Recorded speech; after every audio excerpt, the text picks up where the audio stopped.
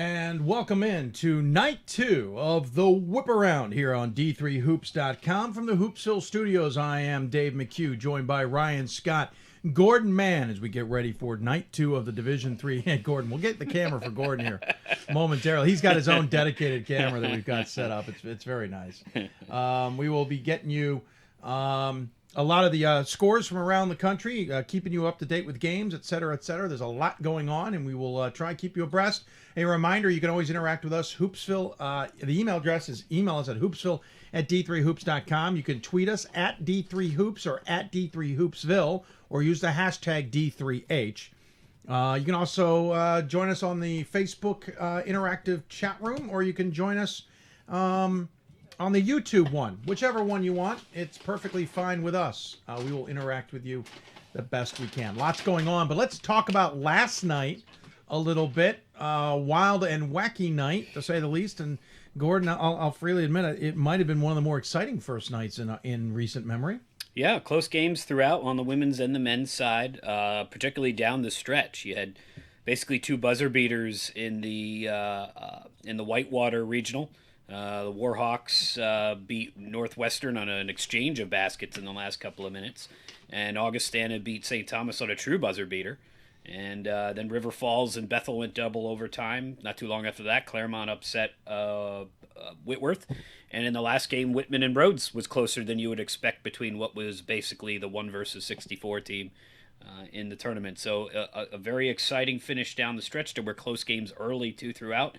And I think we'll see that again tonight on the men's side. The women's side, kind of tough to say. There's 5 games in progress right now, and I don't think any of them are single digits. And you know, this is kind of the last round before the top teams get really challenged. And there are some surprising leaders who are up right now, but Tufts is up double digits, Scranton's up double digits. We'll see what we get. The center of the country has more concentrated talent. You know, the Central region, the West region, the Great Lakes region, they have more. They just have a higher volume of the better teams. So I think those games that start a little later will be a little closer. Yeah, we saw some really great basketball last night. I was thinking about my expectations, and I guess if we go by the NCAA tournament preview I got some things very, very wrong, and some things went pretty good. It takes a man to admit that. Salisbury did not perform in the way that I expected them to. Really, honestly, that was Endicott. They came in prepared. It was not a good matchup for them, but they really played well. We got more than 30 points from Kamal Walker. And that was really good. But I did say Augustana and St. Thomas would be a great game. That came down to the very end with the buzzer beater. Rochester and Albertus Magnus was not quite the game that I expected it to be. But Skidmore, New Jersey City was pretty close. So, I mean, we saw a number of these games. Perhaps maybe the performance of some of the NESCAC teams was a surprise from last night. Amherst going down, obviously that wasn't a huge upset because Keene State's very good, but certainly I would think Union over Wesleyan is a surprise to many, many people. Yep. And then Tufts having a close game with Salem State was surprising, and Middlebury pulled away towards the end, but they were down to Farmingdale even in the second half. So yeah, not an inspiring performance from the NESCAC. They tend to not play real well in the first round. We'll know whether that's an issue or not, in about an hour and a half. I wouldn't be totally surprised if they were down to one team by the end of the night. Although if it ends up being Williams from 3 weeks ago when it looked like Williams was a complete non-factor, that'll be a surprise. But Lycoming's not a good matchup for Middlebury. Very physical, big. They're big down low, and they can get up and down the court. And Middlebury's going to have to really work to control tempo there. Williams and Scranton is an interesting matchup, but Williams will at least have a big home court advantage there, and you wonder a little bit if Scranton, by playing overtime last night, will just be worn down, playing those back-to-back nights on the road. Yeah, I certainly agree with you. It again, upsets. And we also saw on the women's side, though, kind of leading into some good games tonight. Anything that you took away from last night? I guess, you can break down at larges, you can break down the automatic qualifiers. I think one thing that I noticed was I think that gap in women's basketball's starting to close a little bit. Yeah, we'll really know more either tonight or next weekend. Yeah. So you've the Big Four. St. Thomas has a good game tonight. They will play Chicago. That's a tough matchup. Amherst plays Mary Washington. That's at least a top 25 matchup. Yep. Tufts plays Husson. That's candidly not a great matchup, and it's not close right now. And Thomas More plays Hope, which sounds like a great matchup, but I'm not really sure what to expect from Hope. We'll see. But yeah, we'll know. The other teams, with the exception of Wartburg, who lost to Chicago, that second tier of teams that could contend for a title, they all got through. Trinity got through. Puget Sound got through. WashU got through. And they all have decent games tonight. But yeah, this is the men's tournament. Again, the depth from top to bottom in men's basketball and the closeness is there, and you see a little better games in the first couple of rounds than on the women's side. But hopefully we'll get some good finishes on the women's side too. Absolutely. And by the way, one person asked, what do you think about Oshkosh DePaul? Your thoughts on the game? We'll talk about that in a minute. We're kind of recapping quickly last night. And speaking of last night, Puget Sound, we weren't unable to show that here just because it was so late a game. But Puget Sound women won their first round game and have a rematch of the title game against Whitman in the same place they played a week ago. But we figured we'd take advantage. The Loggers put together a nice recap of last night, and we figured we'd take a look ourselves as well. It was an exciting game. We had such an incredible fan base here. Our students came out full throttle, and it was just exciting to know that the university is here embracing this first round opportunity to host. We just had to get our jitters out in the beginning, and then we were able to finally pull away. We had a pretty good second quarter, so using that momentum even into the third really helped us out. But it's the dance, so people are going to go on runs, and it's going to be back and forth a lot. You can't expect to blow a team out in the first quarter. It's top 64 games, anyone can win, so it just takes patience, I think. And Santa Cruz is a great team. They come out, they shoot a lot of threes, they're very physical in the post, and all a team that shoots threes has to do is hit a couple, and then they get on fire. I felt like our youth showed a little bit in the first part of the game. We have to remember we are a very young team, and I'm not as reminded of that as often as I probably should be. So we had to work through some of those jitters, but for the most part, we were able to kind of recoup and bounce back and start getting our flow a little bit that hasn't really been there for the last couple games. We've kind of been struggling with our flow, and I feel like the Loggers finally are back, with our offensive flow, and we're very excited for an opportunity to play Whitman. Obviously, just how things laid out, it's a very tough second round opponent, and we respect the heck out of their program, but we're very excited to get a shot at them here on our home floor. Yeah, it was exciting and kind of unexpected. I wasn't really aware of it until a couple days ago. So, but then throughout the game, coach knew, and then towards the end, the point guards knew. So they were trying to get stuff for me so that I could reach it, and yeah, it just kind of worked out that way.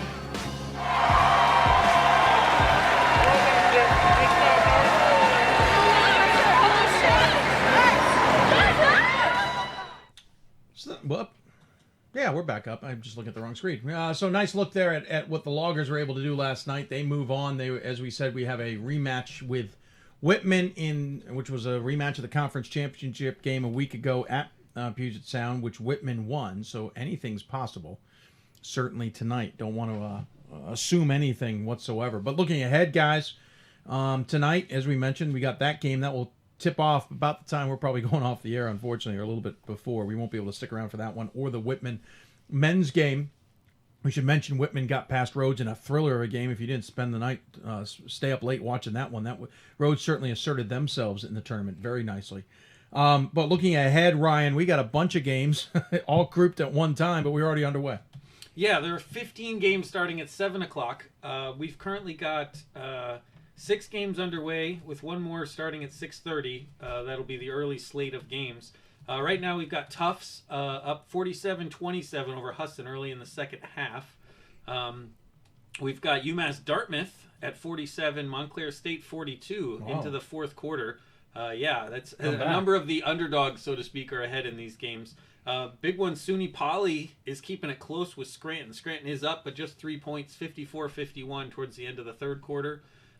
New Paltz is ahead of Ithaca, 62-54. That's towards the end of the third quarter as well.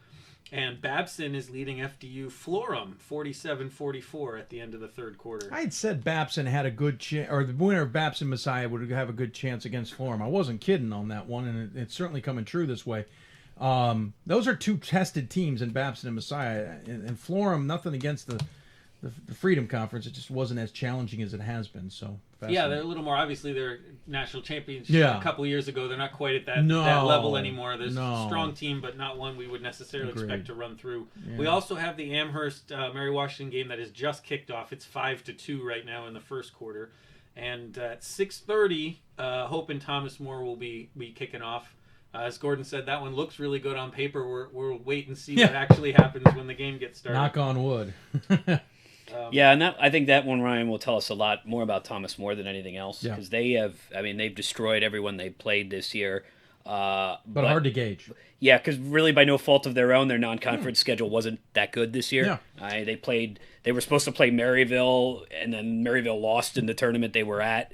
They played Wilmington. They played Center. Center did not have a good year. Wilmington was okay, but not a top 25 or a top 50 team. And their conference, it's like, man among boys. They haven't lost a game in conference in literally 5 years. It's the lower end of a very tough Great Lakes. Yeah, so it's been a while since Thomas More. And Thomas More got Eureka, who's 62 of 64 in the tournaments, maybe even 64 of 64 out of the St. Louis conference. So tonight will tell us more about Thomas More, I think, than it will Hope. I agree. Well, we talked last night.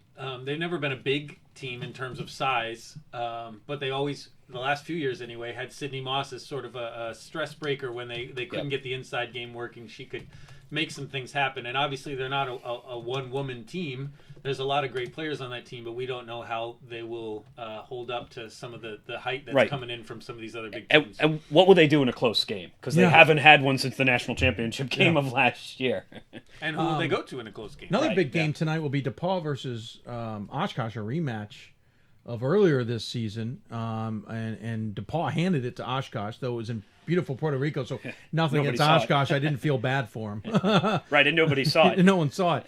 But, that's a huge rematch game with a lot on the line. DePaul's trying to prove that they're better than advertised, and Oshkosh is trying to prove that they belong. Yeah, I think that's a pick 'em. In the pre-tournament preview, I had DePaul winning that game. But it, not decisively. Oshkosh is at home. It was a relatively close game the last time they played. Two defensive-minded teams. If that game is, if anyone scores more than 60 points, I'll be surprised. Two teams that are kind of built somewhat similarly. Emily Budd is the best guard. She'll be matched up with Taylor Schmidt, I imagine, from Whitewater, and then you've got Alex Richard in the post for the Titans, and you've got Maya Howard in the post for DePaul. Neither team goes terribly deep. No. They're going to play 8-9 players. They're a good match for each other. The one underlying storyline there is it's been a long time since the WIAC has had a team get through the first weekend. Well, it's been a couple of years since they've had a team get through the first weekend. It's been Whitewater nice lost. To see him in the second game. Yeah, Whitewater lost last night to Hope at Thomas More. The conference this year, their representatives in the top 25 have sort of floated in the 13 to 18 range, and that's actually right where DePaul is. But, it's kind of like the ODAC on the men's side, which we've seen just kind of slip behind. It feels like that's starting to happen to the Wisconsin women for whatever reason. And tonight's a night to show that's not the case. That's a good point. Any other games, Ryan, before I forget anything? Well, we're going to talk about some of the games that may have to do with hosting tonight. Yeah, obviously a lot of games you want to win to move on, and that's important. But a lot of teams are kind of playing for the chance to stay at home, which on the women's side has always been an advantage. On the men's side, it's about 50-50 on whether that pans out. But this is an important night for some teams. Yeah, it's largely on the men's side. The women, obviously, anytime a top seed loses, somebody else is going to get the opportunity to host. But especially we were looking at St. Thomas has a tough matchup in Chicago, certainly one that they could lose. It wouldn't be a huge surprise. It'd be an upset, but not a big surprise. And if St. Thomas is out, that gives Trinity probably is next in line to host, who didn't get to host this weekend because they're so geographically isolated. So that might be good for the Trinity fans to be watching that St. Thomas game tonight. But really for the men, it's in that River Falls bracket because River Falls is so far out of the way. That they have a very slim chance to host. Really. Very. we've seen some extra money put into this tournament with an extra flight in the first round. They would almost have to add a flight in for the second round for River Falls to host. You've just got so many Midwestern teams.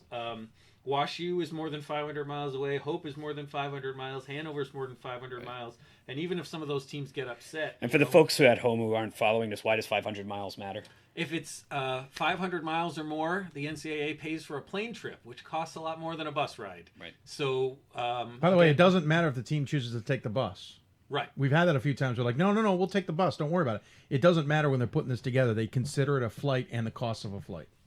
And it doesn't matter if you're driving 495 miles. They're not going to round up or give you the benefit of the doubt. Right. 499.9 is our line of, is a bus, and 500 is a flight. And and again, I bring that up because some people are like, hey, what if they agreed to bus it? Can't they? No. The NCAA says no, we would consider that a flight, so it's a no. It doesn't matter if someone's willing to save some money. Were there others, Ryan? Those were the big ones. Obviously, Christopher Newport is stuck. Even if they win, they can't host because the other teams in their bracket are too far away. The one on the other side, Rochester and Union. Rochester can drive to Marietta. Union cannot. So if Rochester and Marietta both win, Marietta will probably get to host. If Union beats Rochester, then Whitman may get a chance to host again for the second weekend. I'll throw the curveball in here. Rochester's also on top of the East region. So, it comes down to a choice between Marietta and Rochester as to who they would have host. And I think Rochester's a stronger SOS. So that's actually, I don't know without looking at it now. But Yeah, it basically would come down to those two. Which is no. And by the way, easier flight doesn't matter either. Yes, you can get into Rochester easier, but we even asked Kevin Vandestreek that. They would go to Marietta, not based on flights. And again, for folks at home, Kevin Vandestreek is? He is the men's basketball committee chair, head coach at Calvin, who was just at Marietta, where they went home unceremoniously last night.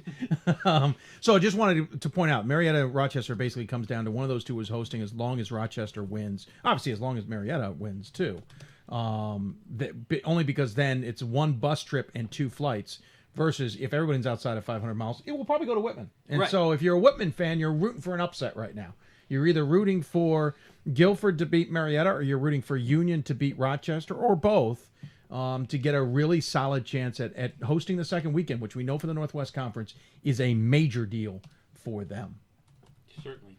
All right, so we're going to take a break. We got to take these every once in a while to get ourselves a break. We're going to take a break. When we come back, we'll start getting into some of the games because we got some of the women's games coming down to an end. And Montclair has roared back against Dartmouth. It was a 2-point game. It's now up to a 6-point game. Interesting. I'll say I have the uniforms wrong. So it's an interesting one there. A few minutes left. We'll come back and we'll get into that one and some others. You're watching the D3Hoops.com Whiparound Show. We'll be back after this break with some of the closes of the first women's games in the second round. Defining moments. Championship dreams. Share the experience with your family and friends. The 2017 NCAA Division III Women's Basketball Championship, March 17th and 18th at Van Noord Arena in Grand Rapids, Michigan. Visit ncaa.com/tickets for your tickets today.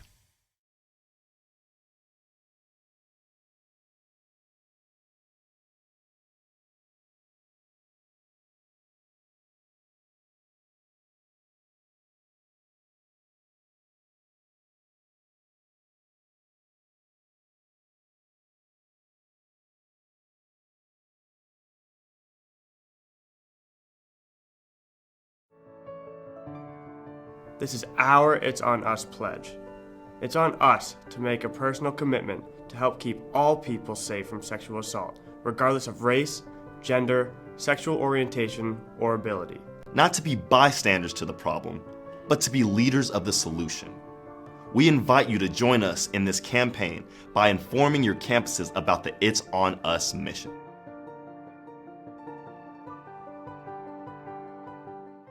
I did receive a non-athletic scholarship upon entering school. I got the presidential scholarship, which was huge for me. I think there's more opportunities for academic scholarships in Division III. I did receive academic scholarships. Just being involved on campus, being a leader, all those things combined kind of get me recognized. It's a great experience for me.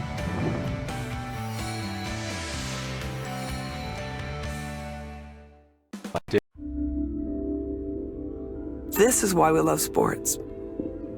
It's in the way they play, free from the pressures and all the money talk. Playing for simply the love of the game, where everyone has a shot at their definition of success on and off the field.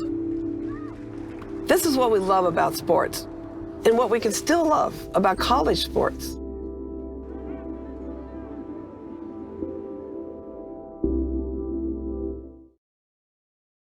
For the love of the game.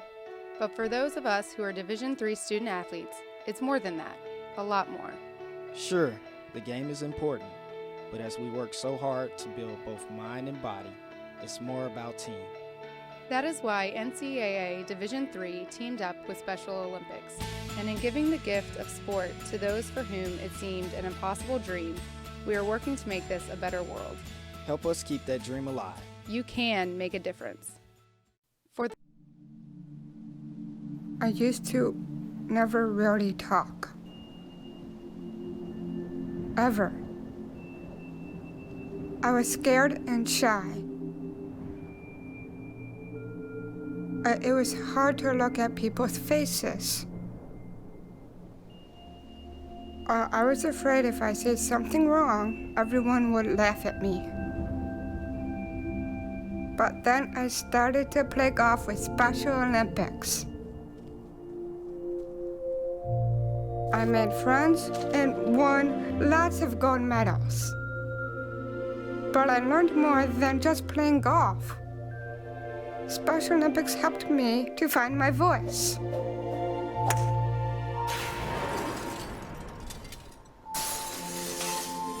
And now everyone else is speechless.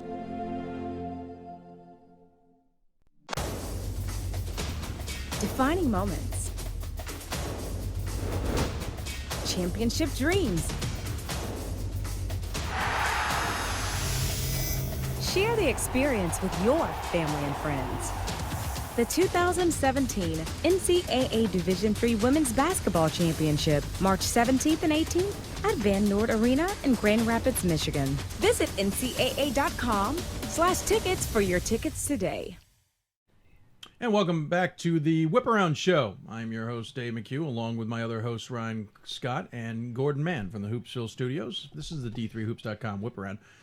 Thank you for joining us for night number 2. We told you we wouldn't waste much time getting into some games. That is definitely the case, as one of the games we're keeping an eye on right now is the Montclair game. Dartmouth is on the line here. They are leading by 6 with 1:56 left. Here you go. A little bit of audio in the background. We'll talk over that a little bit. Yeah, but this is another surprise here, Gordon, early on. Yeah, Montclair ranked in the top 25 in the mid-teens. Mass Dartmouth in its first NCAA tournament in program history. Mass Dartmouth, the best player, did not play this year. She was going to be a preseason All-American, and she was hurt in the offseason. And the Corsairs have done a good job piecing things together anyway. So as good as they are this year, they will be much better next year. Montclair State eliminated in the first weekend last year. They lost to Albright. They're a couple of years removed from their Final Four appearance. Primarily a guard-led team who takes a lot of threes. So they need shots to fall, and right now not enough of them are. Yeah, they got us within 2 before we took the commercial break, or just shortly before we took the break. They got it to within 2, which was certainly a good sign. But they are now trailing by 9. And listen, I've said it a few times. Montclair seems susceptible in the early rounds a lot of times. They nearly lost last year. Stevenson nearly clipped them. And they have lost, I think, in the opening weekend. I think about it. Yeah, they lost last year to Albright. It was Albright. Thank you. That was 2 years ago. I was thinking about with Stevenson. I apologize. So it's just something about them that in the opening rounds you're susceptible, even though they've been at home for 5 straight years. Yeah. I mean, they're they're a good program, not a great not a great program. Is just simplest way to, and that's not to take anything away from them. It's just like next evolutionary step. Yeah, like 15% of the country who's in the top 20%, they're not Amherst, Thomas More, Tufts, or WashU. And that is tough to be honest with you. That is a real tough group to be in. especially for an NJAC type school, which just has a little bit of a different makeup to it in terms of enrollment. But they're going to fight to the end, that's for sure. Just missed a layup inside, and they're going to call it travel on Dartmouth. So they're going to give Mass Dartmouth, or I should say give Montclair, a little bit of an opportunity, though I see Karen Hart. She is working the official on the far side. Karen's a wonderful woman, but if you ever watch her coach, she is a fired up coach. She's intense. Yes, she is. Fits into the NJAC well. Of course, she's that little quirk. She coached 1 year at Drew as they get a basket to cut it to 7. She coached 1 year at Drew, left Drew for Montclair. Drew hired G.P. Gromacki for a hot second, right? Who then left. He left for Amherst. And Drew has not been able to get the richness of those same types of coaches since, unfortunately. They've struggled a little bit since then, but a little bit of a quirk there for about 12 months. Brian, you got one something? thing. Well, I was just saying one thing we should note: UMass Dartmouth, one of 3 Little East Conference teams that got into the tournament on the women's side. The only one that made it out of yesterday's games. Yeah. Eastern Connecticut State and Keene State, and in their first ever tournament. Right, first ever tournament. So looking for not only their second ever win, but their first ever major upset. and 3 other games coming down to the end in the final couple of minutes here. Tufts is going to advance. They're up 60-44 on Husson, under 2:58 to play. So the Jumbos, who have been to 4 consecutive Final Fours, they're not there yet, but they're halfway home. And again, Husson, good win last night. They're going to be eliminated here in the second round. Scranton and SUNY Poly.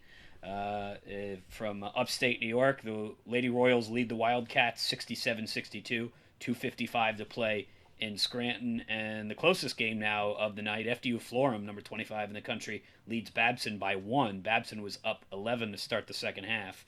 Florham now leads 58-57, 3 minutes to play. They were up 14 at one point during this game. Florham has come all the way back in the second half. We're going to try and dip into a couple other games here momentarily. Go ahead. The other one, it's New Paltz is playing at Ithaca, and New Paltz had a 14-point lead in that game as well, but it's down to 5 now with 5 minutes left to play. So we may have all 4 of the 5 early games coming down close. Tufts obviously not going to be close. And that's another one when we're thinking about hosting. There's a chance their men might host, and that'll have to move away from Tufts on the women's side. So we'll keep you updated on that as the results come in. All the men's games, by the way, started at 7, basically 7 or 7 local time. So 10 on the West Coast and 8 in the center of the country. We'll do kind of a double box here. We'll keep an eye on the Dartmouth game in the lower right. Upper left now is the FDU. Talk about drawing a complete blank. Thank you, Babson. I knew I had a B, but I for some reason couldn't get beyond that. As they are coming down to the end. No graphics on this one for varying reasons, so we'll try to keep an eye on the live stats for you. But this one coming down the end, Babson with an extended 2-3. Wow. Yes. So nice feed inside. Those 2 players right there are the 2 players on FDU Florham who are on the national championship team. Rachel Groom, one of them, she had got an extra year because she missed her next season full with an injury. So she's in her 5th year at Florham, low post player. The live stats on this game are 2 full minutes ahead of the video. Wow. So, well, there you go. We got 350. Wow, 357. I just noticed what you're talking about. And so that's the downfall. We may be doing sometimes. a little future predicting on this one. And it does stay close, so we can keep an eye on that. As both are in break, I might refresh my screen. Yeah, possibly. I would refresh because it's a different story. I suspected as much as we go over to the Mass Dartmouth game again.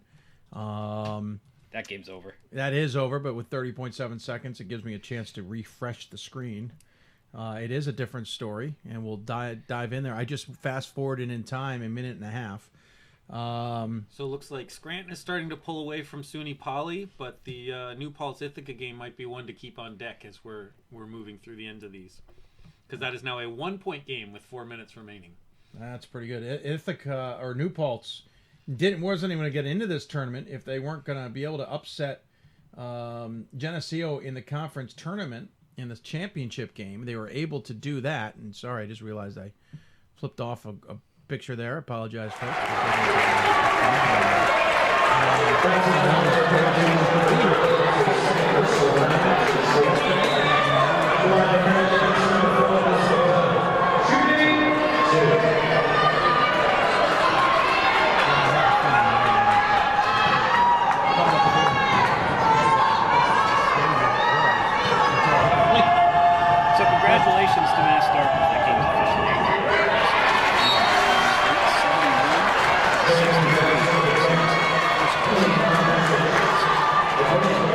Exactly. Basketball is a game all about runs.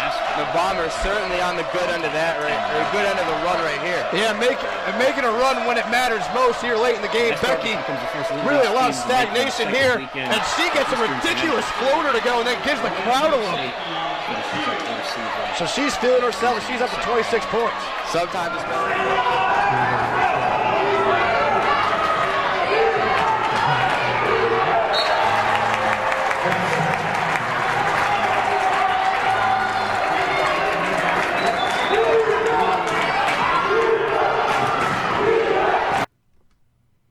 Oh, okay. We'll definitely keep an eye on that. Yeah, Dartmouth. I'm watching just off on my screen here.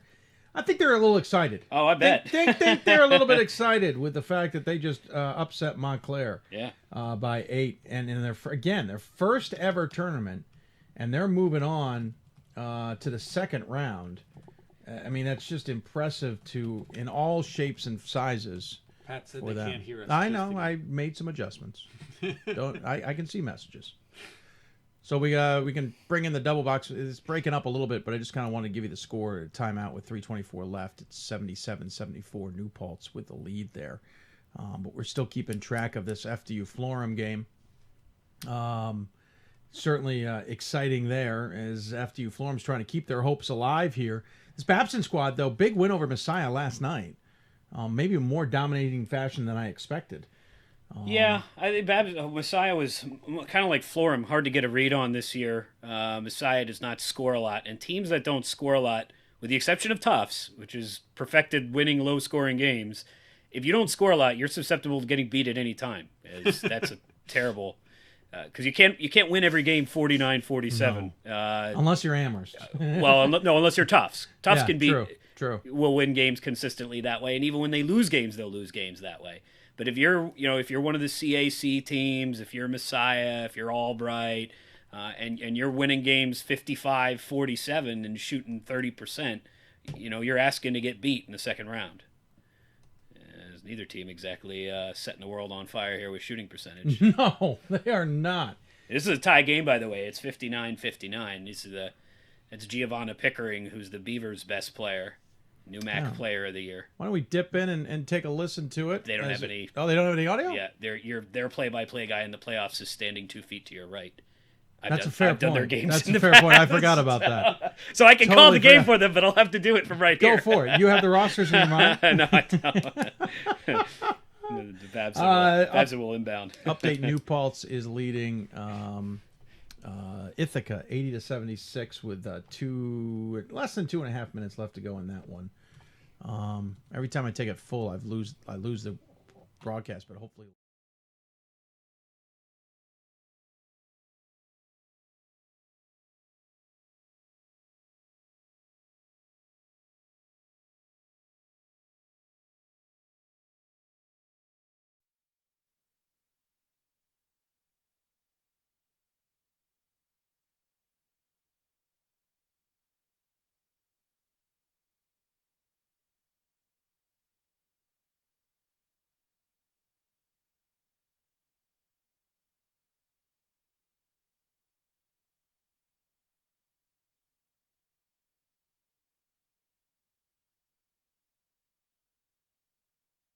Is feeling it, and she cuts the lead to 2 with that jump shot. 23 points for Allie Raschuti. A minute 44 left. We got a 1-possession ball game. Becky for 3. No good. Beers. She's on the break. Lays it up. It's good. Tie game. Tie game. 80 apiece. This place is erupting. Everybody on their feet. I cannot believe what I'm watching. This Bombers team was dead in the water, down double digits, and now it's a tie game. And Ben White Gymnasium is on their feet. You see football. We'll bring it back here. Not sure what's going on with audio. Very weird. We'll continue working on it because it's on a separate channel. But we'll continue working on that, figure out what's going on as I look to call up the... we mentioned it was tied at 80, right? Yeah, and you've got Ithaca. Well, there's proof for you. Yeah. Ithaca and New Paltz. This is how they tied it. Oh, yeah, nice 3. Wide open on the wing. That's not exactly how some of the coaches drew it up. to say the least. This is a quality feed here for New Paltz, and yeah, quality broadcast by the Ithaca is one of the better media departments in Division III. Yeah, absolutely agree with you.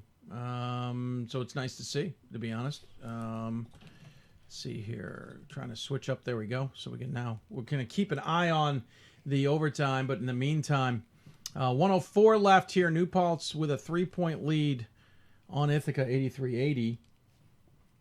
As we continue to watch this one.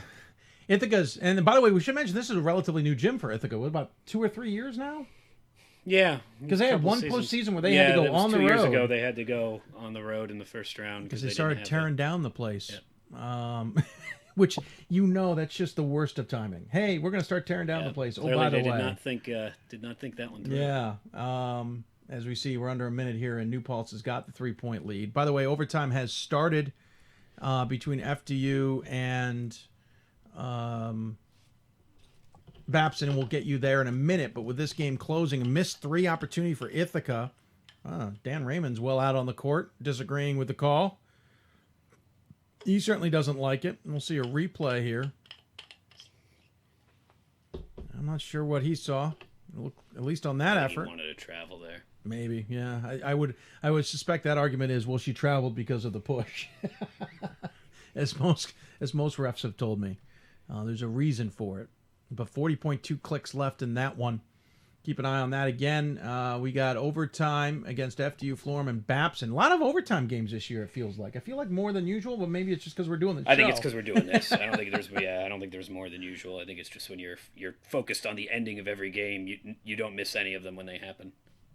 So let's go to the Ithaca broadcast, why don't we, huh? And see what that brings us, since it's a bit of an exciting finish, it appears. We'll dip in for the last 20. Gets over to Rosser. Rosser gets inside. Jump shot. No good. Iacoboni gets the rebound. Dan Raymond immediately calls timeout. And a little bit of confusion here as New Paltz, I don't know why they're confused. They called a timeout. Looked like the ball went out of bounds, possibly. But I think it was after the timeout was already called. And it was. So that Bombers will have possession with 9 seconds. Season on the line. It's going to come down to one shot. You got to think that Coach Dan Raymond and his assistants are drawing up some kind of off-ball screen here where you're going to find a gap in the defense. You got to think that the shot's either going to come from Rashuti or Jordan Beers, as they've certainly been feeling it here in the fourth quarter. When you take a look at the three-point shooters for the Bombers, Allie Rashuti shoots only 29%, but I think she is much more capable of three-point shooter than that would allude to. Jordan Beers at 33%. She just about leads the team.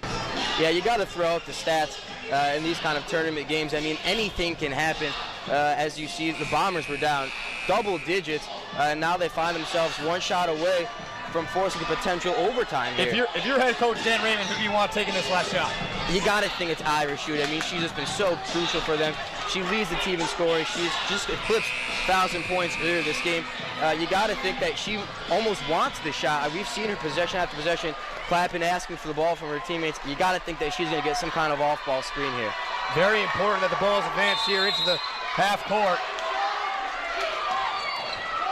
They get it to Ferguson. Back to Beers. Beers takes the three. It's no good! Iacoboni the rebound. Back to Beers. She shoots it again. And no good. And she's out of bounds. And they're going to say that's game over. New Paltz advances. The New Paltz. So New Paltz, the magic continues. They move on. I mean, again, this team had to win the SUNYAC just to get into this position. Yeah, and you don't see women's teams who win who are kind of surprises, have real deep runs a lot of times. But congratulations to SUNY New Paltz. Yeah. Their Hawks are moving on to the next round. And SUNYAC still has 2 teams alive. 2 teams, yeah. Now, the other game that went final, Scranton defeated SUNY IT, which is part of the State University of New York system, but not part of that conference. Scranton beating SUNY Poly, is their official name now, 76-65. So congratulations to Scranton for yet another trip to the Sweet 16. Scranton, you can usually pencil in there. Well, usually. Yeah. Usually. Over the long term, you can win number 1,001 in program history for the Lady Wolves. Only 221 losses in program history. There are schools who haven't won 221 games. A lot of them. The fact that they only have 221 losses is mind-blowing. And this one went final without us taking Even it over noticing? until now, but Tufts 64, Husson 44. The Yeah, Husson- Jumbos going back to the Sweet 16. Only drama for them this weekend will be whether they get to stay home or not. They win both their games very easily. Yeah. And we've got the Amherst game at halftime. Amherst is up on Mary Washington 31-19. It's a little closer than I actually anticipated it would be. Yeah, by the way, we're still knotted at 59 in the overtime game between FDU Florham and Babson, meaning neither team has scored in OT, and we're about halfway through overtime. We'll bring you that. They're in a timeout now. We'll bring you that when it gets going. We're not that far away from pretty much the entire men's side starting Everything off. tipping off all at once. Except for 4 games. Hey, it's just 15, guys. Here's what I can... Yeah, just 15. Oh, Here's wait, what I can predict. Whitman, whatever, goes Yeah. at 10. Well, there's 4 games that aren't starting at 7, but here's what I can predict. women, I 12 men. suspect at about 8:45, this show's going to start getting hairy. We're just going to be screaming over each other, and hopefully we'll get things organized for you.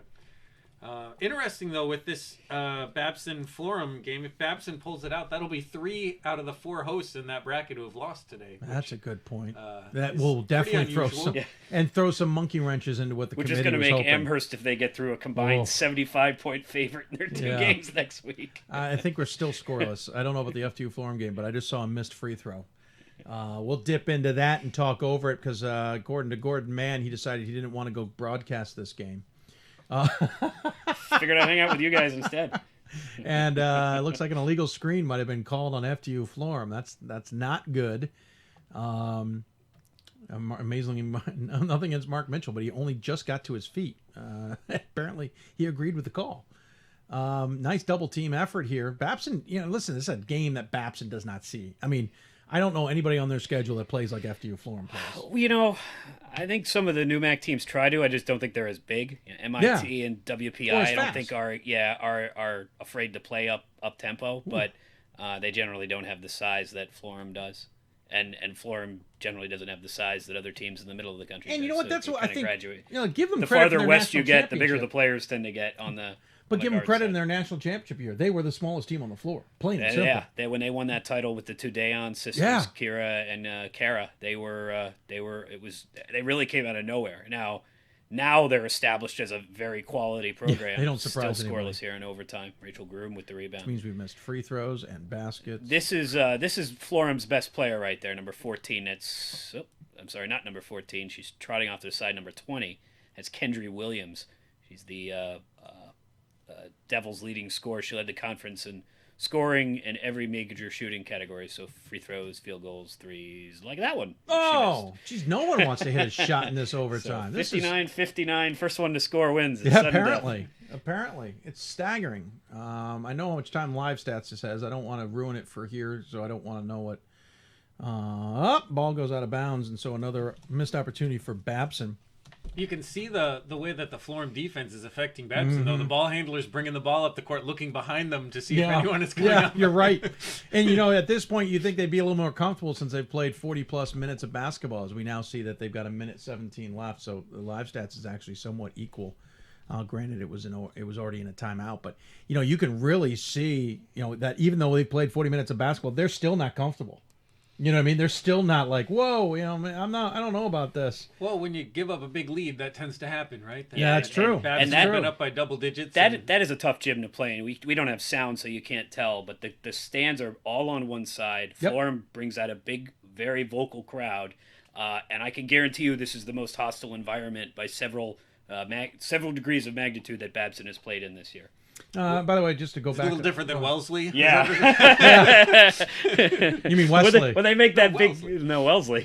Oh, right. When they make right. that big trip to play. I forgot about Wellesley. Wellesley, it's This to go back to a men's conversation. Thank you, Ryan Winnable, for helping out here. Marietta's SOS was about a 580. Rochester was a 534. So yeah, Rochester probably in a much better shape to host on that men's weekend we were talking about in the upset. If Whitman wants an upset, if you are pre-gaming ahead watching us and you're paying attention, you want Rochester or Marietta to be upset. That would probably get you the game at your place. Otherwise, it's going to probably go to Marietta next weekend in southern and beautiful Ohio. Yeah, how about Claremont Mudscripts though? They could come in there. They could win. They could beat. They could beat the two top 10 teams in the country and set respect for the Northwest Conference back another 5 years. Here's the thing: just because it's been so long since the Northwest Conference has. But we thought Claremont Mudscripts was looking good for a bit. The end of the season, they stumbled, and then they started to catch back up. So it's nice to see at least them beat Whitworth to affirm what a lot of people were thinking. Now, if they beat Whitman, you're right. Oh, we're all over the place. And that's the other thing we can't quite tell because Rhodes plays that Grinnell-style system. And Whitman's willing to play. Well, and you don't know whether Whitman struggled against a bad team or whether it was just a system that was keeping it close. So completely agree with you. So that's We'll find out tonight. That's Rachel Groom at the free throw line who hit the first free throw. And wow, we got a point. We finally have a point. That's it. No, stop the game. 61. Stop the game. It's over. First to 60. 61. Well, no, you just ruined it. Spoiler alert. She's going to make this free throw. Stop it. It's over. Don't jinx us. 40 seconds to play. Now Florham on top by 2. Are we sure there's no audio out of this thing? I did. Other than ambient noise. Just Nat sound. We'll at least give you some Nat sound while we're talking so you can hear a whistle or something like that. That's probably the least we can do. Babson's a good team. Oh, look at that. I mean, they literally went right into a double team. They've seen it all game, and they passed right into that double team. When Florham won their title, they win it with that style. Very, very aggressive trapping defense. Oh, yeah. But it's amazing after 40 minutes that you would still make a pass that you know is into trouble. I think they're all into trouble at this point. Well, that's a fair point. But I'm just amazed by sometimes, especially in crunch time, that you almost forget what's going on in the floor. I just find that pretty amazing sometimes when I watch games. Especially if I'm announcing games and I'm sitting at the table going, guys have been doing that for 40 minutes. This is Catherine Tamulonis. Look at you. Rosters and everything. And now we can say they've gone the whole overtime. No points from the floor. Right. Only from the free throw line. Yeah, well, we're 46.6 left, and we've only been... Tamulonis hits the first and not the second. Oh, we got a 1-point game. 61-60 Florham with, as you're watching it, 45 about seconds. 35 seconds. Babson, aggressive defense, just not the same style that FDU plays. You should say Florham was not ranked in the preseason. No. Their first appearance in the top 25 was this week at was 25. It? Yeah. I didn't even notice that. They had a little bit of a controversy to end the season. Mark Mitchell was out for 6 games, parked by somebody in administration for an investigation into conduct, but they came back regaling. They only lost 1 game, by the way. They did had a turnover. They were 26th, meaning the highest number of votes for somebody not in it when they took that loss and dropped off the radar entirely. Nobody was winning. I'm making sure there's an actual timeout here. It looks like there's a timeout. Shot clock violation by Florham gives the ball back to the Beavers, down by 1, 15. And it was Babson extended their defense there just a little bit, which was part of that reason. So yeah, I mean, it was a little bit of a rough ending there for FDU Florham at the end of the season, but they maintained their composure. Won the conference championship against DeSales. Both teams got in. Yep. And the only reason I thought they would have trouble in this one is I just thought the matchups with Messiah and Babson, I didn't think FDU was deep enough to handle them. Yeah, and Florham's best win of the year was over Catholic. That's not a bad win. It was in the NCAA tournament, and kind of a meh year for the Freedom Conference as a whole. DeSales was in the tournament, lost last night to us and on a neutral floor. So just an update. Oh, that's nice. Pat says he's going to St. Thomas for Chicago St. Thomas. That should be well. Watch out, folks. Warning you now. Pat went to River Falls last night, and we got a couple good games out of there. So I'm warning you, Chicago St. Thomas could be off the hook. Well, Ruth Sin and company will be happy to see you. Yes, sure. Ruth Sin. Yeah, that's a short drive for Pat. Yeah, and my wife asked me earlier today. She says, "Hey, where do you think you're going next weekend?" My first comment to her was, "Come on, you know better than to ask me that question. I don't even know who's playing yet." Yeah. And then my second question was, "There's a lot of." Second statement was, "There's a lot of places I'd like to play." A lot of options. All right, so this is Babson down by 1 with 10 seconds. Down 1 with 10 seconds. Whoa! Did that get blocked, or did she just flick it? Oh, wide open layup. Holy cow. So Babson 62-61. Maybe it's the SID. No, that's not Jeremy. That's not Jeremy. Yeah, so I'm a little confused. And Scott's back at the house. Whoever it was, the photographer, very excited about that. Yeah. But talk about a broken down play. I don't know if it got blocked or if she just mishandled the ball. But the entire defense went for the ball, leaving a player open for the easy layup. Not inside. recorded as a block. But Jacqueline Josephic with the basket there. Yeah, well, when she went up, it almost looked like she flicked it in her hand out of her hand weird. So 5.9 seconds for Florham, down 62-61. While we're waiting for that, just an update. I've been monitoring the Hope Thomas More game. Thomas More was up the whole first quarter, but now with 7 minutes to go till the half, Hope has a 4-point lead, 22-18. Wow. So that one is back and forth a little bit here. It should be interesting. But that is still in the first half. So Babson's got a 62-61 lead here. Just an update. Other games. Sorry, my thing has not updated. So we'll. Next break, Ryan, how about you run through the 15 games we got coming up? Oh, that'll be fun. Yeah, I set you up completely there as we'll go back into the game here after you with a chance. Uh-oh. There it is. There's the horn. And FDU's season comes to an end after, I would say, they kind of dominated overtime, not scoring-wise, defensively. Babson basically gets a last-second shot to fall and then holds on, and FDU's had a shot go off the rim right there at the end, and they go home shot. So both Northern Jersey teams who are hosting tonight lose. Montclair lost to Mass Dartmouth. Florham loses to Babson, and the Atlantic region season is over for women's basketball. It's going to be also, assuming Amherst wins the, Eastern Massachusetts Invitational next weekend with Babson and Mass Dartmouth. They'll be able to save on no flights for that one. No, they'll be taking bicycles to the game. I don't know exactly where New Paltz is, but it's north of New York. Yeah, but it's not too far either. Right? So. No, it's not far. They could take a train. Yeah, they could. It should be a nice short ride for everybody. Random note: Williams Scranton men taking place. I saw Howard Herman tweet this out. Only one person from Scranton on the floor. Basically, what's interesting is there's actually a guy on Williams's team who used to go to the Scranton basketball camps. Yeah. And so a little bit of a homecoming. And Coach Danzig, I think he said it on my air. If he didn't say it on my air, he said it to me. He said, I'm kind of looking forward to seeing him. And not in a bad way. I will also say that the Williams is quietly one of those teams I've just been following because their head coach went to high school with my brother-in-law. It's one of those random moments.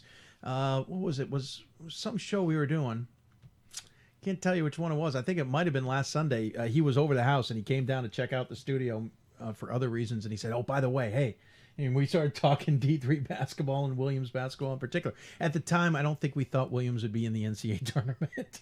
Yeah, I said they came from pretty far out to get to where they are. And are they one of the 25 games that starts at 7? Yeah, what's the 15? Yeah, the Williams Scranton game is yes, it is. There. Is it time to run you down the list? You go for now? it, sir. It's all you, and I'll even give you the Gordon Ryan cam for you, just so you don't have to see me. We have 3 women's games, so we'll start with the ladies first here.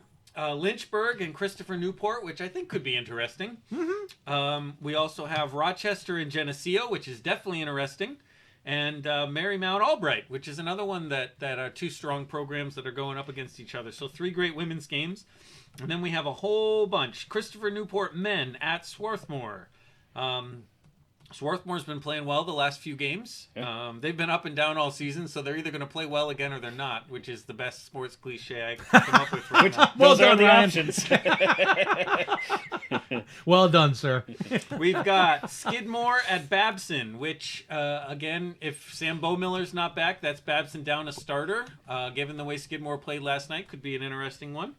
Lycoming at Middlebury. We talked a little bit about how that's a difficult matchup for Middlebury. Guilford at Marietta. I assume Marietta's going to be a favorite in that one. The ODAC is not as strong as it has been traditionally this year. Wash U is playing at Hope. Again, should be programs that we recognize the names pretty easily. North Central is at Hanover. Union at Rochester. Union, one of my big surprises from the first round. We'll see how they do against a Rochester team that won very easily. Tufts and St. John Fisher are playing. That's another one where Tufts would have been the host, but displaced by the women. So St. John Fisher gets some home court advantage there.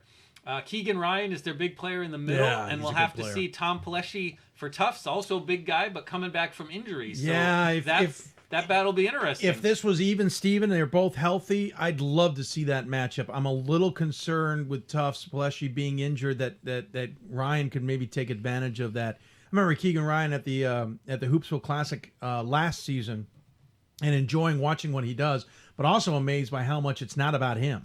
That he's willing to let the other guys do what they need to do. But that's a big man matchup if you ever drew one up in Division III. Gosh, the last time I think we had one of those, I might be forgetting a few, but I was thinking Williams about and Catholic. That's exactly the game I was Jason thinking about. Banzaf and the kid from Williams. The big kid. Mayor. There you go. That's exactly the game I was thinking of, Gordon. Well done. We've got no notes were shared in that situation. We've got 3 more games to talk about for the 7 o'clock. We were not done yet. Eastern Connecticut is at Susquehanna. That's interesting. Hugh Lindo for Eastern Connecticut. Rebounding machine. He is a rebounding machine. He is our current career active player leader for Division III in rebounding.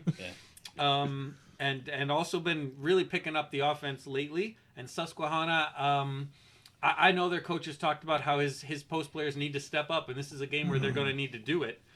We have Scranton and Williams that we've talked about, and then finally Endicott and Nichols, the Commonwealth Coast Conference matchup that's happening in Newman, just outside of Philadelphia. The guy over my right shoulder, he's a CCC grad. He's excited for that game. And I do need to correct myself. I did some research last night. I said this is the first time a CCC team will make the Sweet 16. That's not true. Back in 1996, Anna Maria, who is no longer in the Commonwealth Coast Conference, but was at the time, did win 2 games in the 1996 tournament to make the Sweet 16. So this would be the second men's team to get into the Sweet 16. First in the modern era. Fair argument. At that time, the Commonwealth Coast Conference did not even have an automatic bid. So Anna Maria had to win and the Pool B. 96 might have been when they were doing the 64, but the first rounds had to be paid for by the schools. If it's not 96, it was 98. Somewhere in that era they did that. That's also before, we talk about SOS now. That's before QOWI. That was back when the eye test ruled, right? More like this ruled. Yeah. How you doing, buddy? You're my friend. And that's no disrespect. I knew a couple of the chairs of the disrespectful. No, I was going to say. How else would you interpret that? Because I know a couple of the chairs who were at that time. I've talked with them about it. I said, "Come on, some of these selections are questionable," and they just gave me a look. So we can I'll just leave it politely at that. call it the Dark Ages. The Dark Ages, yeah. Is 96 pre D3hoops.com too? Right as D3 was first year before the season. Right as we were Pat was bringing it online, right, and a big. By the way, Amherst starting to pull away from Mary Wash. It's 41-26 as we're halfway through the third period. Hope continues to lead Thomas More by 2 now. 25-23, 3-0. That's first half. There's 3 minutes there before the half if we want to bump in somewhere. There's a little bit of time there. It's really been a great game back and forth, and teams are pretty evenly How about matched. we do this? We'll check in on that game for a short bit, and then we will take another break. Oh, we're gonna have that problem again. It's a Presto video. I don't know if that makes a difference. It might, because apparently the video link doesn't like me. If you pull up the live stats through our site, you'll get the game. Remind me to talk to our friends about why that shouldn't. Anyway, I digress. Well, they didn't even have video of the first. It's actually a Boxcast game, interestingly enough. So yeah, let me just make sure we're not blowing people out audio wise. And they have a very unique announcing. Yeah, team, that's why. So we need to. I'm muting it. Don't worry. By Hannah Hackley. Local coverage. We'll stay with the Eagles. Substitutions. 2.5 left in the first half. We don't normally dip in, but this is a good game. You're right. Well, the visitors, we've got a timeout on the floor. Amherst leads at 41-26, 3:52 to play third quarter. We'll take a quick timeout and be right back. Oh, block shot from She's behind. waiting for them to come. She slowed down and waited for the defense to catch up to her there. So Thomas More, sort of 2-time national champions. They won the last 2 titles, but at the beginning of the season they had to vacate the title from 2 seasons ago because it was determined their star player, Sydney Moss, was ineligible when she played through the whole season. So that, notwithstanding that, they have not lost a game at full strength, meaning without their best player injured in 4 years. They lost in the tournament 3 years ago when Moss, who was one of the greatest, if not the greatest, Division III women's player, got hurt against Whitman in the sectional finals. And then they didn't lose again. They didn't lose her junior year. They didn't lose her senior year. Moss has graduated. That's a nice backdoor cut to the player who's their best player now. So keep an eye on little Abby Owings. She's the one who looks like she's 5. We're not on the same page with you, bud. About what? There was no backdoor cut. Oh, really? You have to look at Dave's video. Oh. Remember, they're watching that. I got the same picture. Oh, no, I don't. No, because I was looking for the backdoor cut. Oh, okay. All right. Well, nevertheless. Way to go, technology. Yeah, well, it all depends on when you start your stream and what your computers are doing. They're taking a timeout with 1:42 left. But, listen, we can talk. Thomas Moore's story literally broke the first day of the regular season this year. And we can talk about it. We had somebody on the Hoopsville show who decided to banny about some rumors, and those were quickly deleted. So people have gone off and made their own assumptions of what this story has been. It's unfortunate. It was a screw-up on many parts. Thomas Moore has admitted at least parts of that. They have sent the trophy back to the NCAA, but they can keep their rings. For all intents and purposes, they didn't pay for those. Yeah, NCAA didn't pay for the rings. Right? Yeah, the schools pay for that. I mean, all intents and purposes, they haven't lost a game in 3 years, and they've been a dominating force in women's basketball. I think a lot of people were surprised that Jeff Hans didn't leave the program for other jobs. He could probably have the pick of the litter at this point, and I have a feeling that he feels like he's got more to prove, or he's very comfortable at Thomas More. He likes it too. Yeah, either one. So Thomas Moore is, been under the radar. You're right about the point guard, by the way. Nice feed up ahead there. I was just about to talk to her. She might have been one of the better players on the court last year at the championship game. She was. Nothing against Sydney Moss, but she had played a hell of a game. She had a great game, and again, she's lots of fun to watch because she's about 5'2". There's probably some of that too. And exceptionally, she's just very young looking. She looks like she's. But Thomas Moore and Tufts put on a heck of a game, and a great player, which is a little unusual for someone of her height. But Tufts and Thomas Moore put on such a great game last year. Big 3 from Hope there to extend the lead to 5. There were D1 coaches, D1 fans talking about how great that game was and how it changed their perception of Division III basketball. Yeah, last year's women's championship played at the same site as the D2 and D1 championship in honor of the anniversary. That's a bomb. She just fired that from about NBA. Apparently playing at the Pacers Arena last year helped her out a little bit with their shot. Holy cow. That's from way downtown. Bang. Well done. That was in my head. That was in my head. So that's Francesca Buchanan there, who's Hope's best player. Yeah, so, I mean, this is turning out to be a thrilling finish. Ryan, good job on the call for the second half. Was she back in bounds? Didn't look like she was back in bounds when she grabbed that rebound. So when Hope won the national, when Puget Sound or George Fox won the national championship, they beat Hope on this floor. Hope, the last 3 or 4 years has played on this floor every year. Last year they lost 2 years ago they lost to St. Thomas in the sectional semifinals, which is just Voss Gymnasium South. Well, they're 1-3 there, so no. Well, maybe not. But it's a place they've played before. This is one of the awesome, more unique places. A few of these gyms exist in Division III, where basically the entrance is at an upper level, and you kind of come down. Yeah, you can see the feet on the top, on the lower left. Yep. It's standing room only. And the year that they won, when they played, I was there to watch them play St. Thomas when both teams were undefeated in a game that now officially never happened. Yeah, unfortunately. But it was so deeply packed in that you had people standing on the concession stand counter to see over the top of the standing room crowd to see down to the court. That's amazing. Yeah. And we should probably mention, I assume once this hits halftime, we'll be going to a break. Yeah, we'll take a break. But it'll be a good time for people to send in questions or things they want us to talk about, because we'll have 15 games that have just gotten started when we come back, and probably not a lot of game action. So yeah, we'll see if we can find maybe a couple post-game press conferences for any of the games that might be have just wrapped up. But yeah, they got a couple seconds left in this one. We will take a break. Yeah, you can email us, hoopsville@d3hoops.com. You can tweet us either at D3Hoops or at D3Hoopsville. I can see both. You can also tweet us at D3H. You can also Facebook Live or YouTube. Oh, buzzer beater at half. A little runner there for Hope to extend their lead. I think it's 36-30. Yeah, it should be 6 points. Yeah, I don't think the score had gotten on there yet, but a heck of a little effort there. And Thomas Moore cleared the bench real quick. As they are in Jeff will have animated things to say at the half. He will have a few choice thoughts for his team, but not the first time they've trailed at the half, believe it or not, absolutely this year. Not. With as much as they've beaten everybody by large margins. So I'm going to actually just quickly see. Facebook Live, you could certainly ask your questions. I know we haven't been paying attention there in a little bit. I apologize.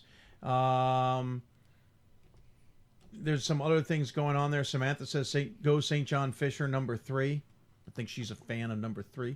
My daughter plays for Keene, Center. right? I had seen that jersey on the wall. Is that from Center College in Danville? Tommy, it is. Let's see. You can't see it on that shot. Gordon, take a... Gordon ducked. There it is.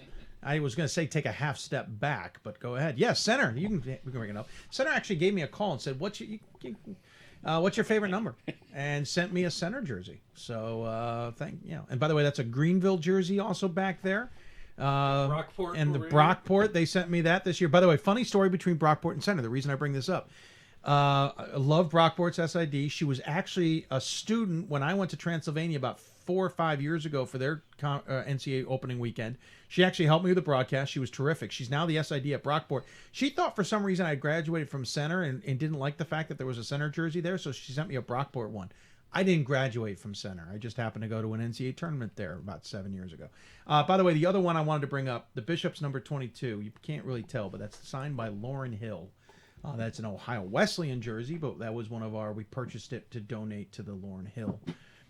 So there you go. That's the jersey. We also got a couple extra jerseys we haven't put up yet. New Jersey City sent us a jersey. We showed it the Hoopsville before we went to the Vegas Classic. Chuck McBreen walked up to me in Las Vegas, handed me a Ramapo jersey, said, "I saw the New Jersey City jersey and we cannot accept that. So here's a Ramapo one. I got to get those 2 hung. Those are not been done yet, but yeah, fun little stuff. We get cool stuff in our Dan Patrick-esque studio." So on that note, we'll take another break. When we come back, we'll start maybe answering some of your questions and talk to some others. And we have a lot of early scores to run down. And a lot of early first quarter scores to check out as well. You're watching the D3Hoops.com Whiparound. Gordon Mann, Ryan Scott, and myself, Dave McHugh, join us. We got a lot of fun. We're just getting started. This is going to get really good soon. We'll be back with more after this. I used to never really talk. Ever. I was afraid if I said something wrong, everyone would laugh at me. But then I started to play golf with Special Olympics. It helped me to find my voice. And now everyone else is speechless. I'm a Division III student athlete, and I know how powerful words can be. The term gay doesn't mean stupid, lame, or less than. So I pledge to speak up if I hear the term gay used in a derogatory way or any other homophobic terms. If you can play in Division III. I'm a Division III student athlete, and my teammates unconditionally accepted me as part of their family. So now I pledge to do the same for others. If you can play in Division III. Something I discovered in myself is that if I have a goal, then I can accomplish it. It's a well-rounded experience. At a Division III school, you're primarily a student athlete, so the school is really shaped around you developing yourself as a complete individual. It helps a lot that you have a family with your team that can guide you.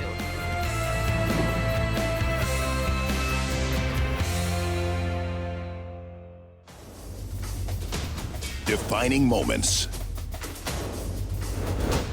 Championship dreams. Share the experience with your family and friends. The 2017 NCAA Division III Men's Basketball Championship, March 17th and 18th at the Salem Civic Center in Salem, Virginia. Visit ncaa.com/tickets for your tickets today. Defining moments. Championship dreams. Share the experience with your family and friends. The 2017 NCAA Division III Men's Basketball Championship, March 17th and 18th at the Salem Civic Center in Salem, Virginia. Visit ncaa.com/tickets for your tickets today. Defining moments. Championship dreams. Share the experience with your family and friends. The 2017 NCAA Division III Men's Basketball Championship, March 17th and 18th at the Salem Civic Center in Salem, Virginia. Visit ncaa.com/tickets for your tickets today. Defining moments. Championship dreams. Share the experience with your family and friends. The 2017 NCAA Division III Men's Basketball Championship, March 17th and 18th at the Salem Civic Center in Salem, Virginia. Visit ncaa.com/tickets for your tickets today. Defining moments. Championship dreams. Share the experience with your family and friends. The 2017 NCAA Division III Men's Basketball Championship, March 17th and 18th at the Salem Civic Center in Salem, Virginia. Visit NCAA. Defining moments. Championship dreams. Share the experience with your family and friends. The 2017 NCAA Division III Women's Basketball Championship, March 17th and 18th at Van Noord Arena in Grand Rapids, Michigan. Visit ncaa.com/tickets for your tickets today. We are calling you, all of you. We are calling all Division III schools to join our cause. It's on us to start the change. It's on us to be the change. It's on us. It's on Division III. It's on all of us to stop sexual assault.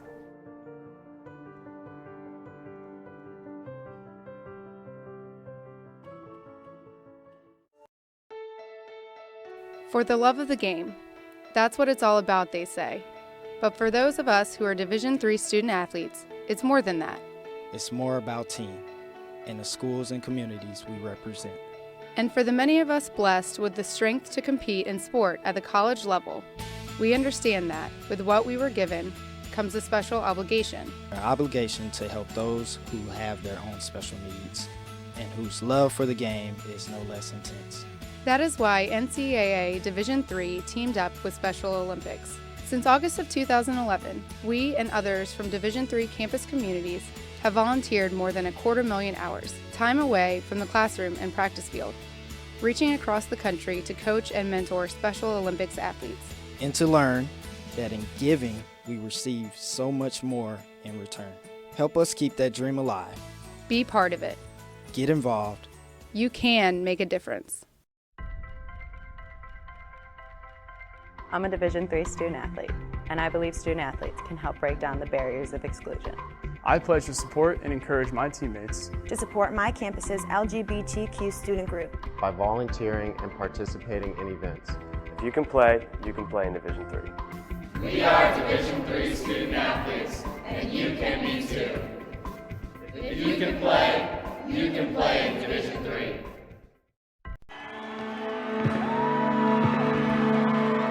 Great moments are born from great opportunity. That's what you have here tonight. That's what you've earned here tonight. This is your time. Now go out there and take it.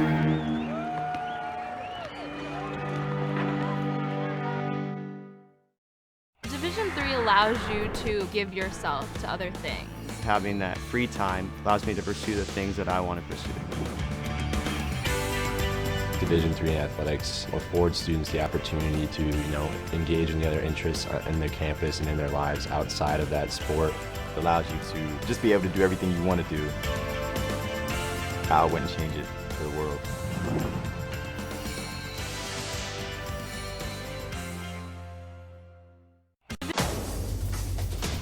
Defining moments. Championship dreams. Share the experience with your family and friends.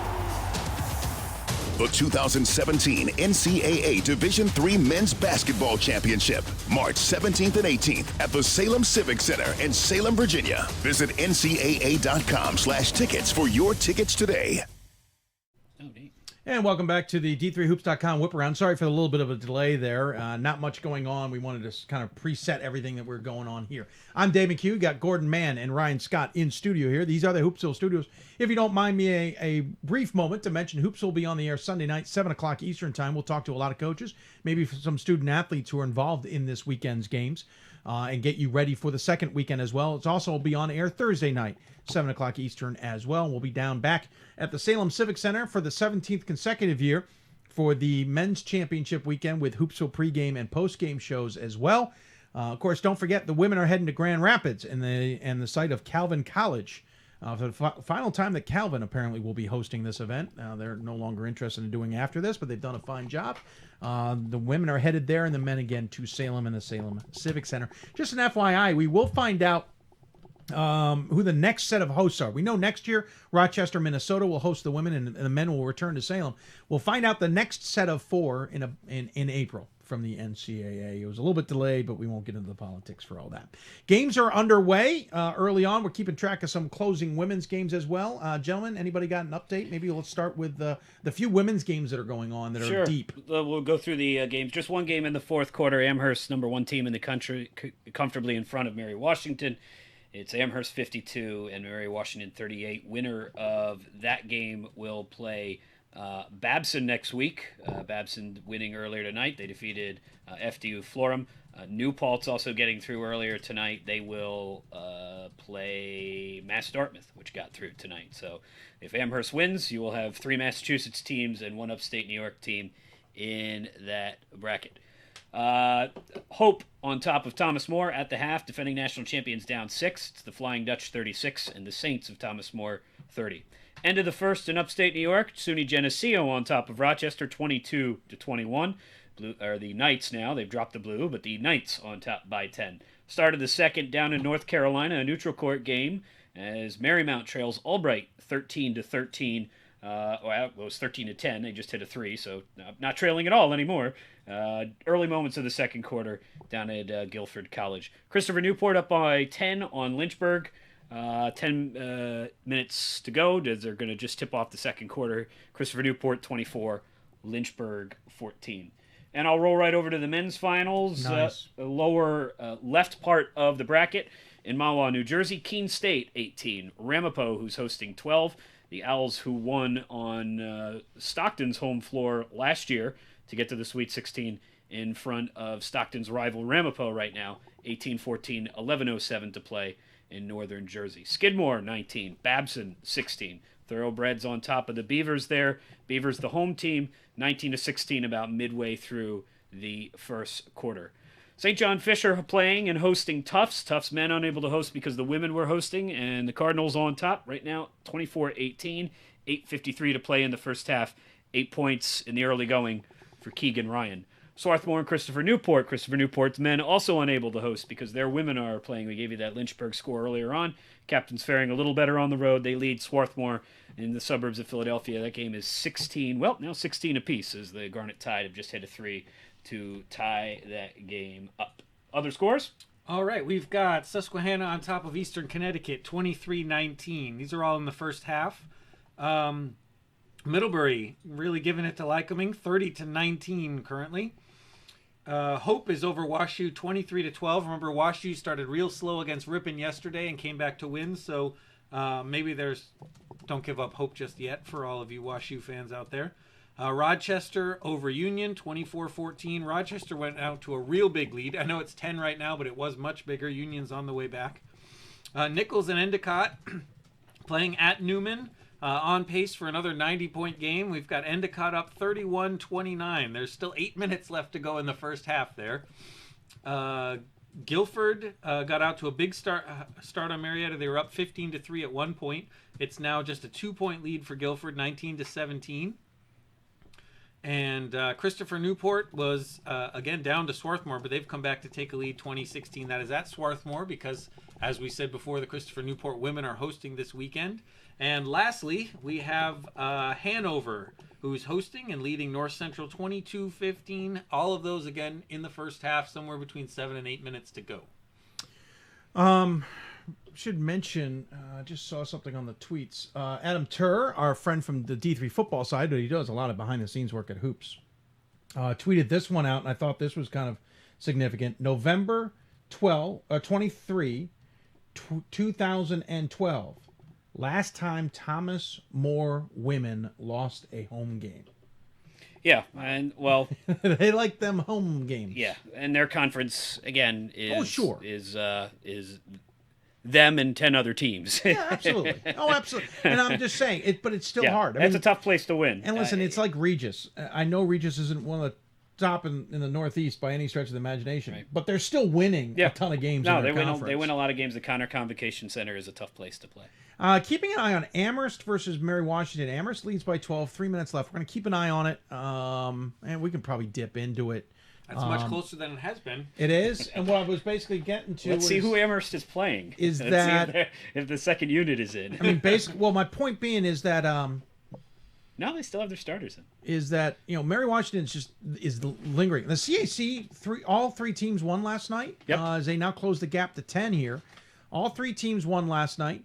Marymount defeated home team Guilford, which, in my opinion, I wasn't that surprised by. Marymount's been on a tear to finish this season. Christopher Newport had an interesting matchup with Staten Island, was able to win, and I wasn't surprised Mary Washington got past. This is a tough second game for Mary Washington, but I think it's you say, it's tough to watch the Capital Athletic Conference and truly understand how good these teams are because they tend to be so physical and they want to grind out games that you don't grasp how good I think Amherst might be struggling a little bit with that here. Just, this isn't a game they can truly prep for because they don't really know this kind of style.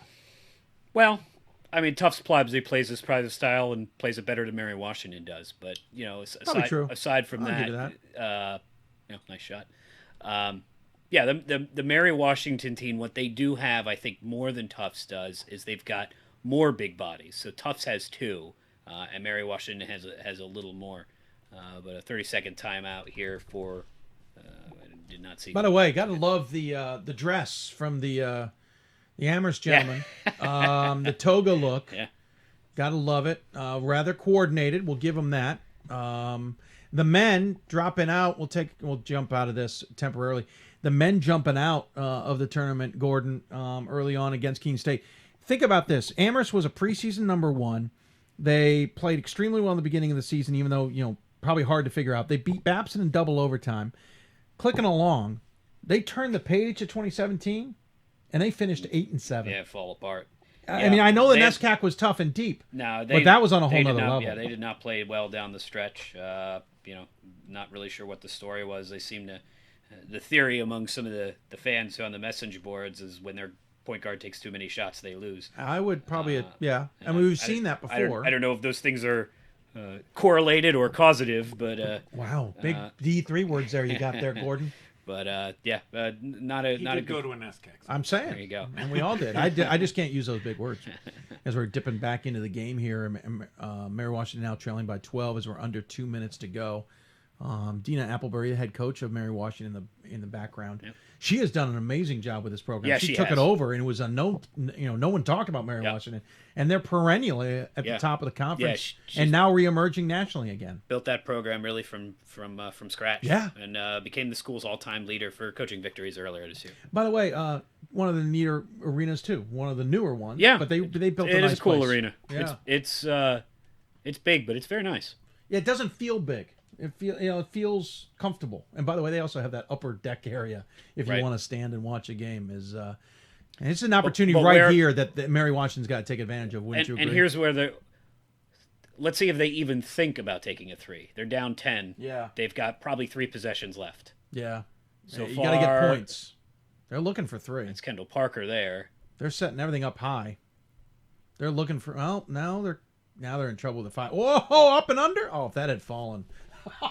Okay, shot blocked. Yeah. So they take 20 seconds down 10. They don't even think three. It's like the 3-point line doesn't exist. Yeah.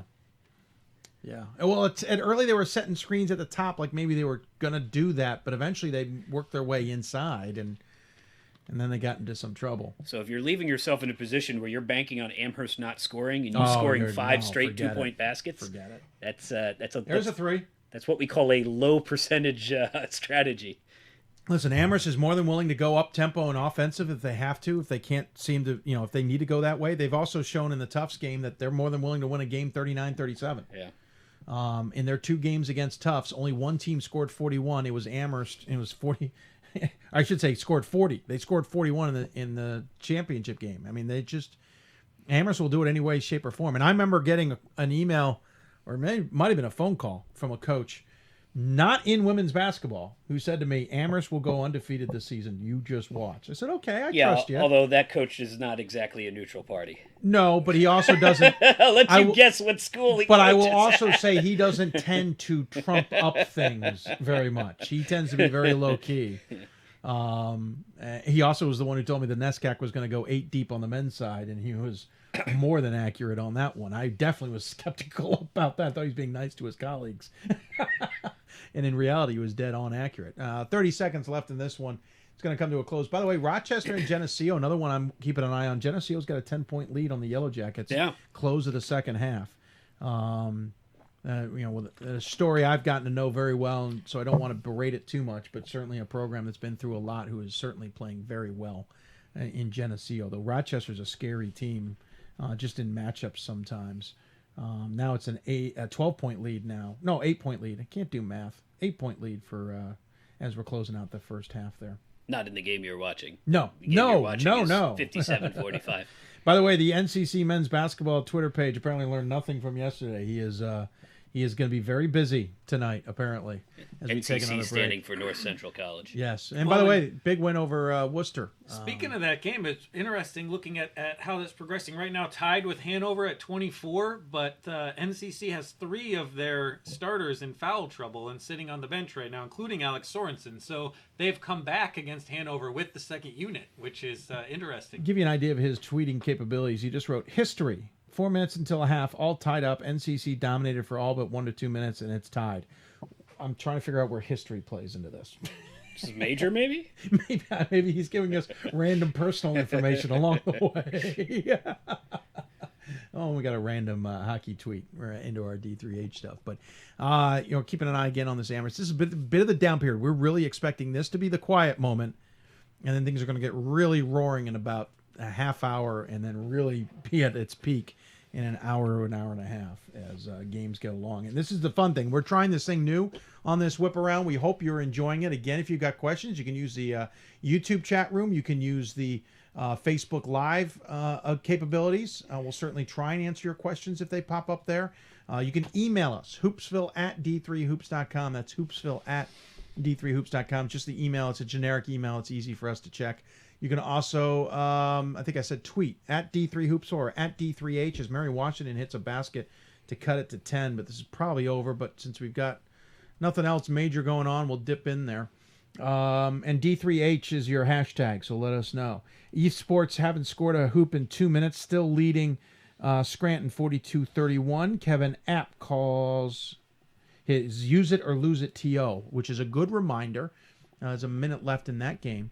That we're using media timeouts in these games, if you're not familiar, which is a different format for some.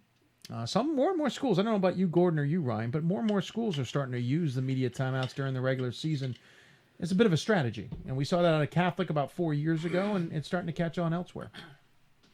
Yeah, well, I think it's a good idea to get yourself ready if you're, a program or a conference that's got kind of NCAA tournament aspirations, it doesn't help to work that into your game. My alma mater chose them. I think that was more about substitutions. That's another reason to do it. You can chime in as this Amherst game is coming to a close. We've got one 7:30 tip-off. Just one? On the women's side. This Trine. is poor planning. Trine and Ohio Northern, which I think should be an interesting game tonight. Ohio Northern hasn't gotten out of the first weekend in forever. Granted, they've never had an undefeated team at this point either, so I don't want to be unfair, but Trine with a big win last night. Yeah. And winning the MIAA was a big deal for Trine. They were, I guess, under the radar, but people thought they were going to be good at the beginning of the year and had a couple of slip-ups there. And you talked to somebody on Hoopsville at the beginning of the year that talked about Trine. Who said, watch out for Trine? I'm kind of trying to remember who that might have been. Did I talk to Hope's coach? No, I talked to him at the end. It might have been. Oh, you know what it was? It was Calvin's coach. Yeah. Back in December, said watch out for Trine. His first year at Calvin, not too bad a season. No, Chuck Winkleman did a nice job. Took the Knights to the NCAA tournament and lost last night to Oshkosh. No shame in that. No, absolutely. Well, it was a good game. Yep. 3.2 seconds left in this one. We're just watching it finish off. Amherst. Women, for the first time in a long time, probably comfortable to know they'll be back in Lafrac next weekend. I say that because sometimes the men are in the conversation, and you just don't know how this would have worked out. But they will, unless something crazy happens. I don't know the bracket that well. I can't imagine New they're Paltz, going to be Mass back Dartmouth, and long bomb. Fell short. And so does Mary Washington's hopes of moving on to the NCAA tournament, falling short to Amherst 60-51. To be honest with you, if you're an Eagles fan or you're this Eagles team, you hang your hat on this game. Yeah, that is a very good game against a very good Amherst squad. There were some Mary Washington fans who weren't real happy with the draw. They questioned why is Mary Washington going to Amherst when Marymount is, not. Shouldn't that be Marymount there instead of Mary Washington? And it was really about the first round matchup. Marymount was the road team against Guilford, right? And Mary Washington got a lower seed in Sage and didn't work out the second weekend. Obviously, they just tough to get around. I mean, at this point, really, honestly, you could make the bracket 100 different ways, as Ryan certainly knows, and you're never going to please everyone. It jumped out at me that they were going to Amherst, but here's the deal: they were going to face somebody. Yeah, well, you know what? You get to the second round, there aren't any bad teams left. No, you're absolutely right. You'd rather not have to play Amherst, but someone has to play Amherst in the second round. Amherst can't play nobody in the second round. So Scranton's going to have to do what they did last night if they want any hopes of playing in the second weekend. They're trailing 48-31 at the half. Yeah, that is our first halftime score. Williams again taking it to him. Juggernaut. The last few weeks, Williams has. I think I know who I might be calling on Hoopsville Sunday. They have handled every team they faced except Middlebury in the NESCAC championship game. I mean, double digits on some very good squads. Talk about a team that put themselves in position too, because honestly, if they had lost to Amherst, I don't think they make the tournament. Yeah, and Tufts has completely turned around their game in men. They're up 11 on St. John Fisher, approaching the half. So it looks like Paleschi coming back, as we figured, would be a key for them. Yeah. Well, Paleschi is 4 points. He has played. Vincent Pace, the big guy. Sometimes it's not about how much you put up. It's about the fact you're in the game. And that's what I mentioned. I talked to Tufts earlier. I mentioned it last night that the guys have said having Paleschi on the floor in uniform contributing is a big deal for them. He is, as many of them said, the heart and soul of that team. There's a number of underclassmen contributing, and he's a senior, so just having him around is a big deal for Tufts. NESCAC, Middlebury's doing what they've been doing to almost everybody, apparently taking it to Lycoming, as Jack says on the Twitter. 41-25, 3:44 left to go in the first half. Beautiful picture of Pep and Jim. Beautiful picture of Pep and Jim as I Middlebury's gym. Yeah, as I expand it. That's one of the few gyms. I haven't been there. I've been around the NESCAC. I haven't been in there. You were in the NESCAC. Yeah, I did not. Middlebury was not worth going to cover in basketball. Not at the time. They have skiing maybe. Well, and they have a beautiful, beautiful football stadium, which is really cool. Yes, the press box is an A-frame and it overlooks the Green Mountains there. It's nothing beats the Green Mountains, the White Mountains, and the Berkshires. Particularly in October, November, when you're playing football. Absolutely agree with you. I played soccer up there in prep school in the Berkshires, and nothing beat playing a game in October. It was So beautiful. Marietta at one point was down 15-3. They're now up 39-26 on Guilford. So they basically slow start, fast finish. They for all these basically teams. dangled a little teaser in front of Guilford and said, "And no, we'll take that back." Yeah, they are now 6 of 14 from three-point land. As I said in my tourney preview, when Marietta's hitting those threes, they Yeah. are pretty darn tough to beat. Now, Guilford's not big inside either. That's definitely a curveball for Marietta when they get further in the tournament, how some inside teams are going to be able to play up against them. Though I think they adjusted well. They've had some younger players step up that I think has taken the load off of A.J. Edwards. They're going to be a tough team. I feel bad from our good friend J.J. Nekoloff. He's the ODAC Assistant Commissioner SID, so he's there with Guilford, but Marietta's his alma mater. So he's literally torn in that game. But I knew the moment I saw he was heading up there, I knew why. Babson at the half now, leading Skidmore. It's 36-29. The Beavers have pulled out to a lead. Joey Flannery, no surprise here, 18 points at the break. Wow. Rochester's closing in on the women's game, now trailing Geneseo by 5 with 26 seconds left to go in their game. In the third quarter. The Hope Thomas More. Was that in third? Oh, yeah. No, Hope Thomas More are coming second down quarter. to the Sorry. end of the No, that third makes sense. It's quarter. second, yeah. Hope has a 3-point lead, but it was 8 just a couple of seconds ago, so that one's still going back and forth. Which game again, I'm sorry? Hope and Thomas More. Oh, yeah. They are going to be starting the fourth quarter here pretty soon. Susquehanna men lead Eastern Connecticut 31-26. By the way, there was a little joke. This is random, I apologize, but Endicott and Salisbury playing each other. I think the sports information staffs were debating about who got to use the hashtag #GoGulls. Endicott's been using it for a while, but Salisbury decided to try and use it, and I think they got shut down. Ironically, both shortened versions of different. I was going to say, I don't know Endicott why. Still the Power Goals? Well, I don't Well, know. no, that they're they just the admit goals that, now. But I don't When know I was what in the college, they official- were the Power They Goals. are the No, Power they're- Goals, but I don't know if that's something they brag about. I don't anymore. think they hang their hat One on of the first that television anymore. games I did when I was at Trinity was against the Endicott Power Goals, and I couldn't Power believe that was Goals. actually their mascot. If you go to their website, it's just the goals, whereas at least Salisbury's the unique one that's seagulls, but it's two different words, by the way. Yes. And I'm reminded of that all the darn time by my good friend Tim. So we'll take another break here as we're talking Division III basketball, kind of gearing up for what should be an exciting rest of the evening. So we'll get a couple breaks in while we can. But yeah, We you do got have that something- go for it. amazing halftime score Awesome. from Newman. Endicott is up 55-44 at the half on Nichols. Did the defenses forget to get off the bus? Well, this is what happens. they I think play all well. of their games have been in the 90s this year. This is Yeah. the fourth game they have played each other. Both teams shot really well last night, so you'd sort of expect that to continue. Will they go out for cheesesteaks afterward is my They question. probably already did that. They might have done that earlier today. Today's the day to do that. The cheesesteaks, Go to that's They'll it. probably not be doing that together, though. This No, is you never sort of know. a rivalry that You has never been going know. on a few years now. I was thinking if I go to Middlebury next weekend, I might get some skiing in the early afternoon. As long as I know I won't break a leg. That's the great thing, as you were Gordon is saying. Sometimes the Saturday afternoons is a great thing. You can go see the communities. You can go see some other things before the game in the evening. All right, so we're going to take a break. We'll come back. We'll get you updated. One of the games is going into the fourth quarter, so certainly we'll keep an eye out on that one. And we got a lot ahead. You're watching the D3Hoops.com Whiparound. Gordon Mann, Ryan Scott, myself, Dave McHugh. Hope you join us back here. Seriously, you got questions for us, fire our way. We got three guys in here who certainly know Division III basketball. If you can fire a question at one of us that one of us doesn't know the answer to, Well, fake it and make it and give you an answer anyway. and then go check with some of the people we know that get the real answer. We'll be back with more after this. Defining moments.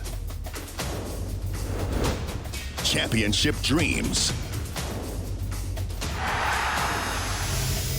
Share the experience with your family and friends. The 2017 NCAA Division III Men's Basketball Championship, March 17th and 18th at the Salem Civic Center in Salem, Virginia. Visit ncaa.com/tickets for your tickets today. This is our It's On Us pledge. It's on us to make a personal commitment to help keep all people safe from sexual assault, regardless of race, gender, sexual orientation, or ability. Not to be bystanders to the problem, but to be leaders of the solution. We invite you to join us in this campaign by informing your campuses about the It's On Us mission.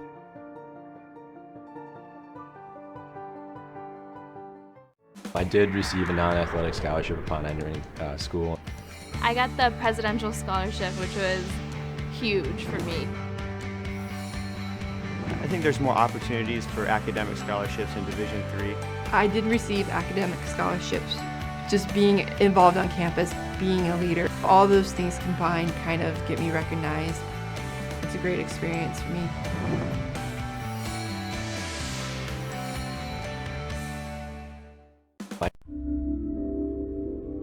This is why we love sports. It's in the way they play, free from the pressures and all the money talk. Playing for simply the love of the game, where everyone has a shot at their definition of success on and off the field. This is what we love about sports, and what we can still love about college sports.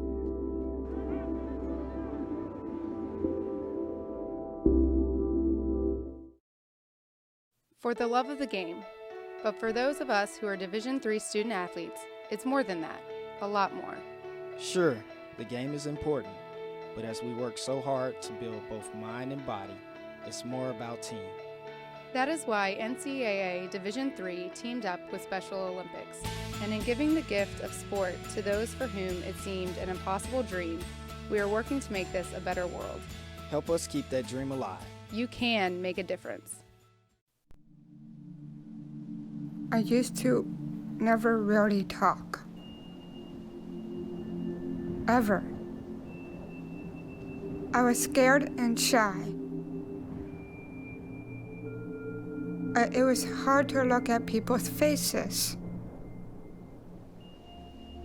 I was afraid if I said something wrong, everyone would laugh at me. But then I started to play golf with Special Olympics. I made friends and won lots of gold medals. But I learned more than just playing golf. Special Olympics helped me to find my voice.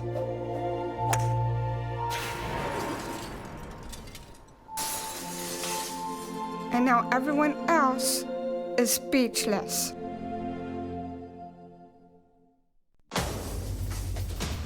Defining moments. Championship dreams. Share the experience with your family and friends. The 2017 NCAA Division III Women's Basketball Championship, March 17th and 18th at Van Noord Arena in Grand Rapids, Michigan. Visit ncaa.com/tickets for your tickets today. And welcome back to the D3Hoops.com Whiparound. He's Gordon Mann. I'm Dave McHugh. We're kind of in that little bit of a gray area here where things Calm are before the storm. Yeah, exactly. Best way of saying we're almost in like the middle of the storm. Yeah. As the storm moves past, we're going to hit that eye wall and things are going to get real crazy real soon. But a lot of games to keep an eye on. A lot of the men's games already starting to show signs that they're going to be good. Ramapo and Keene State, 1-point game late in the first half. Babson and Skidmore is a 7-point game at halftime. Yep. Tufts Fisher, 7-point game. Yeah, there you go. Christopher Newport has started to pull away a little bit. They lead by 12 on Swarthmore. Williams is up 17 on Scranton, but apparently that wasn't a big deal to Scranton last night. That doesn't mean it will be tonight, but still not necessarily over. Got them right where they want them. Exactly. Endicott is up on Nichols by 11 at halftime. Ramapo in front of Keene State by 5 with a minute and a half to play. And North Central only up by 3 on Hanover. Did you just say that one? Why does that sound familiar? I feel you like just said that one. I thought maybe I repeated myself. And on the women's side, Geneseo leads Rochester by 3 at a halftime. We'll dip into the Thomas More game here soon because we may have one of our, I wouldn't say huge upset, but it would obviously bring to the end Thomas More's hopes of a repeat championship. No, that's a major upset. Well, just because they're both top 25, I didn't know how to gauge it. But Hope is 18th in the country, and Thomas More is, again, hasn't lost a game at full strength in 4 years. That makes you the favorite. 62-58 is the score there. We'll dip there shortly. Marymount's up on Albright 29-20. I had Marymount coming out of the weekend. I had that weird game, Marymount versus Chicago next weekend. I say that's weird because we just don't get those in the NCAA tournament.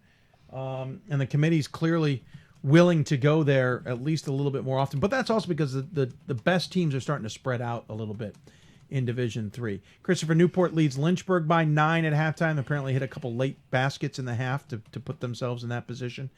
Let's see here. And Trine, Ohio Northern's just gotten underway. So a few games we're keeping an eye on. Again, if you've got questions, fire them at us. You can email us. You can tweet us. You can do it on Facebook Live. Lots of avenues, and we would hope you'll take advantage of those. If you have any questions about Division III, you've got 3 pretty knowledgeable gentlemen here who could certainly try and help you out if you've got questions. I think I hear our family. I think our food's arrived. Let's see here. At halftime, I mentioned Middlebury up on Lyco. 52-32. Just like I called it. All right. Exactly the opposite of what I called it. Yeah, exactly. Thought Lyco was going to... No, but that's the thing is sometimes you do look at these matches and there's just something else materializes. And that's impressive.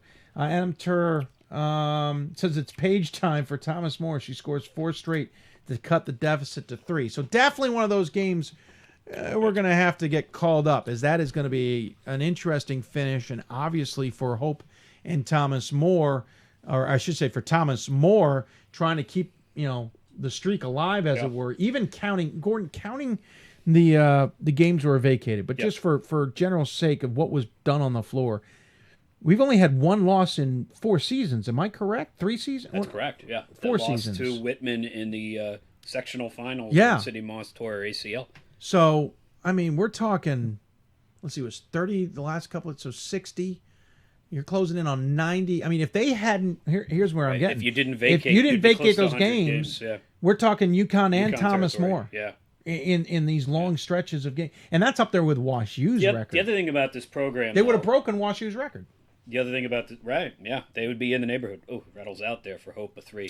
We're gonna get in at a different point. I think Thomas More women's basketball pre Sidney Moss was good team in a bad conference. Was really the best way to sum it up. They would win that conference. They hosted a couple of times. Competitive, but not great. Yeah, they hosted a couple of times, and they got thrashed by WashU by 25 in the first round, or beaten pretty soundly by Hope at home in the first round. Sidney Moss took them to a higher level. Now the question is, the further they get from Sidney Moss's career, where do they stay at that? Not obviously winning 100 games in a row. Do they stay at national title contender?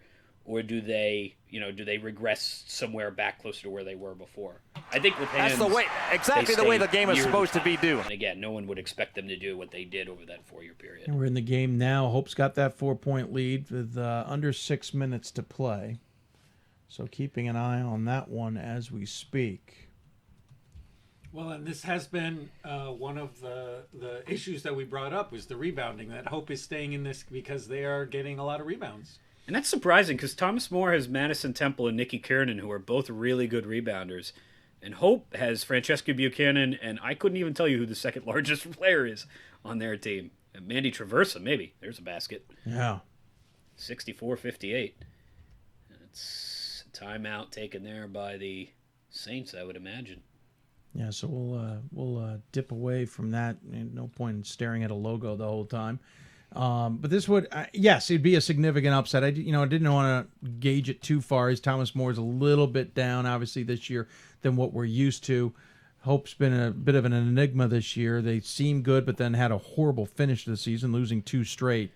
Both the end of the season game against Trine, which gave Trine the chance to host the conference tournament, and then losing the semifinals to Calvin. Who, interesting enough, last year had defeated Hope at Hope in the final regular season game to end Hope's chances of an undefeated regular season. It was not a good end of the year for Hope basketball. They lost. They had the regular season finale at home for men's and women's. They lost in women convincingly to Trine, and then they lost in overtime to Calvin, their arch rival in what's probably the most storied rivalry in Division III. Went to the NCAA or went to their conference tournament and then lost the next 2 games there. Yeah. I'm sorry, Hope won in the men's side and then lost to Calvin again in the conference tournament finale. So things looking better this week, though. What a difference a week makes. Absolutely. Men won last night, women won last night, and I think they're both leading now. Did we run down the women's halftime scores? We briefly went through them, yep. Okay. Yeah, we briefly went through them. I was just of those. Yep. seeing that both the CAC teams, Marymount's up on Albright by 9, and Christopher Newport's up on Lynchburg by 9. So performing well. Yeah, we already saw Mary Washington. They lost, but only by 9 to Amherst. Nine is the magic number. Early in this one's I love the tweet. Trying shutting down ONU through one quarter with an 8-2 lead. Oh gosh! It just seems like when I hear the word Yikes. shutdown, I'm expecting a different score. Is what I'm trying to get at. Well, last year Tufts led Wartburg 11-0 at the end of one quarter. Oh, you remember that? That Oh was, my that lord, was brutal. And Wartburg, by the way, not Yeah. a team to scoff at. They proved themselves. I loved. What was the story last year? Either Ryan, somebody reminded me today of it. They had the summer. Twins had gone already with the softball team to Florida because they did not think they were going to get the at-large bid, and they did. They had to pull them off the field in the middle of a game, substitute them out so could get on a plane to fly back. I mean, that's just nuts. The tournament, and then they ended up in the Final Four. I mean, it's sort of a magical story that you know, it's the kind of thing you make a movie about. Yep. If only they had actually won. You have to take a little creative license there at Details. the end. Disney's good with that at the end, right? We can make them the national champion. Details. The Mighty Knights. Ramapo, by the way, now at the half, they have gone in front of Keene State. It's the Roadrunners 37 and the Owls 32. Nice. He's Gordon Mann. He's Ryan Scott, and I'm Dave McHugh. Another timeout. Hope is leading by 6 here. Thomas More looking confident on their bench from what I'm seeing, trailing by 6 with 5 minutes to go, a little under 5 minutes to go. Hey, listen. This would be obviously the biggest win for Hope. This would be maybe one of the tougher losses for Thomas More. I've never seen a head coach take more time in a timeout aside from the team. Now, I know sometimes he lets the teams talk it, but then Jeff Hans just kind of casually scrolled in and said, hey, hi, how are you?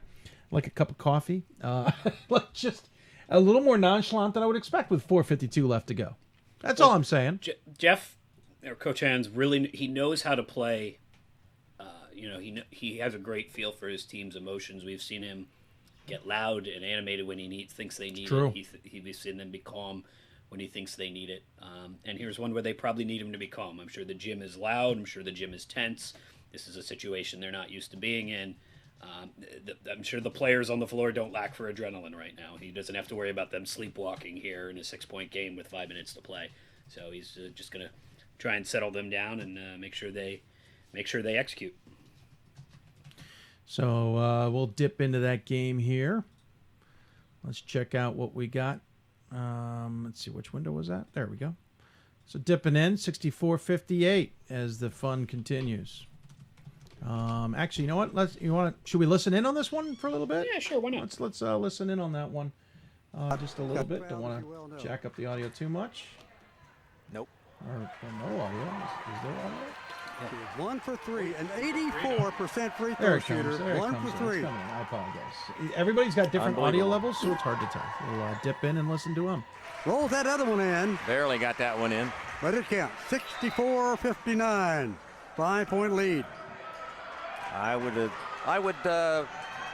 suggest to the Saints that they put on some tough pressure the next 4 minutes and 52 seconds. We got a man-to-man press in the back court, a mile in the back court, as you can see. And there goes Madison flying across the timeline. The shot clock never started. Back out it goes behind the arc. The shot clock had not started. 4:52, so now the game clock continues to run. It was 4:36 when they noticed the clock not running. So that's 16 seconds. So that's 14 left on the shot clock. And there should be another 3 or 4 seconds on the game clock. I mean, most of the time, the slightest little thing and the officials are stopping things because of the clock problem. These, they didn't notice. Well, you've got 3 officials. That's why they're there. Yeah, right. One's supposed to watch the clock. Well, you can hear the chant down below us here. Let's go Saints. Let's go Hope. Take your choice. So what are they going to do? Leave it stand? There should be 14 seconds on the clock. And you're saying it should be what, 4:47? No, there should be 4:36 on the game clock when he blew his whistle to call timeout, but there should be 14 on the shot clock. It was a full 30. All they got to do is ask me. I can tell them. I looked at it. I can send you down there if you like to. Would you? Yeah, go on down. Have fun. Now we're going to take a big delay here and try to get the play-by-play ratcheted up. All they got to do is notice 4:52 when she made that last free throw. Right now, they played 19 seconds, and the clock still shows 30. Of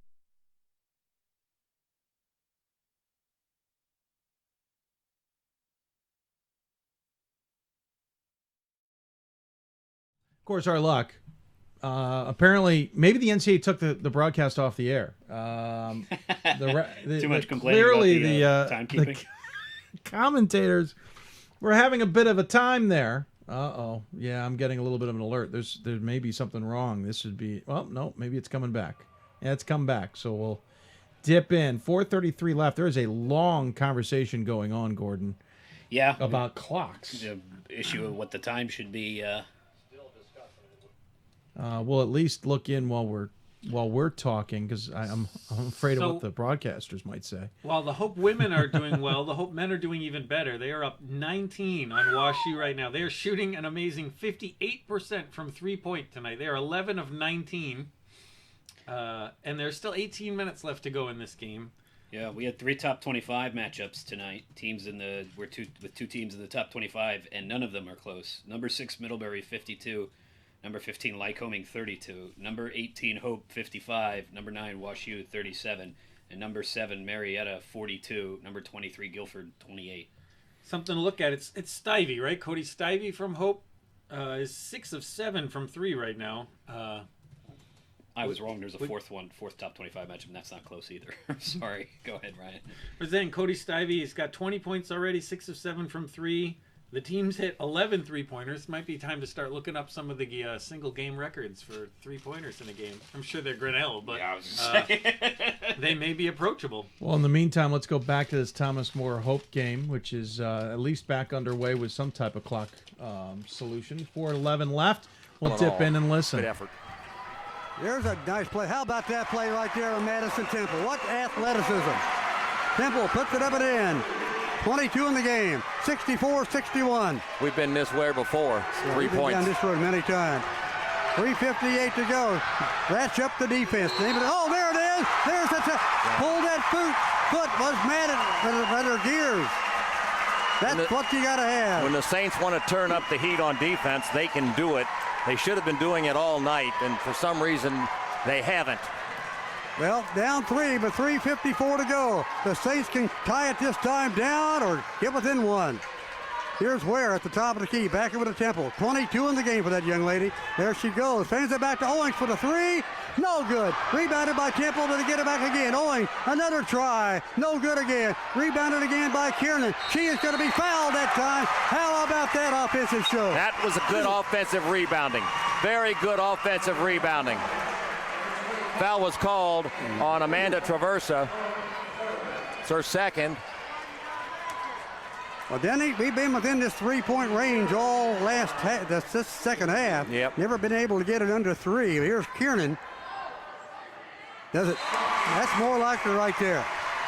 That's 5 in the game. 2 out of 3 here in the quarter. Here comes Buchanan back in for Traversa. No, I beg your pardon. She's coming in for Schwark. 64-62. Kiernan can bring it to 1. And does so. All right, we got a ball game now. Yep. 64-63. It's loud in here. 3:28 to go. Traversa in the backcourt. Suffocated back there. Almost a steal. Look at it. Loose basketball. Look at this hustle. Look at it. Jump ball. That's jump ball. And that's ball. And the ball goes to the Saints. It favors the Saints on the jump ball possession arrow. How about that? You talk about tenacity. Here it is. My gracious. These Saints fans standing ovation for the Saints. 64-63. Down by 1. Down by 8 some time ago. 3:15 to go in the game. Here goes Ware on the far side. If they can score here, take the lead, the place will go nuts. Back it goes to Paul. Inside to Kiernan. Looses the handle, but she's fouled by by Buchanan. I believe that's Buchanan. If it is, that's her 4th. Yes, it is. 3:06. Now, the Saints are 71% free throw shooter on the team. Number 6 in the PAC. I beg your pardon. That's her 5th, whoever that foul was on. Yeah. Yep, that's her 5th. I must have missed one. Yeah, I did too. So she's out at 3:06. That's a big thing right there for 3 minutes to go in the game. So Kiernan, who has canned 3 of the last 4, the best free throw shooter on the Saints, puts it up and rolls out of there, no good. My goodness, I am telling you what. Well, she can tie it for the first time since 18 if she can connect on this one here.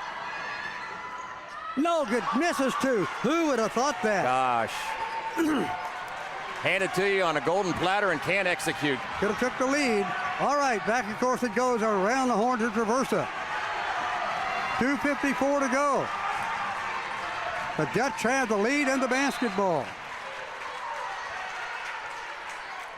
The reset here at half court. Madison Gear will inbound the basketball with 2:49 to go in front of her bench. Looking. Down it goes to Schwartz. Little give and go here. No good. Blocked in there by Kiernan. Out of bounds. It goes. Kiernan with her 72nd block of the year.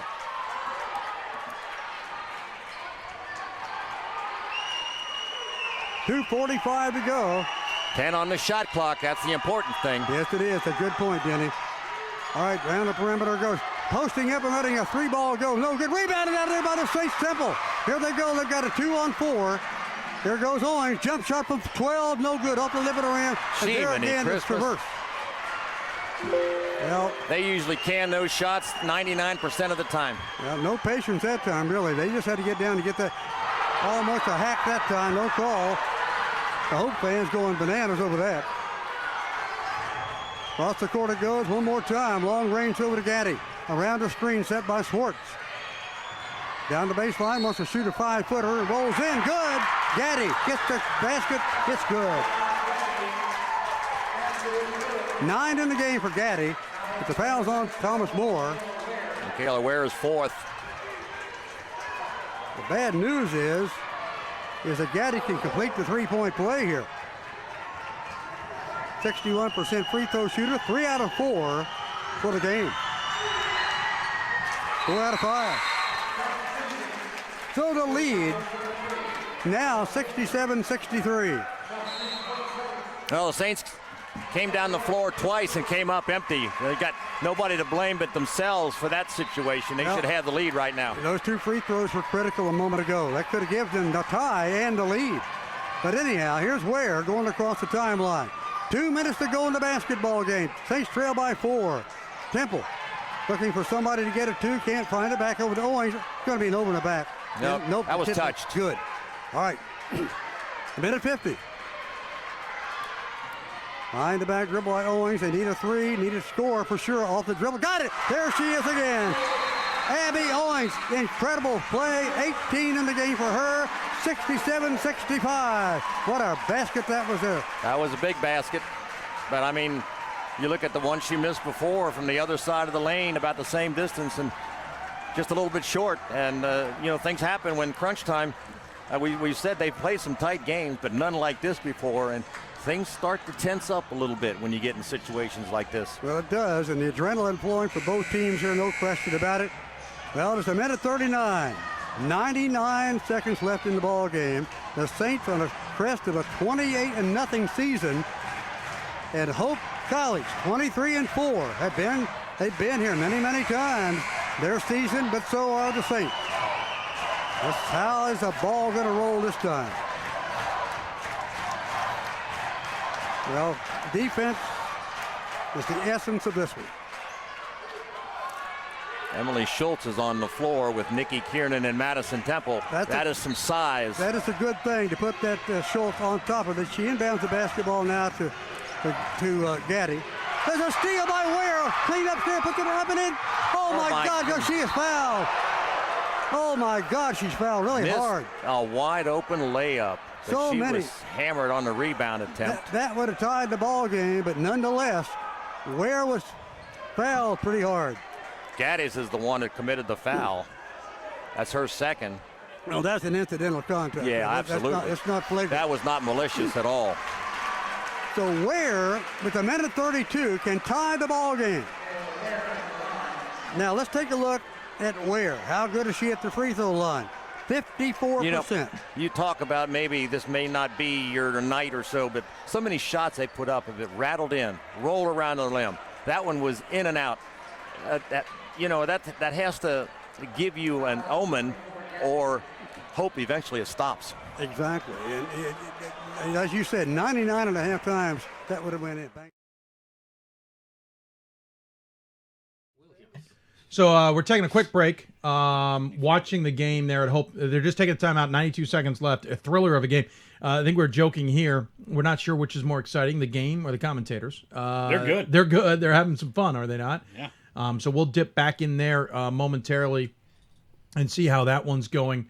But a quick update on scores, gentlemen.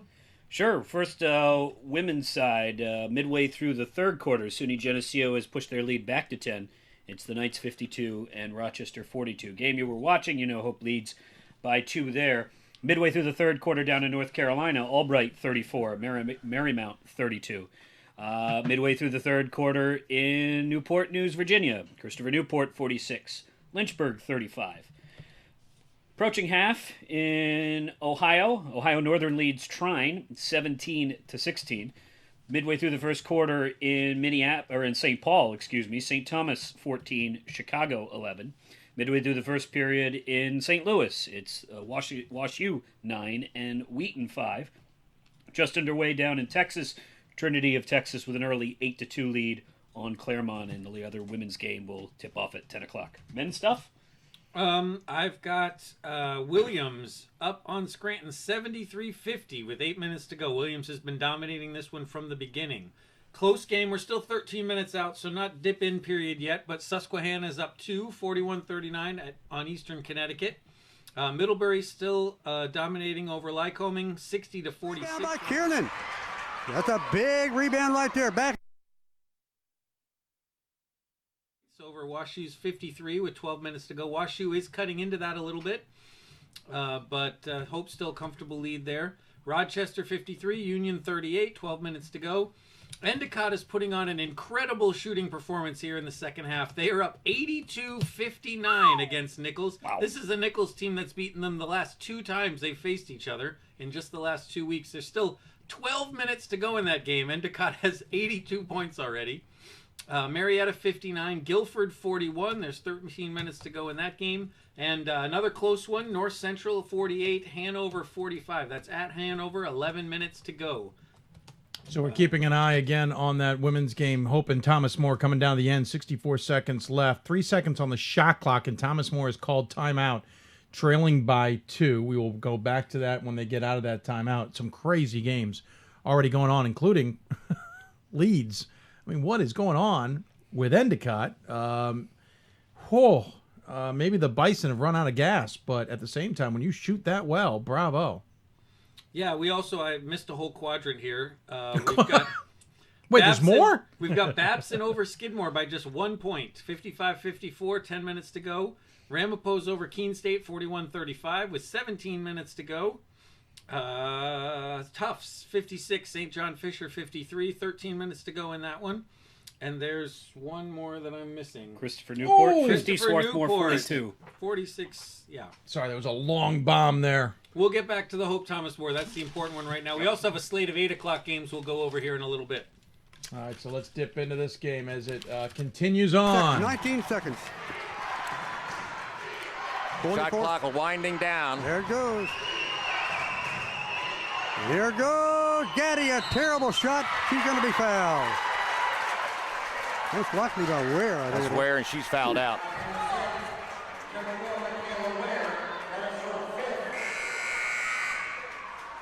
Ware fouls out of the ball game. The clock is stopped with 37.5.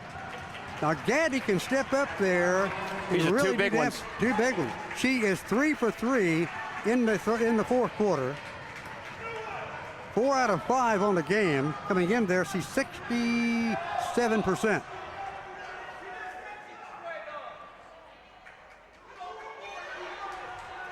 Jeff Hans taking plenty of time to put his player in there. He has plenty of time to do that. The official who made that call is getting the some information from the crowd down to our left. Kelly Kramer comes in for the Saints. Gaddy can put a number on the Saints right now. She can make it a 2-possession game and rolls it in. 4 for 4 for Gaddy in the fourth quarter of play. 68-65. And Dennis, here's the big one. This is it. Dead center for Angelique Gaddy. All right, 69-65. You got to score. There's a shot goes in by Owings. Well, that nullified those 2 free throws. 24 for Owings. 30 seconds to go. But you got to get a defensive stop. Yep. I mean, it's as plain and simple as that. You've got to have a defensive stop. You cannot exchange baskets at this point. You got 30 seconds to go in the game. You're down 2 points. It's just a matter that they have to get a steal or they have to make a defensive stop in enough time to get the ball back. And there's 30 seconds on the shot clock, 30.1 seconds on the game clock. Hope can just about run down the clock unless the Saints decide to foul. So that is the sad but true tale that faces the Saints. You know, we talked about it a minute ago. How good is Hope at the free throw line? 69%. But you look at exactly what Gaddy did. 5 straight in the fourth quarter. 5 straight for a 67% free throw shooter. She stepped up there, got the job done. Angelique Gaddy. 8.8 a game. She's a 5'4" sophomore. They had 6 of 8 from the free throw line in the first half, and they have made 8 in this second half. The Saints, on the other hand, made 4, 5, 6, 7 in this second half, but missed about that many. I mean, the Saints have missed enough free throws to have a double-digit lead. Absolutely, but you talk about the free throw shooting for the St. Thomas More Saints in the first half, 1 for 3. Think of that. Yeah. 1 for 3 in the first half. Well, they're lined around the railings here at the Connor Convocation Center. The place is packed, and 30 clicks on the clock left. And the Thomas More Saints on the verge of defending their crown here in their worst way. So in the inbounded play, it will be Buchanan back in there to inbound the basketball. Now she's fouled out. Traversa, I'm sorry. That young lady. My bad. That's the young lady you got to watch. Yeah, Traversa's there. They're going to put 6'2" Shelby Rupp on her. Hopefully the big long arms. Don't know what this discussion is all about. They put a 0.5 of a second on the clock and turned off the shot clock. Not real good situation here with the clock tonight. But fortunately, our people here at Thomas More are not in charge of that, so it's not our mess. Not at all.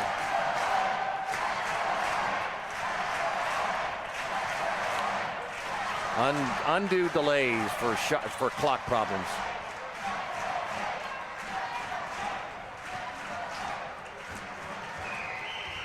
Now it's down to 0.4. There was 0.1 when they called that timeout.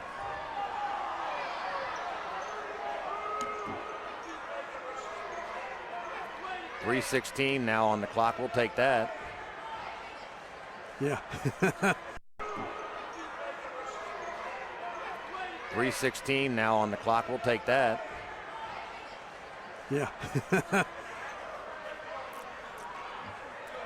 See, there's people working this clock that are not used to it, and that's what the problem is. And this is not rocket science to work this clock. Well, now they've got 36 seconds on the clock. Now it's going all over the place. They're trying to get it to 3.01.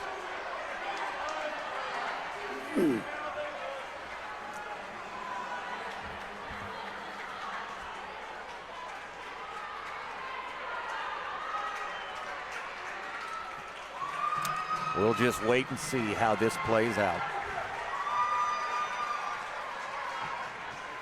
Well, whatever the case is going to be, it'll be Traversa who will end down the basketball. Rupp will be on her. They have to come the length of the court. 30.6 left on the clock. As the conference still goes on down at side court. This has delayed the game now for 2 minutes. Yep. Longest timeout in history. And the players are just standing around. Well, this is not good for them. Not good for them. They hate this too because once you're in the flow, you lose it, you turn it off like a water spigot. Hard to get it back on sometimes. Now they got Corey at the table. He'll get it straightened out. That's right. You got Mr. Blackson there on this just to fix it.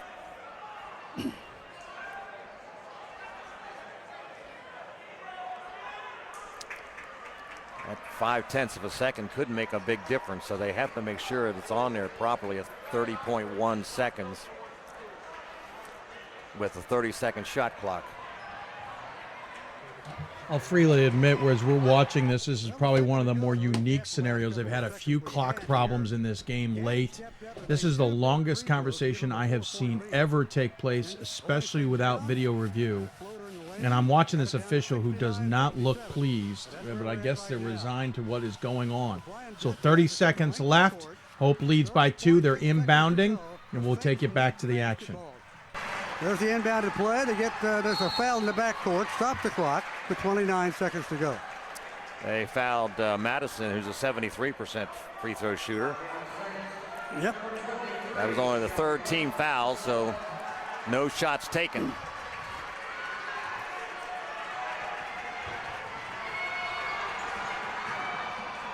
Andy Gaddy, they're going to foul her.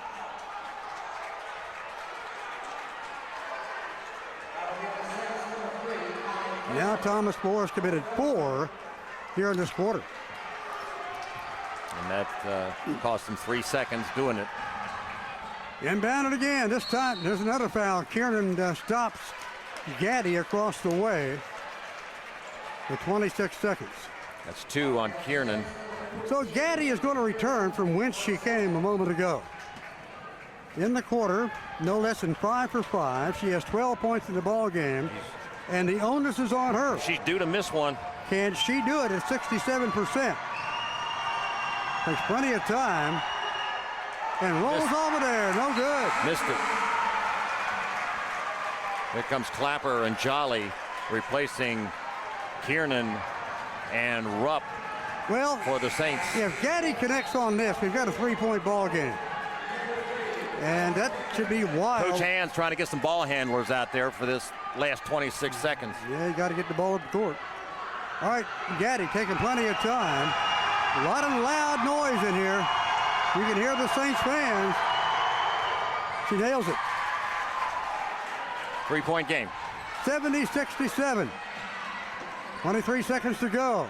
Back it goes. Need a tie right here. Get the basketball to somebody. There it goes from parking lot. No good. Rebounded, tipped up and around a couple of times. 13 seconds and a foul underneath.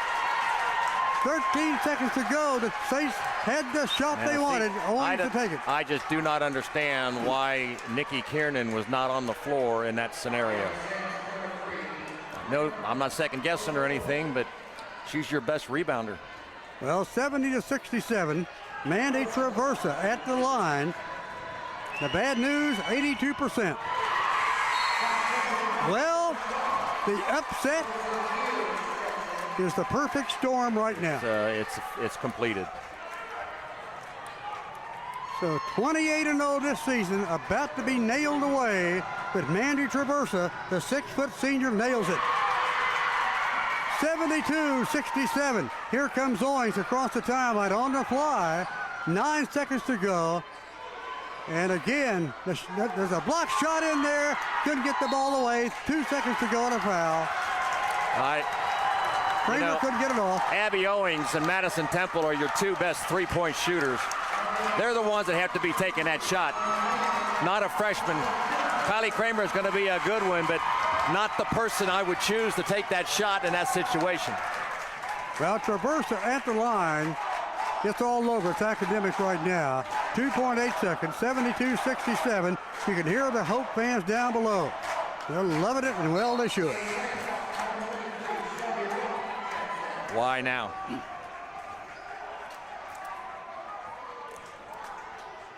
Shelby Rupp in for Kylie Kramer.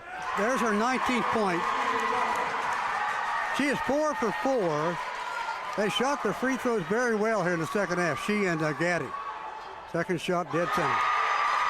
Well, that's what you got to do. Shoot the free throw. 2 seconds to go. And there it goes, the shot, and the season is over. The final score, 74-67, as the number 2 ranked team in the country has defeated the Thomas More Saints here on their court, where they were 15-0, had won 28 straight, unofficially 94 in a row. Their first. All right, so we'll correct them right away and point out the fact that that wasn't the number 2 team in the country that defeated Thomas More. The number 2 team in the country lost.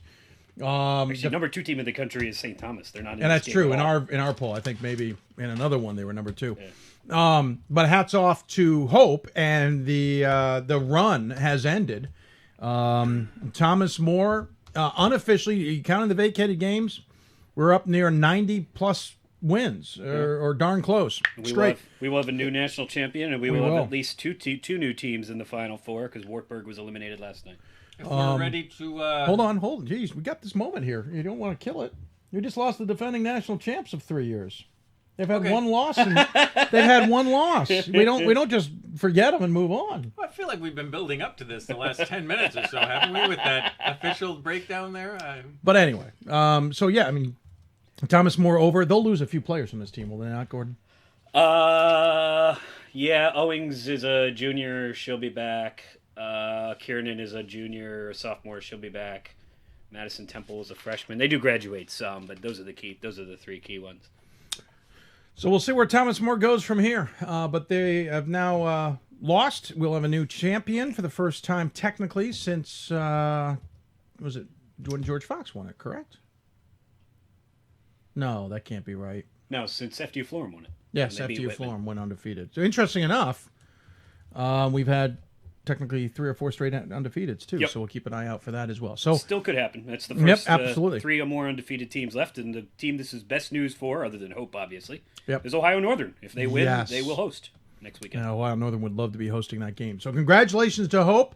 Tough game against Whitewater last night. Then come out and beat. And first time since late November 2012 that Thomas More has lost at home. On top of all of that, so a nice run there for the Saints over the last few years, but it comes to a close here, and now we find out who will be the new champ. It's tough to repeat in general. Yeah, and when you lose a once-in-a-generation, maybe once-ever player in Sydney Moss, you come back to the pack. And it's still a great season. I said we'd learn a lot about Thomas More tonight. What we learned is they're very, very good, but they're not, separated from the rest of the pack anymore. I know Geneseo and Rochester women are coming down the wire. Any other games we should keep an eye on? We've got Babson 66, Skidmore 65 with 1:20 to go. So that seems like the next one. Well, okay. 1:20. Got it. 1:20, 1-point game. I can't find that one. There it is. Yep, we'll call that one up and get that one ready for viewing pleasure. Of course, Babson, Gordon, I actually forgot this. Number 2 team in the country? 3. Oh, they slipped to 3. Okay. I know where they were on my ballot. I just don't remember where they ended up on the overall poll. Who was number 2? Christopher Newport. Thank you, sir. So Babson and Skidmore coming down the wire. Skidmore has been kind of yo-yoing in this game, Ryan, haven't they? Yeah, it's been back and forth. Skidmore actually had a 7-point lead very recently, and Babson's just taken the lead back. So Babson with the ball now. Yep, we'll call up the game here. 66-65, Babson the ball, 1:10 to go. That's Joey Flannery with the ball. Nope, that's not Flannery. I apologize. Flannery's 32. Yep, I spotted him at the top of the key after I said that.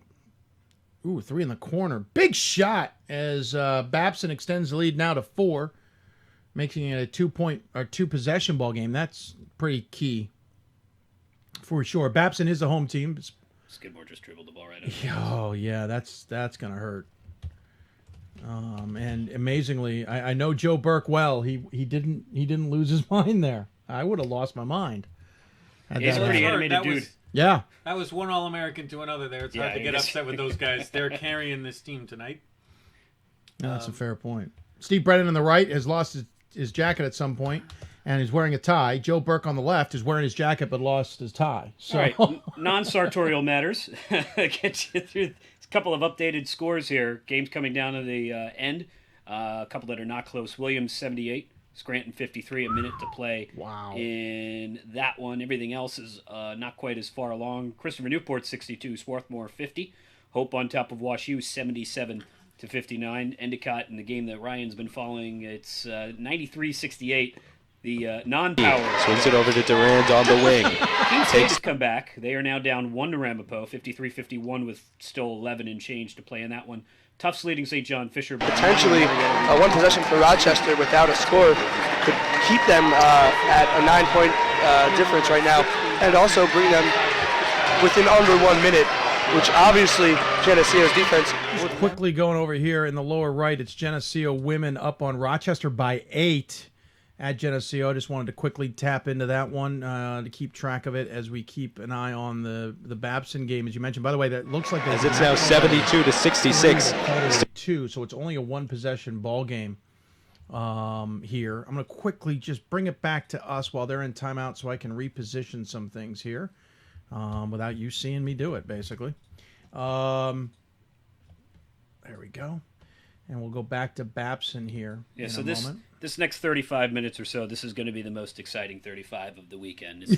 Buckle up. A lot of men's games are going to end here simultaneously. The women's. What was the game someone just mentioned to me? Hanover and North Central's now 3-point game, 54 seconds to go.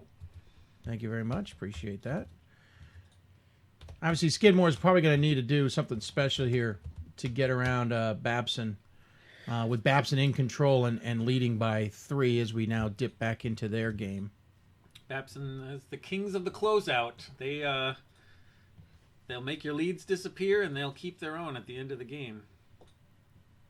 They're swallowing the ball right now. Now a foul out top.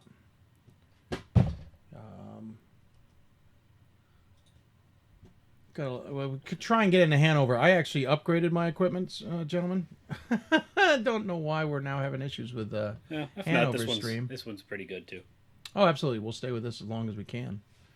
That Hanover game, by the time you get to it, might be finished. It might be. Certainly was the other day. So would Hanover have any shot to host next week? Let's see. Who's in the bracket? This is the... WashU would have to... Well, WashU is losing to Hope right now, so that would be... probably... I would think Hanover would get it over Whitewater, right? I would think so. Hanover would get it over Whitewater. I'm pretty confident there. Hanover may be hosting our sectional next. Who's the other teams? WashU is losing to Hope right now. Yeah. So WashU would get it over Hanover, but if things hold, they're down 12 You're right. still. So. That would be our hang-up right at this point.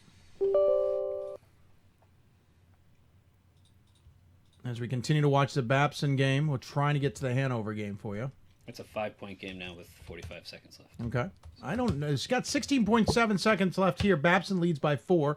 It is Skidmore possession underneath their own basket. Gotta get a quick one here, right? Gotta get a quick score. Doesn't have to be a 3, but you gotta officially score giving quickly. up on Hanover, by the way. Apparently their software doesn't want to let us watch. Top of the key. Nearly fell. Flannery the rebound. And that's going to probably do it. Unless Flannery... Out. I mean, he's misses fouled. 2 free throws here. That game's pretty much done. We'll Keep dip up. out Hanover's of that. now up 2 with 36 seconds to play. Of course they are. We can't see it, but we'll keep you updated on what's happening. They're using some more antiquated web streaming services.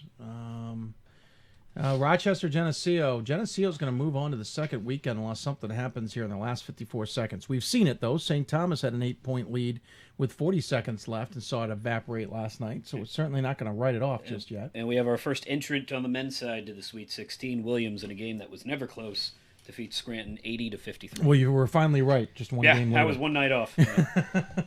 Williams was the one NESCAC team I thought would advance tonight. So people who like scoring, Endicott is at 107 points with 4 minutes still remaining in the game. My Lord. They have not emptied the bench yet. This is Certainly quite the see some rivalry game. clutch situations here, but these seniors on Geneseo are no strangers to that, as they have been in the NCAA tournament both last year and the year before. In fact, 2 years ago, as I said, making that third round, the Sweet 16, were ultimately bounced in that one.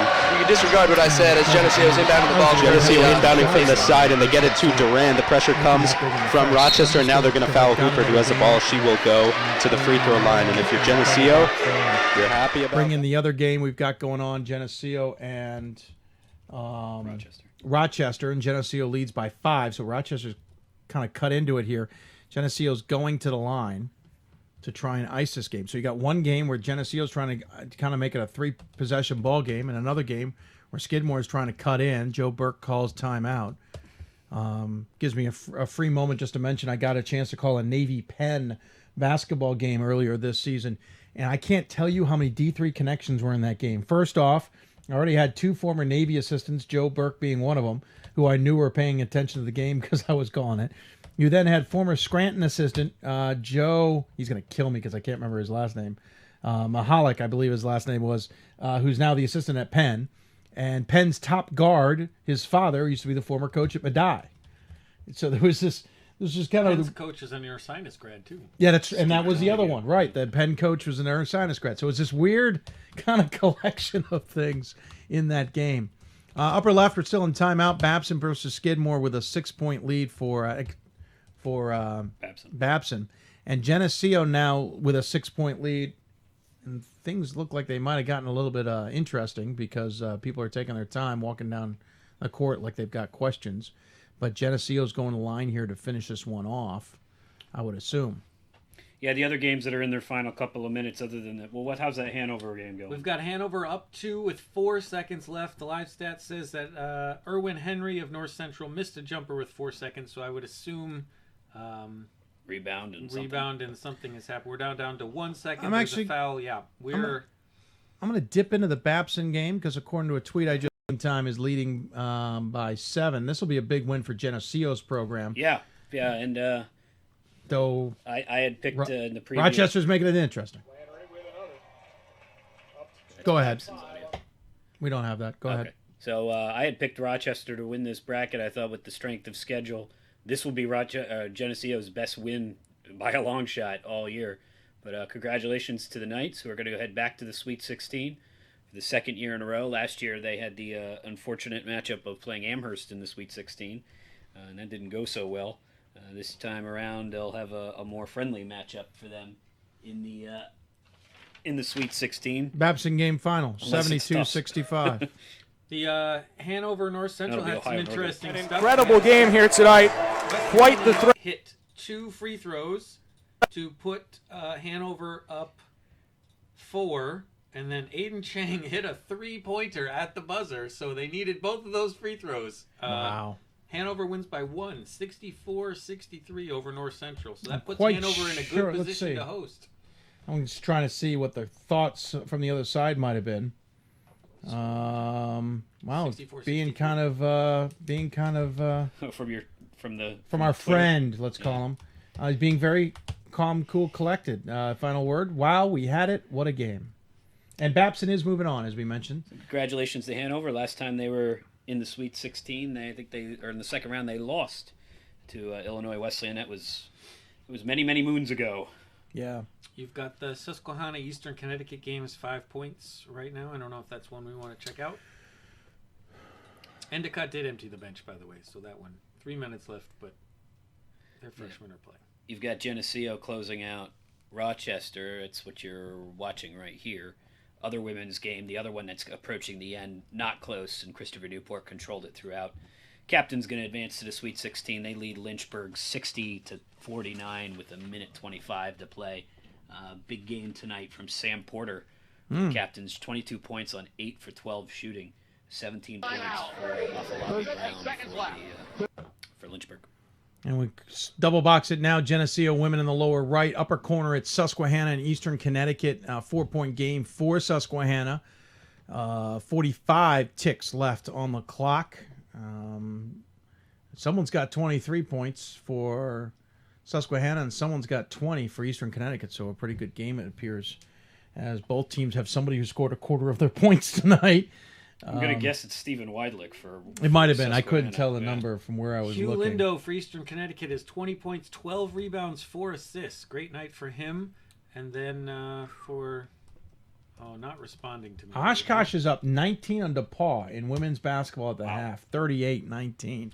Did not see that one coming. So we have Susquehanna. Stephen Weidlich does have the 23, but bigger, Ryan Traub, who they needed to come in, 18 points, 14 rebounds. That's why they're ahead in this one. We talked about how Eastern Connecticut State has a big inside presence, and seems like Susquehanna's stepping up to challenge that. Yeah, Susquehanna's got the ball, facing a good press here and a foul at midcourt for 4 seconds. Actually, a very good press there for a moment. I thought Eastern Connecticut was going to get the steal there. And again, lower right-hand corner is Geneseo and Rochester. Geneseo's got a 5-point lead, looking to make it a difficult 6 here. There's got to be a matter of seconds left. I just don't see it. I think it's maybe 15 or 16. And we're getting a lot of breakup on our feed. I apologize. We're maxing out our capabilities, apparently. We just got a first half score. Who cares about first? No kidding. Wartburg leads River Falls 35-12. Wow. 3 minutes left in the first half. Wartburg could be an interesting We're story. bringing to mind the University of Connecticut a few years ago, right? That had to sweep through the Big East tournament and then won the national title. Or Syracuse. Remember when Syracuse made that? Well, you might not have. No, I'm kidding. Yeah. Long time ago when they made that miraculous run through their own conference and then made a run through the NCAA tournament. Another game to keep an eye on, not quite down to crunch time, but very close. Ramapo 65, Keene State 65, 6:25 to play in Mahwah, New Jersey. Interestingly enough, Rochester, I think did we say this? Rochester beat Union 82-60. So Rochester men moving on in the NCAA tournament. Unfortunately for Whitman fans, that's a bad sign with Marietta seemingly.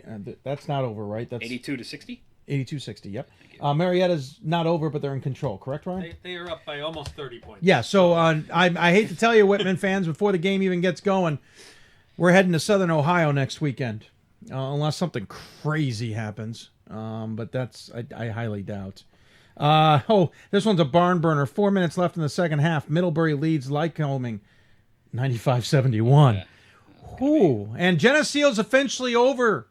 78-74. 78-72, the winners. And congratulations to the Knights. Yeah. I'm sorry we're not on that double box. In the tournament, that's the one to root for. Absolutely. I said that on the NCAA tournament show. This is the team you need to root for. What they've been through in the last year plus has been spectacular. What Scott Hemmer's crew has done. He'll tell you it's them. They'll probably tell you it's him. It's one of those kinds of teams. I'm going to say it's both of them. I would agree with you. So they're moving on. So congratulations to them. They will play the winner of Ohio Northern in Shrine. That'll be a good next game. Weekend. And right now, Ohio Northern was leading at the break in that one. We'll get you an updated score.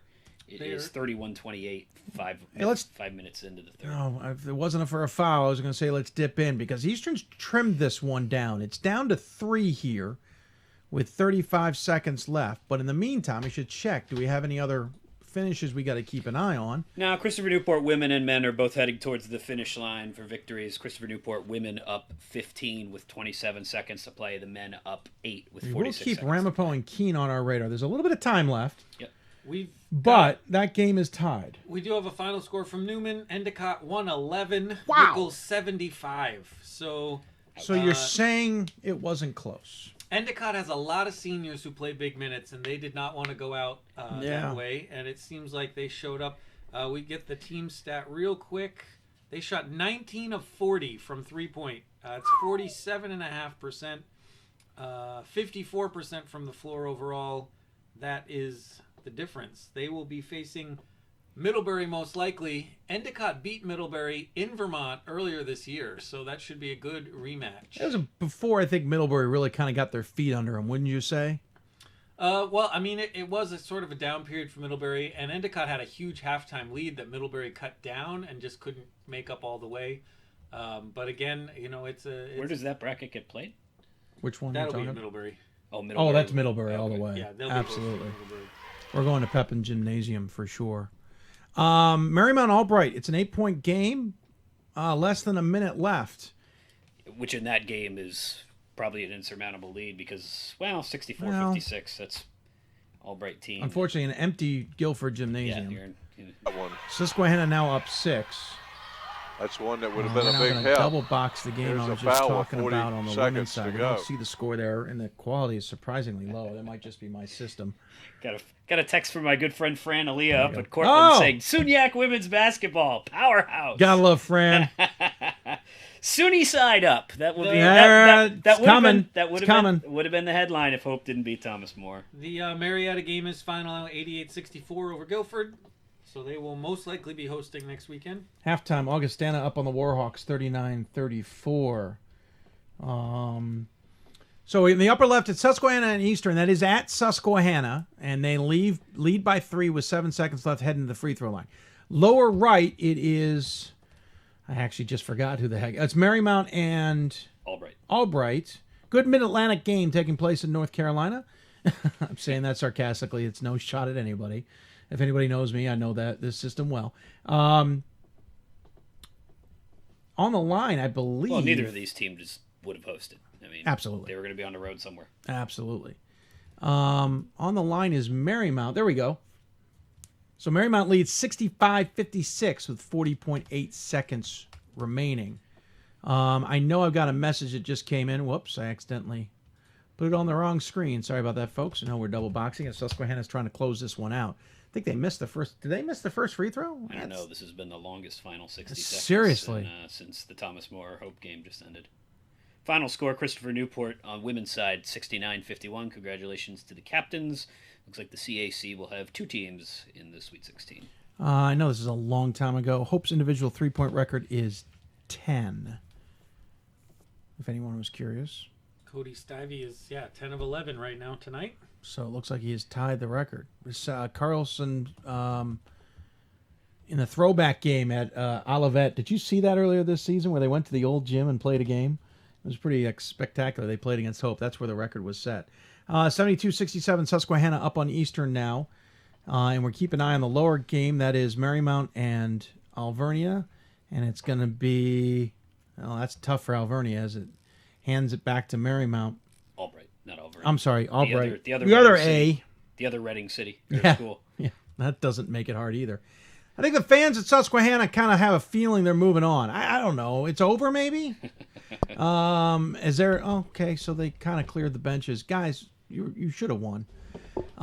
They're in the Middlebury squad, so say goodbye to your gymnasium, unfortunately, as we will be moving to Middlebury unless something crazy happens next weekend. Kind of know how this system works. Another final score. Congratulations to the Tufts Jumbos men's program. Women won earlier tonight against Husson. Face. Men do the same. Marymount On the road because they have to be. Can Get to taste win. this Jumbos 94. victory St. now, John Miles, Fisher, with 30 and a half seconds surprising. left. I thought that'd be a little But tighter. you know, like we were talking last night, we've St. John seen the Fisher was Carolina up Tar 7 Heels or 8 midway through the first, beat and then Duke Tufts by took over the game and after being never down really got it. 9 points got in 13 close for a little seconds, while, so but anything can Jumbos happen. pulled out to a big Her own, no big, captain. Big night for Vincent Pace. Surpassed 7 points. 6 rebounds, but 17 on the floor, 5 as for Lynchburg, it was Afolabi Brown. She had 17, and Sarah Coronel had 12, and they were leading scorers for them. Weekend with a win, 69-51 over the Hornets of Lynchburg. And also so give the ODAC some now of with the its 2 players a teams good are ovation out of the from tournament. I think that's a good call by Coach Janice Luck. I agree, Mom. These women will remember playing in this NCAA tournament the rest of their lives. On somebody's screen. Absolutely. There we go. Get that one up momentarily. How much time was that? 4 minutes. Okay, so we got a little bit of time before we... I'll rise up with honor. Off the backboard. As we continue to Gotta watch love that. what should be a crazy bit of time here as games finish off. Continuing to watch here, it is just a sophomore Marymount out of leading Delaware. Boy, I tell you, she Albright, came in and but nailed I've that lost track three-pointer, of the didn't she? score. That's right. And 65-56, so this one's probably 9 coming seconds a bit to an end, so we'll kind of That's come a back in 7-point ball studio game. here. We have a final at Swarthmore. Christopher Newport 77, Swarthmore 67. So another captain's women's program's already moved on. The men will be as well, but they cannot host because of geography. So they will probably be going. They're used to that. Probably going up to Babson, I would think. Yeah, I don't see. You think New England gets 2 regionals? Oh, Or 2 it's happened sections? before. Well, sure it has. Yeah, I don't see why that wouldn't happen. I don't know where else it goes. Babson, I mean, after that, Tufts is next going to in New line England. to Yeah, host, so it's going to New England anyway. One way or another, yeah. Big night for Marcus Carter, 22 points. Rayshard Brown, 18 points. Tim Daly with 14 points and 9 rebounds. Swarthmore, great season. First trip to the NCAA tournament, first Centennial Conference Championship. And bright things still to come for the Garnet. Cam Wiley, who's just a sophomore, 22 points tonight for Swarthmore. Well, we'll have to check on, too. Aaron McFarland for Christopher Newport only played 12 minutes, not foul trouble. 11 points, so we'll have to see if there was an injury or something that happened there that kept him. I know a game we haven't been paying attention to, and we should have been. Anybody want to talk about WashU and Hope? As WashU has gotten back into the game. It's 13 points with 7. Oh, it wasn't. My live stats were a little bit behind. It's going to win on the back of Cody Stivey, 10 of 11 down from to three-point Guilford land College. There's a nice moment. Is that him right there? That might have been him, yeah. Number 5? Friendly Avenue. Number 5, Cody Stivey just all- came out of the game. it's all about timing. Get a little taste of Southern Just saw him leave. hospitality. 10 of 11. And some of that good old How about Southern WashU, who sweet tea. looked like, a lot of people said was a Final Four quality We team. appreciate the compliments Barely on survived yesterday. Well, on the broadcast, we appreciate the Somehow we compliments got on audio Reagan Brown coming in somewhere, Fieldhouse I here, realize, too. folks. I'm Guilford trying to find getting the chance to host my this audio- first and oh, second no. round, and this is a beautiful campus and a beautiful gymnasium. It is. So Reagan Brown Fieldhouse is homey and Well, has a I'm gonna lot get out of of this character. game to it. anyway. And very Yeah, loud. kill our Acoustics are audio. very good. Do we have Yeah, there it goes. Ramapo The audio up disappeared, somewhere even still? though it was muted. You gotta love that. You still got... Oh, no. No, we're here. Yeah, we're good. Well, why don't we run through and give folks who are just tuning in now the teams that are through to the Sweet 16. On the women's side, earlier winners tonight, Babson, Mass Dartmouth, University of Scranton, SUNY New Paltz, Amherst, Tufts, Hope, who knocked out Thomas More, SUNY Geneseo, and Christopher Newport. And in a matter of seconds, Marymount will join them. Men's side of things, Middlebury, these are your sweet winners tonight, Middlebury, Hope, Marietta, Babson, Christopher Newport, Williams, Endicott, Tufts, University of Rochester again on the men's side, Hanover by 1. And that's what you got. You got Keene State and Ramapo, the only other late game coming down to the end here, and it's 74-74, 3:09 to play in Mahwah, New Jersey. Hope women, what side of the bracket are they on? They are on the lower left side, so they would. So who's the top one there? Well, Thomas More was the top seed, but now they're. So, yeah. Now Ohio Northern would be, and in women's action in the fourth quarter, it is Ohio Northern 40 and Trine 40. 7 minutes to play in the fourth. All the other women's games are at the half. Oshkosh crushing DePaul 38-19. St. Thomas hit a 3 at the buzzer to tie Chicago 34 all. WashU and Wheaton in a score fest. WashU women 41, Wheaton 38. Trinity of Texas with a 6-point lead on Claremont Mudscripts. That's still early on. There's 5 minutes to go until the half there. And on the men's side, Wartburg, oh my goodness, 42, River Falls 13, a minute to play in the first half. Harden-Simmons at the start of the second half on top of Emory 50-41. Augustana leads Whitewater 39-34, and both Whitman teams will play later on tonight. They'll tip at 10. Whitman men, number 1 in the country. They will host Claremont Mudscripts. Whitman women on the road. They're at number 6, Puget Sound. And it's a final. Did you say that final? Marymount moves on. 68-59. Yep. I just happened to look over to see the screen as I'm trying to clear some systems so we can get to another game. I know the Ramapo game is coming down, so we're trying to get to that as quickly as we can. Got the Ohio Northern Trine game for the women, right? It's could be 44-40 now. Well, just doing a little bit of the geographic math there. If Trine wins that game, we may be looking at Geneseo hosting that region. Very likely. That's right, because Trine and Hope could both get there. Trine and Hope would both get there, and Christopher Newport, nobody Can't can get there. anywhere, So, right. yeah, Geneseo would be the next highest ranked team. And that's, Christopher Newport is not in, the middle of nowhere. No, it's just in a weird little spot of this Virginia. Year, the way it worked out, the ODAC wasn't very good on the men's side, so it didn't allow them to build a bracket around them. And the Middle Atlantic teams all went and traveled and lost, so they're not going to get a way to build a and the problem is very few of the New England teams are within 500 miles. Right. That's the difference. You got to be in extreme Western New England in order to be. You'd have to be part like Wesleyan or something like that. So, by the way, Ramapo and Keene State are tied at 76. About 2.5 minutes left to go in this game. Gonna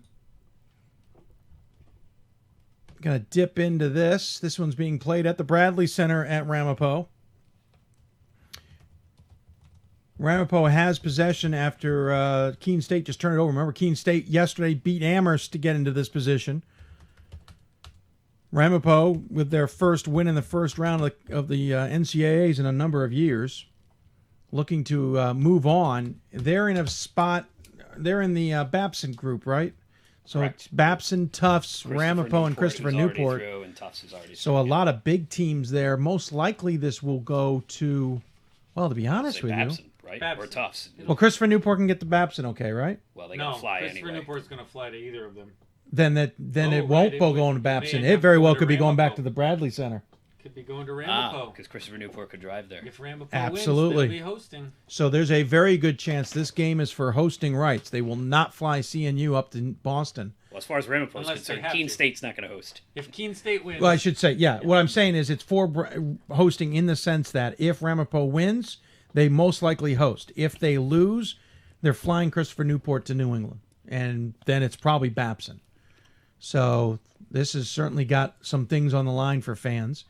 I already have the bad news for Whitman fans. They're not hosting, as both Marietta and Rochester Something tells me they're moved on. focused on other things right now. I don't know. I've seen some fans focused Well, on the a lot of fans. other The things. fans Oh, are. I was talking fans. Absolutely talking about the fans. By the way, Wartburg in that game, they're up 44-17 at the half. They're shooting 59%. They're 6 of 15 from the three. That's 6 pretty of 6 impressive. from the free throw line. This And is- Wisconsin River Falls, 4 of 23. Ooh. This is one of the River Falls biggest might be out of runs gas we've- after yesterday's game. Yeah, one of the biggest runs we've seen in a while for Wartburg. 6th seed in Yeah. their own conference. Yeah. Headed to the, maybe to the Sweet Basically 16. trying We'll to see do how what the second women half did. goes. Basically trying to do what the women did, just including a conference championship along the way. By the way, started the second. I think this was mentioned, but it was repeated anyway. Harden-Simmons up on Emory 50-41. And Whitewater and Augustana at the half, 39-34. Augustana leads. On the women's side, that Ohio Northern game is coming down to the end. They lead Trine by 5 with 3 minutes left, so we'll keep an eye on that game as well. So a number of good games coming down to the end here. Yeah, Ohio Northern, one of now 3 undefeated teams left in the country, along with Amherst, who got through. And Thomas More was eliminated. St. Thomas is the other one who's still playing. And again, they're tied with Chicago at the half in St. Paul. And Susquehanna did win that game, right? Yeah. Oh, yeah. So we continue to pay attention to this game here. Ramapo versus Keene State. Ramapo leads by 2. 95 seconds left.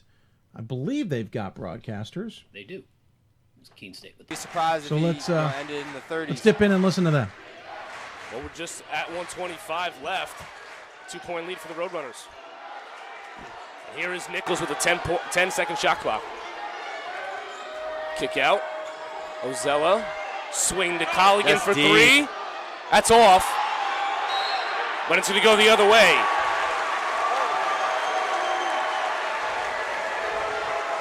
.109 to play. Ramapo has a chance to break out in this game.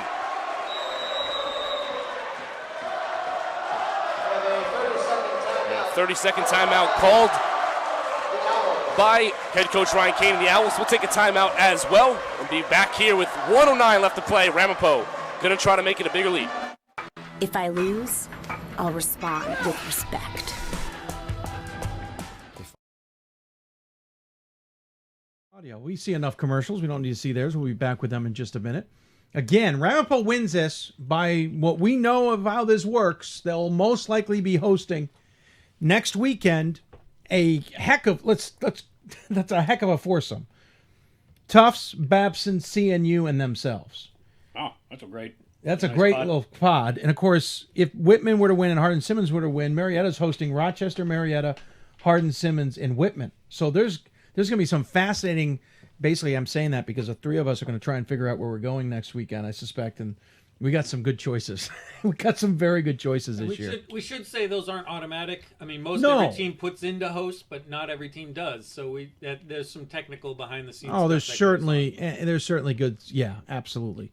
We've known of situations where they rented out the gym for some reason, not expecting to be in the position, and they can't change the situation. Money is money. Or it's some other sports scheduled there or something like that. Absolutely. That happens from time to time. Long taking his time. If you're Ramapo, you really want to make this a two-possession game. Dipping back into Nichols did Ramapo's twice broadcast. yesterday at the buzzer. Bonnicum. Blocked there by Nichols. And it'll be a jump ball in favor of Keene State. Great block by Nichols as Bonnicum thought he had a wide open look, and he didn't. It's been the effort. That's the effort that comes from Nichols and this Keene State team. Now 45 seconds. Let's see what Keene State can do.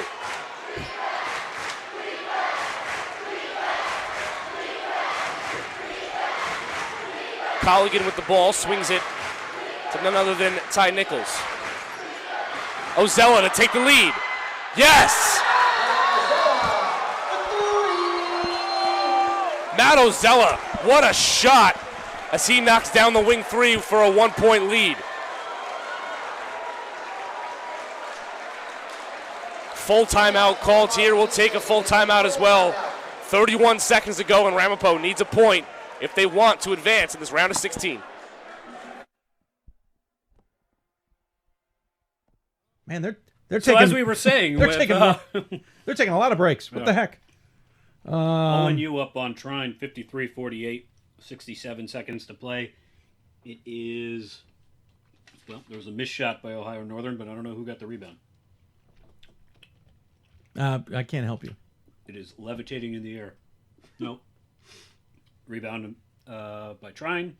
Trine turns it over. Ohio Northern with the ball, 64 seconds to play. Hold on. With a likely chance to... I might actually be able to call that game up for you. Likely chance to host in Ohio next week. Of course, the audio just comes flooding in. Gotta love when it... people don't realize I don't need the audio yet. Of course, it's not for me. I'm completely saying this tongue-in-cheek. Wow, this is an interesting look from... it's very orange. Yeah.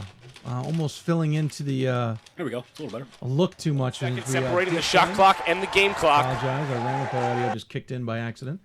So this is the Ohio Northern and TU game. You've got room to fill in Trine, just kind of saying. In the meantime, we're also keeping track of Ramapo and Keene State. So a couple double dips here as we move on. Ohio Northern's got the ball. Oh, man, that kind of laissez-faire there with the pressure she was facing. Leading by 5 on Trine. In the upper left, Ramapo just got a big shot to retake the lead, 80-79. That is a 3-point play opportunity there. Yeah, makes that's even bigger. And apparently somebody wants to get their face on camera. Maybe we get that one a little bigger, since this one's 5 points with Yep. a minute to play. The tie up at midcourt had me a little distracted. Here we go to the Ramapo game. Let's see how it finishes. We'll dip into this broadcast. I recognize all three guys. They're all Mid-Atlantic refs, so this proves that they don't come from the region. We'll dip in and hear this call. That was a little timeout. Smart timeout by Coach McGreen. I like that. Not letting them get into transition or momentum. But, I mean, this is going to be a tough task. We saw it coming out of the timeout last time. Ozella was the guy with the 3. Ramapo was focused on Nichols. It's going to be a tough task right now. Let's see if the 3 ball might be in the hands of Keene State. Coach Ryan Kane saying that yesterday when we were talking to him after the game, after that buzzer beater, Coach Ryan Kane actually ended his collegiate career, he told me yesterday, on this floor, in this gym. And he said, you know, yesterday wouldn't have been the way he wanted it to end. And tonight, he needs to get a bucket here from one of his teammates. See if he can move this at least to overtime or maybe even get the win with 20 seconds left. Yeah, I mean, it's amazing how Keene State has been, even with getting guys like Lund and Hamill getting fouled out earlier, just really staying in this game. They're really impressive. They've done a phenomenal job, and now the ball's in their hands. And, you know, Scott, I think everyone's going to be looking at number 5, Ty Nichols, as he's actually inbounding the ball. But this is where you have to give all your effort, every single inch, until you hear that buzzer, until you hear that. Nothing stupid. You got to be smart. You got to be just putting it on. And who else with the ball right now? 15 seconds left. Nichols with the ball. Josh Ford defending.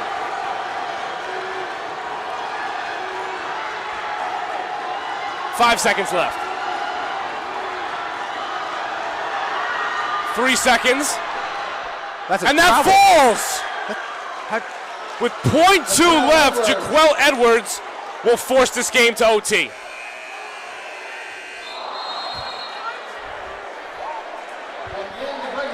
It looked like a travel. It looked like a travel as Bonnicum had great defense. But instead... So Ramapo and Keene State head into overtime, apparently, despite the thoughts of those commenting the game who thought it was a travel. It looked pretty good to me. So in the meantime, by the way, we're not going back to the ONU trying game necessarily. It's a 5-point game with 16 seconds left. It's probably going to wrap up pretty solidly from there. But we'll keep an eye out as we obviously have more games to keep an eye on too, as we kind of have a flurry here to finish. Anything else that jumps out at you guys that we need to at least update the scores on? Let's see. The women's games, the later ones with the exception of the real late one with Puget Sound and Whitman. Second quarter, it looks like Trinity is not updating their stats, so that's probably not 36-30, which is what it was a while ago. Oshkosh, later stages of the third quarter, leading DePaul 46-31, 2:44 to play in the third quarter there. DePaul's made it closer. Thank you. Trinity on top of Claremont Mudscripts 45-40. Well, not on top of Mudscripts anymore. It's 45-all with 5:49 to play midway through the third quarter. WashU has pulled ahead of Wheaton. It was a tie game. It's now the Bears 58 and the Thunder 49 with a minute to play in the third quarter. And Chicago now up 6 on St. Thomas. 5:30 to play, though. Still still a lot of time to go. Not quite the midway point in the third quarter. How about Keene State, by the way, getting that layup in the paint as the clock was expiring to tie this game. That Keene State just won't go away, especially in the NCAA tournament. They just will not do it. Yeah. And on the men's side of things, again, we told you Wartburg on top of River Falls 44-17 at the half. Whitewater has gone in front of Augustana. It's 47-41 with 15:41 to play in the second half. Harden-Simmons 54, Emory 46. It's early stages of the second half there. And again, Whitman and Claremont Mudscripts on the men's side will play later tonight. We're just underway at Ramapo as Keene State, I think, got the first basket, or they just missed. It was in the corner of my eye, and the scoreboard's a little late, so I've never seen it. But Ramapo answers. 84-81. Well, and Ramapo just answered a 3. So Keene had missed their basket, and Ramapo then hits theirs to go up 84-83. So keeping an eye on that. We will go back to that momentarily. The ONU game is officially, over. 55-48, the final. Ohio Northern stays undefeated, gets out of the first weekend, and will most likely be hosting next weekend. Yep. You have Hope headed there. You'll have SUNY Geneseo headed there. Well, there is a fair argument. Oh, no, because Trine needed to pull the upset? Yeah. Or, because So Geneseo will probably be going there. So, yeah, that's a good point. So, we'll also keep a track. Claremont Mudscripts women's game. It's midway through the third. They beat Trinity last year in the first round, and they're up by a point right now. So we'll keep track of that game as well. Chicago St. Thomas is pretty close, but they're also in the third. Yeah, they're in the third, so we'll pace ourselves, as they say. Oshkosh and DePaul, I'm surprised. Oshkosh is rolling over DePaul. Really thought that would be a tough one, but with 2 seconds left in the third right now, Oshkosh leads DePaul 52-37. Yeah, and against Oshkosh, I don't know if you could get 52 points if there was a fifth quarter. Yeah, no, it's a good point. So There you go. Well, there's a quick recap. We know Ramapo and Keene State are overtime. We're going to take a break just to catch our breath, kind of reset things before another flurry here of games finish up for us. So we're going to take that break and be back. You're watching the D3Hoops.com Whiparound show. Gordon Mann, Ryan Scott, and myself will be back with the conclusion, we hope, of the Ramapo-Keene overtime game and other games as they come to a close. We'll be back in just a moment.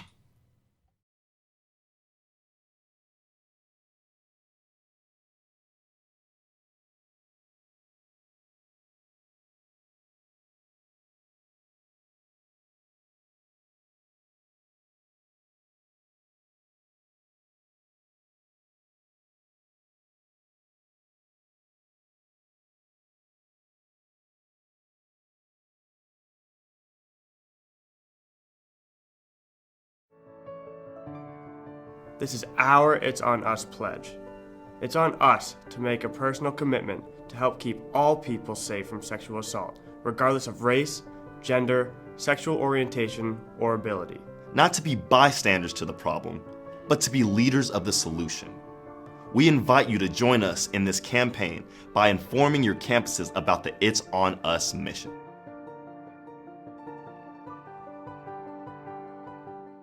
I did receive a non-athletic scholarship upon entering school. I got the presidential scholarship, which was huge for me.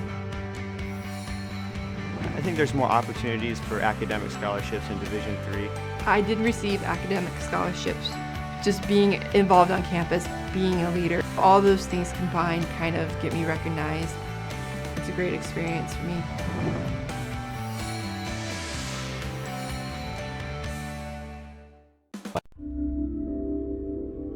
This is why we love sports. It's in the way they play, free from the pressures and all the money talk. Playing for simply the love of the game, where everyone has a shot at their definition of success on and off the field. This is what we love about sports, and what we can still love about college sports.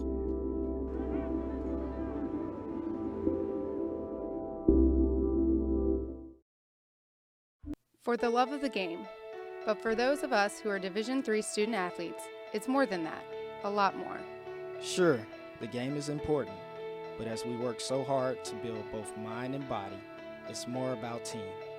That is why NCAA Division III teamed up with Special Olympics, and in giving the gift of sport to those for whom it seemed an impossible dream, we are working to make this a better world. Help us keep that dream alive. You can make a difference. I used to never really talk. Ever. I was scared and shy. It was hard to look at people's faces. I was afraid if I said something wrong, everyone would laugh at me. But then I started to play golf with Special Olympics. I made friends and won lots of gold medals. But I learned more than just playing golf. Special Olympics helped me to find my voice.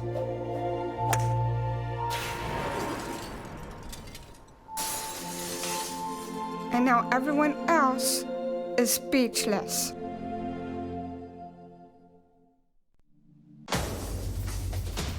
Defining moments. Championship dreams. Share the experience with your family and friends. The 2017 NCAA Division III Women's Basketball Championship, March 17th and 18th at Van Noord Arena in Grand Rapids, Michigan. Visit ncaa.com/tickets for your tickets today.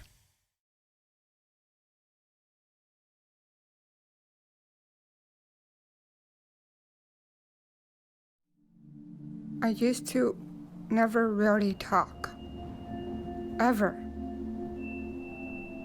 I was afraid if I said something wrong, everyone would laugh at me. But then I started to play golf with Special Olympics. It helped me to find my voice. and now everyone else is speechless. I'm a Division III student athlete, and I know how powerful words can be.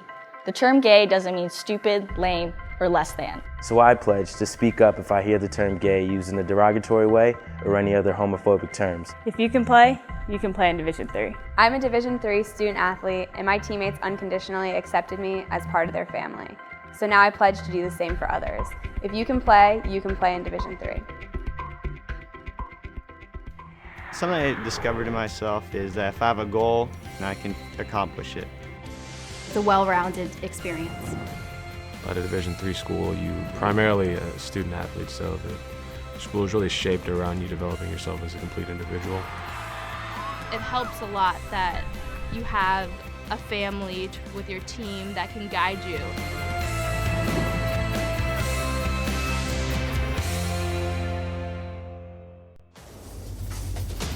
Defining moments.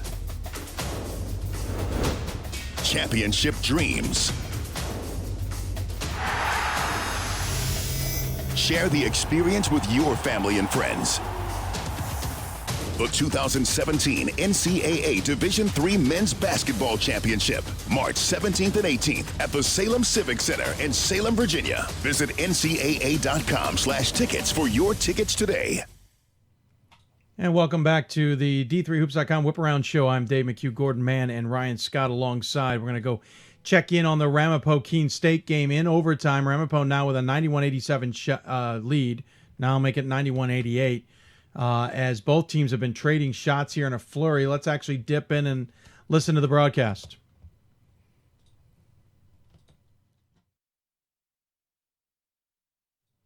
Of course, I hit the wrong button, if you're curious as to what happened there, so we will quickly refresh and get you into that game.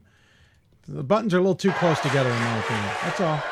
We're back into the broadcast now. Ball's going to stay in Ramapo's favor.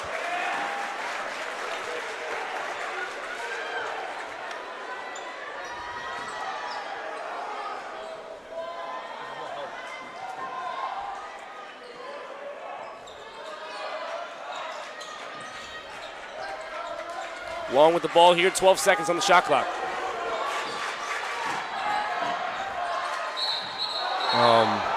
And a travel on Long.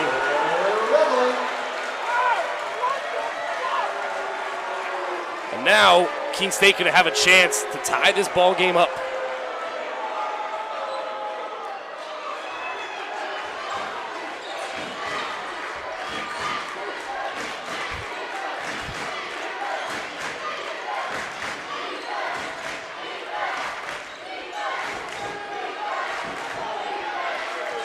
Nichols is going to take the ball. He's going to stop dribbling and give it to Edwards. 5 seconds left on the shot clock. Floater. That's out. Jump ball in favor of Ramapo. 1:16 left to go in this game. Nichols tried the float, didn't get the friendly bounce though. Now Ramapo needs to capitalize on this if they want to hold the lead.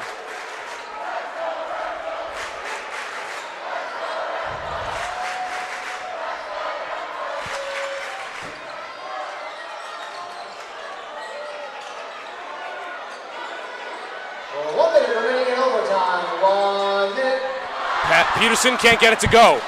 It's a lot of contact down there. Just under a minute to play now. Kick out, Colligan for three. Wow. It's good! Colligan hits a three, and now Ramapo up one.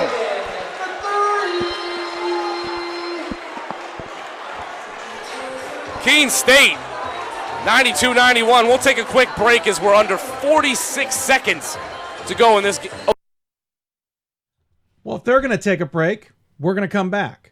And so, 46 seconds left. Ramapo now trailing Keene State. We told you they've been trading baskets, right? They've been trading baskets. Do we dare even go to the presser, or should I not risk that? It's a minute 20. It's a minute 20. I figure I can do it, right? So let's Endicott with a big win over their conference rival Nichols at Newman, so don't be surprised by the graphic behind them. But let's go check out the press conference there. The winning goals are moving on. It's Coach, and who is it again? Coach Kevin Betancourt, senior point guard Max Matroni. Very nice. Scored 30-plus points tonight. Let's go check them out. Here at the Endicott men's basketball, head coach Kevin Betancourt, senior guard Max Matroni, following the team's 111-75 win over Nichols. Coach, how does it feel to be going to the Sweet 16 for the first time in program history? It's just a great feeling, and one, obviously, I keep saying it every time I get interviewed in one of these things, but I'm just so proud of our team. I've always told them, if they do things the right way and play basketball the right way, behave the right way, carry themselves the right way, that good things happen. And it was a tough pill to swallow last Saturday, losing our conference championship game, and we were blessed with another opportunity, and we're just trying to take advantage of that. And we've all just had such a great time this year, and we're just so excited we get to go back and have another week of practice and play next Friday night against somebody with another chance to advance. Max, career high 34 points, fourth time playing Nichols this year. What was different in this game compared to the other three this year? I think first and foremost, Coach said it was, we didn't really worry about the Endicott-Nichols CCC matchup. It was more, thinking bigger picture, thinking about we had an opponent in front of us with a chance to advance to the Sweet 16 for the first time in school history. So I think, keeping that in mind and really just going out, like Coach said, and playing basketball the right way, and having fun doing it and just playing on hearts out. I think that was the key tonight against them. Congrats on the win. We'll see you next Friday night. Thank you. So there you go, sound out of Endicott on their win, as we will tip back over to Ramapo. They are on the ropes. Keene State, I think, has the ball with 23.3 seconds left, if I'm not mistaken. But we'll dip into the game here coming out of a timeout. Ty Nichols will take the inbound.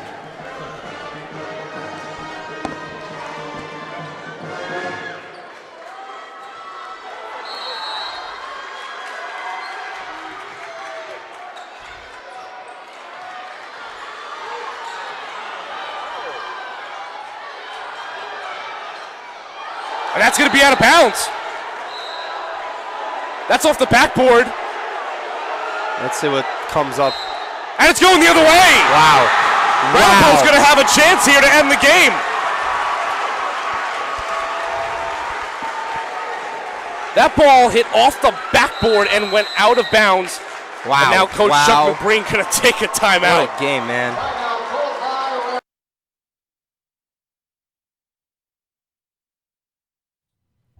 It's a good game, trust us. We're keeping track of that one. An interesting moment there as the ball got thrown off the side of the backboard, and the referee underneath got shielded.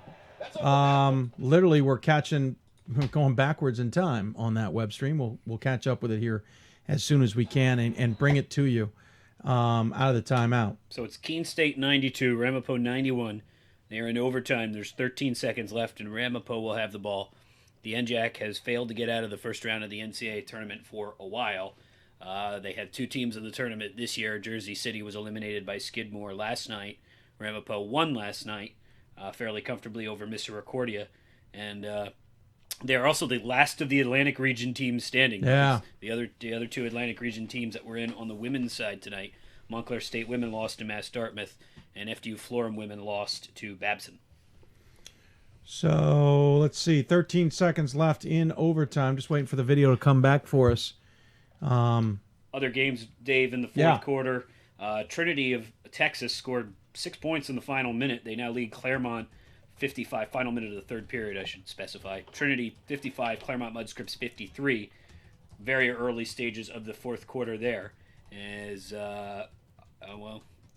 the DePaul women continue to trail big to Wisconsin Oshkosh, 64-47, just 2 and change to play there. I think there's a problem at Ramapo with their stream. I don't think it's on anybody else's end. It's just simply not coming up. We'll keep trying. Well, are you saying it might have been cut off? Oh yeah, I set you up. Let's just give it one more try. Let me see if I can call it up. One more effort on a new window. See if we can get it to fire in. Very likely sometimes there's a problem when people tend to, the game ends, they will end the stream, which then ends everybody else's efforts to watch it. But this is more than that. This is a whole system that looks like it's kind of crashing down a little bit. Just want to make sure. This looks like it's on their end. It looks like it's toast. And we'll tell you that Keene State wins 92 Wow. to 91. Ramapo does not score on their final basket. So Keene State defeats Ramapo, sending the... I think they ended the stream early is what they did. Yeah, they might have.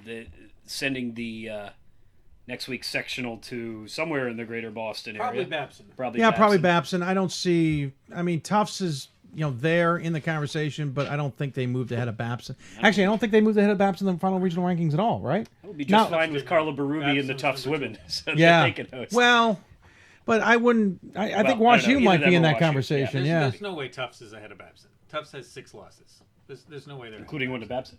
Yeah. So apparently it wasn't us, by the way. Ramapo's site went down. It's one of those that usually means they ended their stream a little bit too early. Not to the point that we want to bump in yet, but just to make a note, Augustana 64, Whitewater 58, 5 minutes left to go in that game. So that's a close one we'll probably get into in a few minutes. Yeah, I have a gut feeling. So that quad is done now. You have Keene State, Tufts, Babson, and Christopher Newport. There's still 3 very New England schools, and the captains will sail up ashore there. And Keene, it'll be really good. Keene State's has some good inside presence. Yeah, second time to Sweet 16. Keene State was top 25 to start the season. So. Yeah, and they suffered injuries as we mentioned yesterday, and starting to get healthy again. That should be a good matchup with CNU. It really is. It's kind of similar to last year where Keene State. Did they play Christopher Newport in the Sweet 16? Yes. Christopher Newport beat them. Because Oswego played Worcester. Yeah. So it's a rematch of last year. And Babson Tufts is a rematch from earlier this year. By the way, in the crazy games, 2 minutes left in this one, Oshkosh is defeating DePaul in women's basketball 64-47. The second quarter, Oshkosh beat DePaul 19-5. Well, that's what you call decisive. Yeah. DePaul did win the third period 18-14, but that's not enough. And by the way, Claremont Mudscripts and Trinity are in a great battle. 4 minutes left, 8:02. It is Trinity up by 2, 57-55. Not a great battle, so we'll probably just give you the final when it goes. But Wartburg 52, River Falls 32, 9:31 to play. That's incredible, to say the least. I almost want to dip in. Than it was. I almost want to dip in just to see what kind of scoring is going on in that one. River Falls is making a comeback. They have outscored the Knights in the second half 15-8. I almost want to just kind of peek in to see, as we do so now, see what the scoring is like, because it's River Falls. It's a 3 in the corner. Again. If I'm not mistaken, there's absolutely no audio out of these guys, and there is not. There's another thing I wouldn't mind people doing is making sure that you include some kind of NADOX so we can hear. Which, for the folks at home, means? Natural audio. Like trees and crickets and stuff? Yeah, crowd. Love to hear a crowd. It's a whiteout, apparently, at River Falls. It is. Well, at least until on you that get one to side. until you get to the tickets you can't control, to color coordinate. or the opposing team. The opposing team's like, oh heck no, we will not do that either. The banana did not make a return trip from last night. No banana? No well, banana. I think that would have been interesting. He was a Bethel fan. He was a Bethel fan. Yeah. The Bethel banana. You got to make a Twitter feed for him. The Bethel banana. Yeah, that's outstanding. So yeah, we got to. I just want to see basically, Wartburg with a big win last night. They got a Falcons team here who's certainly a little frustrated, but probably a little worn out from their double OT game last night against Bethel. But the shooting was so good, I just wanted to watch. Of course, we're going to the free throw line. Yeah, but the numbers for this. Frank says, by the way, obviously Pat Coleman was the banana. Right. Wartburg. 18 of 35, 51% from the floor, 7 of 20 from 3, 35%, 11 of 12 from the foul line. The Knights also out rebounding the Falcons 29-23, and they've led for the entire game. So, and by the way, just seriously, the fact that Keene State, who was on the ropes late in the season, is back into the second weekend is that's just darn impressive. And it beat a very good Ramapo squad who had tied the program record in wins with 26 last night.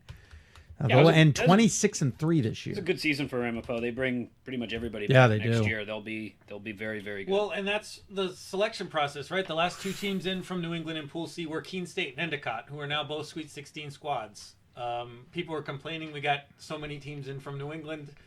Well, Those are the last two. yeah, though it's hard to compare when they're not playing three-quarters of the country. But you're right. No, absolutely. And, New England was deep this year. It helped that the NESCAC was deep, to be honest with you. It may not have been as deep if the NESCAC wasn't as Well, deep, and but tonight still. you had wins over Mid-Atlantic, Mid-Atlantic East and East. So in this first Atlantic. weekend, that's who you're going to play. Well, not for the NESCAC. I'm sorry. I'm sorry, you're NESCAC. You're right. I'm sorry. You're right. Yep. Mid-Atlantic, and East, yeah. And now next weekend, certainly the tests get a little bit more difficult, as they always do. And so we'll see how everybody fans out. But to be honest, no, I hats off to the New England schools. I think they've proven themselves. Keene State's they're just a tough out, plain and simple. But a rematch with Christopher Newport, that'll be fun. And played at another facility. It was at Oswego last year. Most the one likely. thing Christopher Newport won't have is any kind of fan advantage because No. that's a long trip, and their women But they are going to split. You're going to split the crowd at least a little bit. Yeah, but they seem to be comfortable on the road. I remember their coach telling me last year they didn't mind being on the road the second weekend. It was less distractions.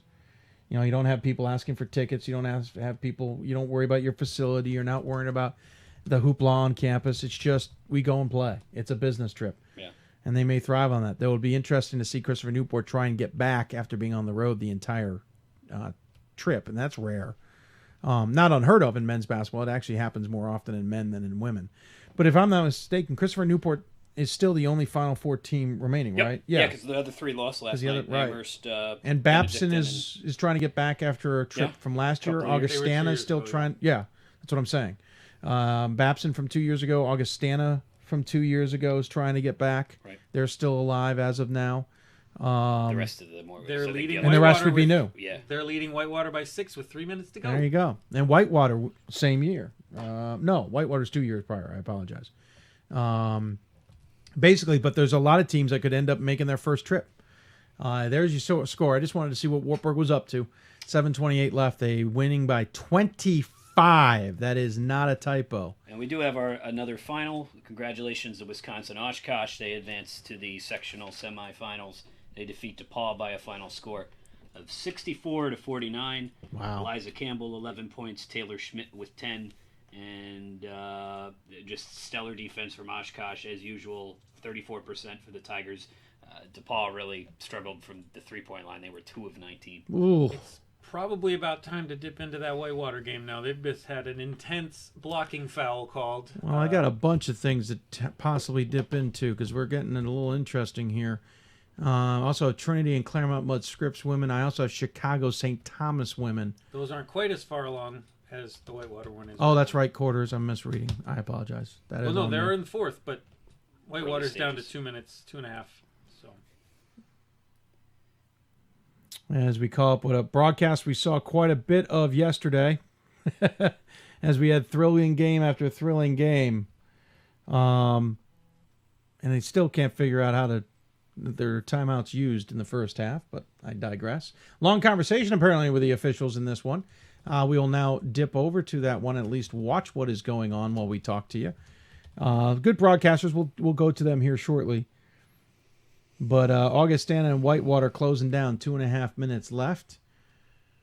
And as we said, we got some other scores they're kind of jumping off the page, as it were. In women's, Trinity leads Claremont Mudd Scripps 67-62, 4.5 minutes left to go there. In that one, in Chicago St. Thomas, 58-54, 3:26 left to go. In that one, St. Thomas the lead on the Maroons. Emory and Harden-Simmons, by the way, midway through the second half, Harden-Simmons leads 69-55. I think I'm going to check on that one. I think the I'm just stats checking too. I think the stats Nope. have stopped. It's been 8:40 for a while. So let's do a video check. They're having a long conversation at the scorer's table for Whitewater. Apparently, it's all about long conversations today. Want to make sure they get everything right. And I'll have Other a conversation. Speaking of a long conversation, we'll have it with Pat Miller. Guarded by Osborne. Oh, don't stay with the camera shot. Oh. Trying to run some clock down. Down to the end. No need to switch over to this one. We'll Then shot clock down to 8. Jack on the dribble.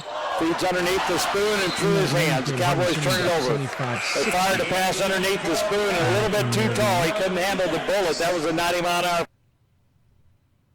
Double dipping into that just so you can kind of see where we're paying attention. So Harden-Simmons up on Emory 75-60. That one is late. I can't tell the time. Yeah, we had this problem last night. Yep. Unfortunately, the clock just needs to move about a hair left. I could have found out. It's pretty wide zoom out, too. Yeah. This must be an enormous gym. Get rid of mid-court. I don't need to see mid-court. Move a little bit left for me. Yeah, that's true. And we'll go into the Augustana game now because that one is definitely a thriller. And how about we just tune in and check it out as well. For the Vikings. And now a technical foul being called on the Warhawks. And will it be called on Rongstead or Miller? And they're going to get it on Coach Miller.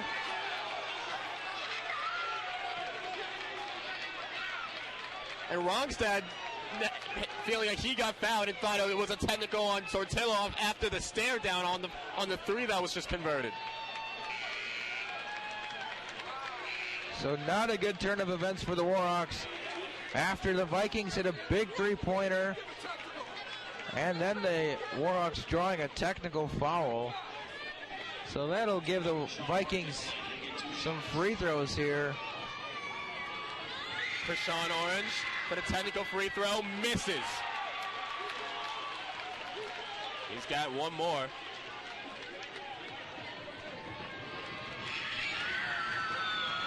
Warhawk fan section in full effect. Orange, his second attempt, sinks it. Makes the lead 8 with a minute 58 in the game. So the Warhawks will still have possession, but work needs to be done. Now an 8-point game, less than 2 minutes. And you got to think momentum is firmly in the hands of the Vikings right now. Jones going to take it himself. Jones going to put it in. And he's been doing that all night on the top of the arc. And wait a second, now they're going to get a traveling violation. And the Warhawk four-court press doing it again. And Coach Giovanni all the way up at the half-court line. And this should be a technical. At least that's what they're called. That's what they're looking for. And they're going to award the Vikings a timeout. Oh, the chaos happening right in front of our eyes, Cody.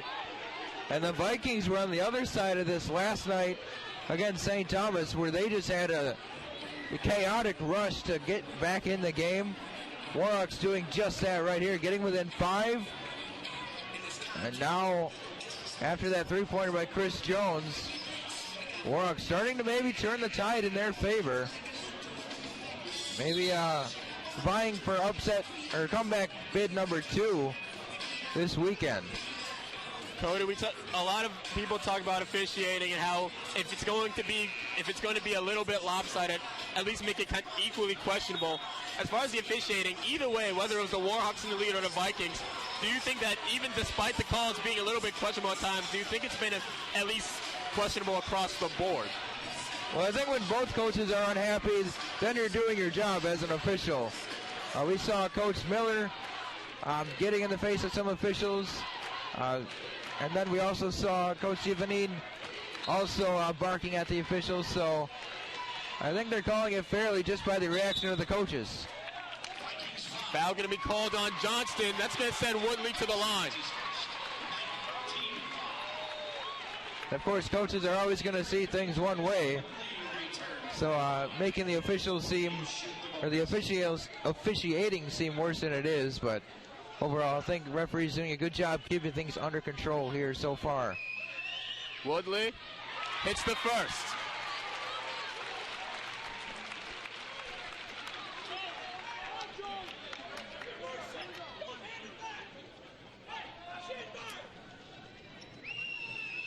Woodley again. Second free throw missing. A tie up there. And now here we go, the Vikings with it. A minute and a half left to play. Vikings up by 4. Here's Krishan Orange. Orange looking. Swarming defense by the Hawks. Here's Nolan Ebel. Or rather, this is Dylan Sortillo. Sortillo back to Orange. 5 seconds left to go on the shot clock. Orange rejected. And Orange again. This one's stripped. Now here we go. Warwick got to push the tempo. Approaching a minute left to play. Jones. Jones looking. Surveys. Finds Woodley. Woodley gets fouled. Couldn't lay it in. But he will go to the line.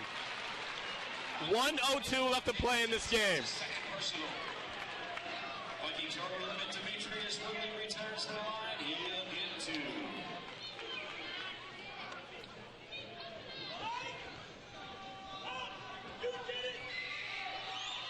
Woodley can't hit the first. Warhawks struggling from the charity stripe all night. And if now is the time to step things up, it's right here. Woodley, this free throw could put them within 3. Can't convert. 2 crucial free throws being missed, and now they are under a minute.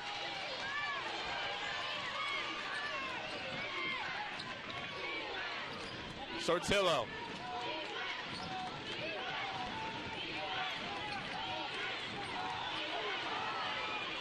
And the ball loses. Ronstad's going to get it. Ronstad puts it in. Warhawks down by 2.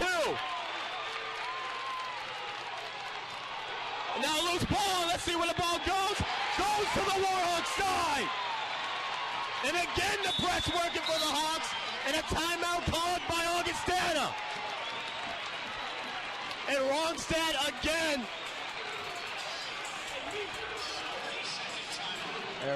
Just like last night, Ronstad getting it done late. This time he's helping the Warhawks get back in the game rather than take the lead. And now let's take another look. Derek Ronstad staying straight up. The ball comes loose, and good job by Jones just watching that one roll. Could have gone either way, but the ball looked like it did last touch the hands of Krishan Orange. One thing to note, Warhawks also in the double bonus now. So they'll be shooting 2 free throws on every foul.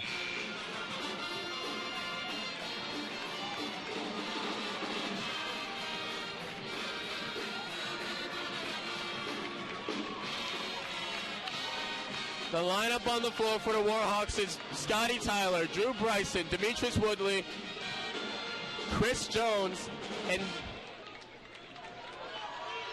Derek Ronstad. For the Vikings, it is Ebel, Benning, Sortillo, Johnston, and Orange. Jones looking. Jones gonna drive. Jones, tie game! The Warhawks are just gonna play straight up. This could determine the game right here. One shot. The Vikings. Looking now, here's Orange. 6 seconds, here we go. Orange looks, Orange for the game, yes! One last second heave. Tyler puts it up. No good. The Vikings escape. They advance. Krishan Orange for the 2nd game in a row.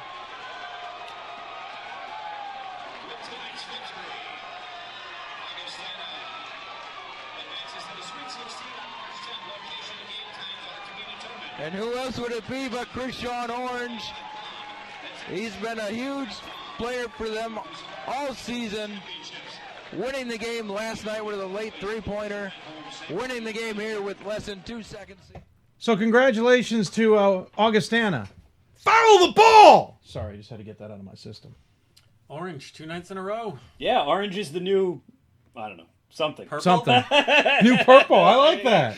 So Orange congratulations. might be the new purple. Augustana. Orange took... Well, Augustana isn't there. But Krishan Orange is the guy who hit the jumper Yes. there. I don't think the broadcaster had his name, but congratulations to Augustana, what a great regional that was. Oh, absolutely. Three awesome games.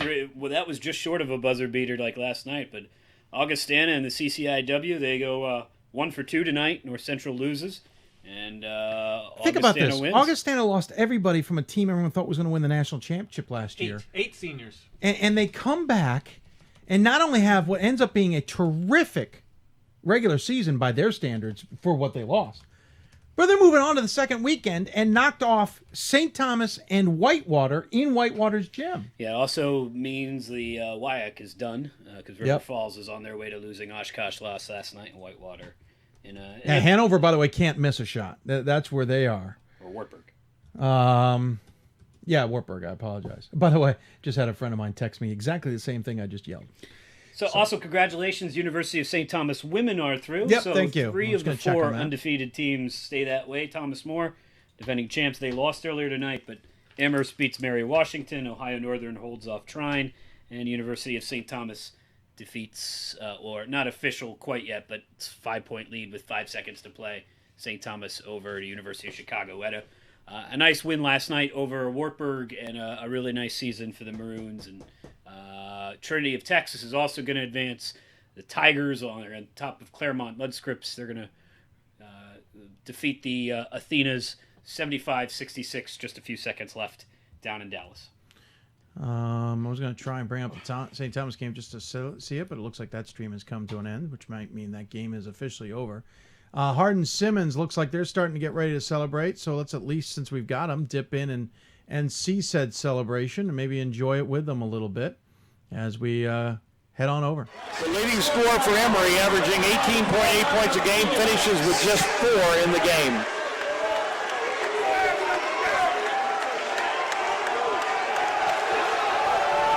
So Gigax is fouled out, and Justin Jones will go to the line to shoot 2. He had 1 out of 2 a moment ago. He's 3 out of 4 in the game with 7 points. And he has 9 rebounds and the 3 block shots. Justin Jones. So Jones to shoot 2 at the foul line. Cowboys leading by 13.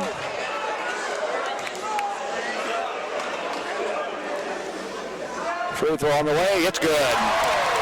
Cowboys as a team now 23 out of 27 at the foul line. Jones will get a second one.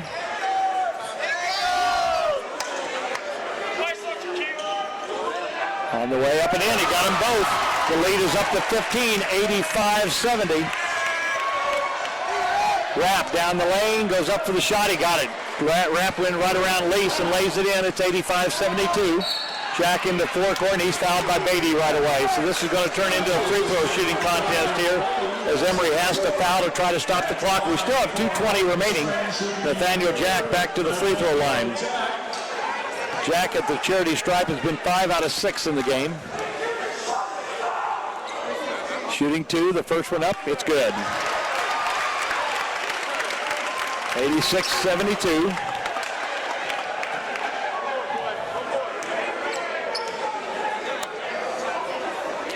Second one on the way, got them both. Lead back to 15. Rapp hustles it into forecourt for Emory. On the dribble, comes down the lane, goes up for the shot, no good, but a foul called on Lease. And Lease picks up his 3rd personal foul. And it'll be Whit Rapp to the free throw line to shoot 2. Again, both teams are in the double bonus. 2:15 remaining. Rapp first free throw off, no good. Emory just 15 out of 23 at the foul line now. Second free throw. On the way up, it is good.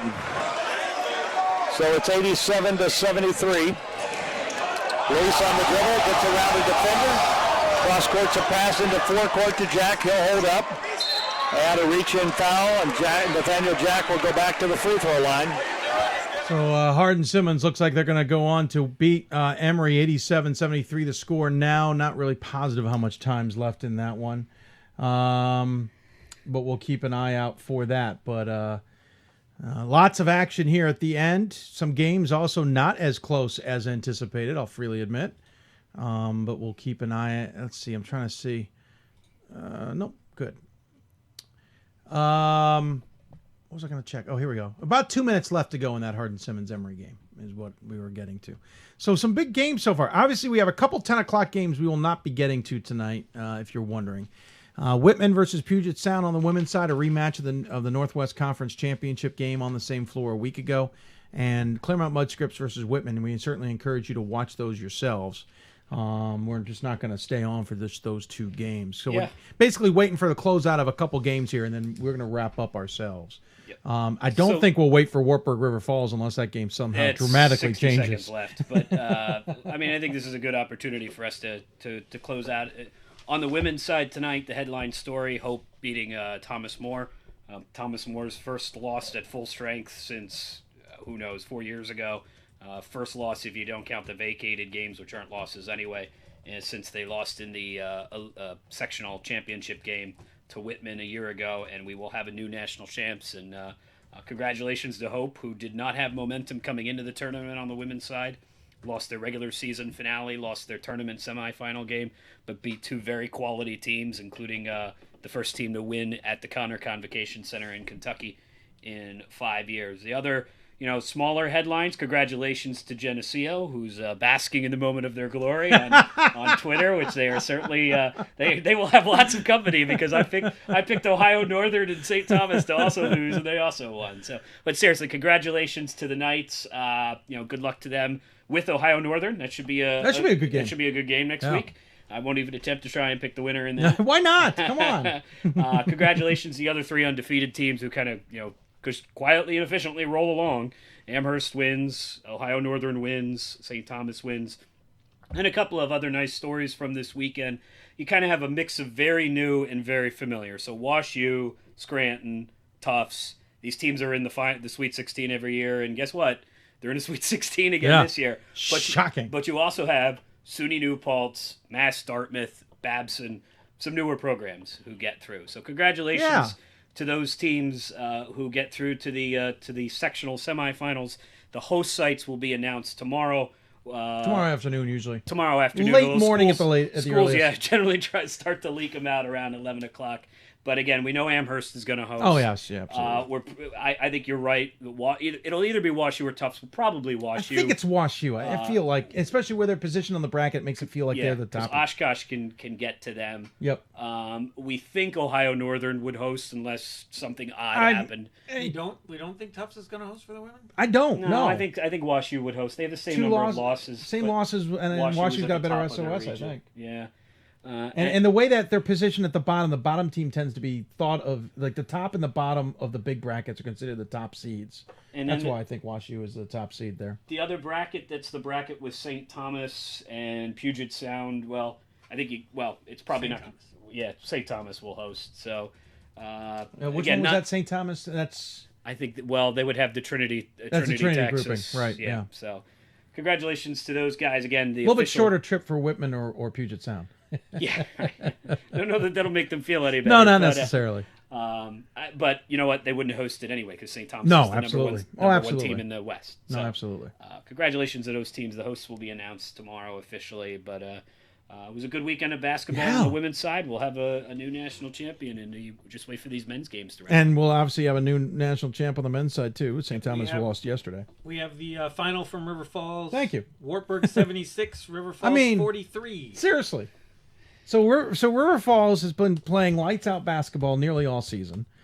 They then get dragged into a double overtime game with Bethel last night, and Wartburg's just kind of sitting on the sideline going, "Okay, all right, sounds good," and then shut the building out. Yeah, story of the tournament on the men's side. Absolutely, it's orange one way or the other. Whether it's the orange of Krishan Orange of Augustana or the orange of. Aren't you glad we asked? Yeah. Sorry, I had to go there. Banana. Yeah, very nice.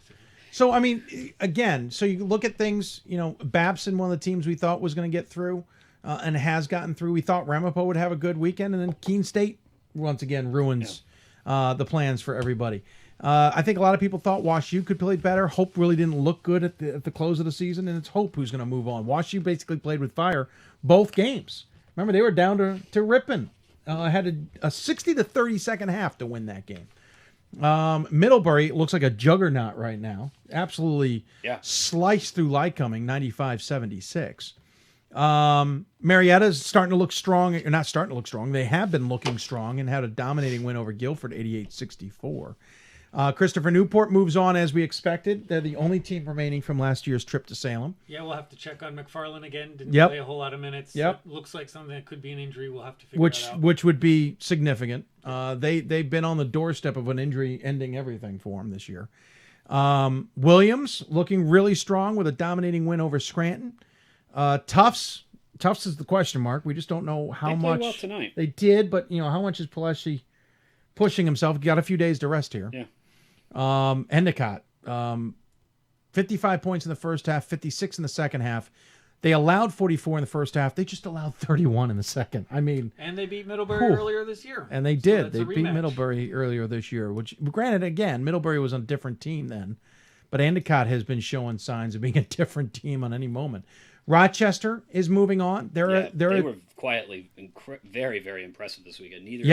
Both of their games were over at about the 10-minute mark. Which is interesting considering they had a horrible finish to the season for the second year in a row. They backed into the tournament. Right? Yeah, second year. Last year they missed out. This year they're moving on.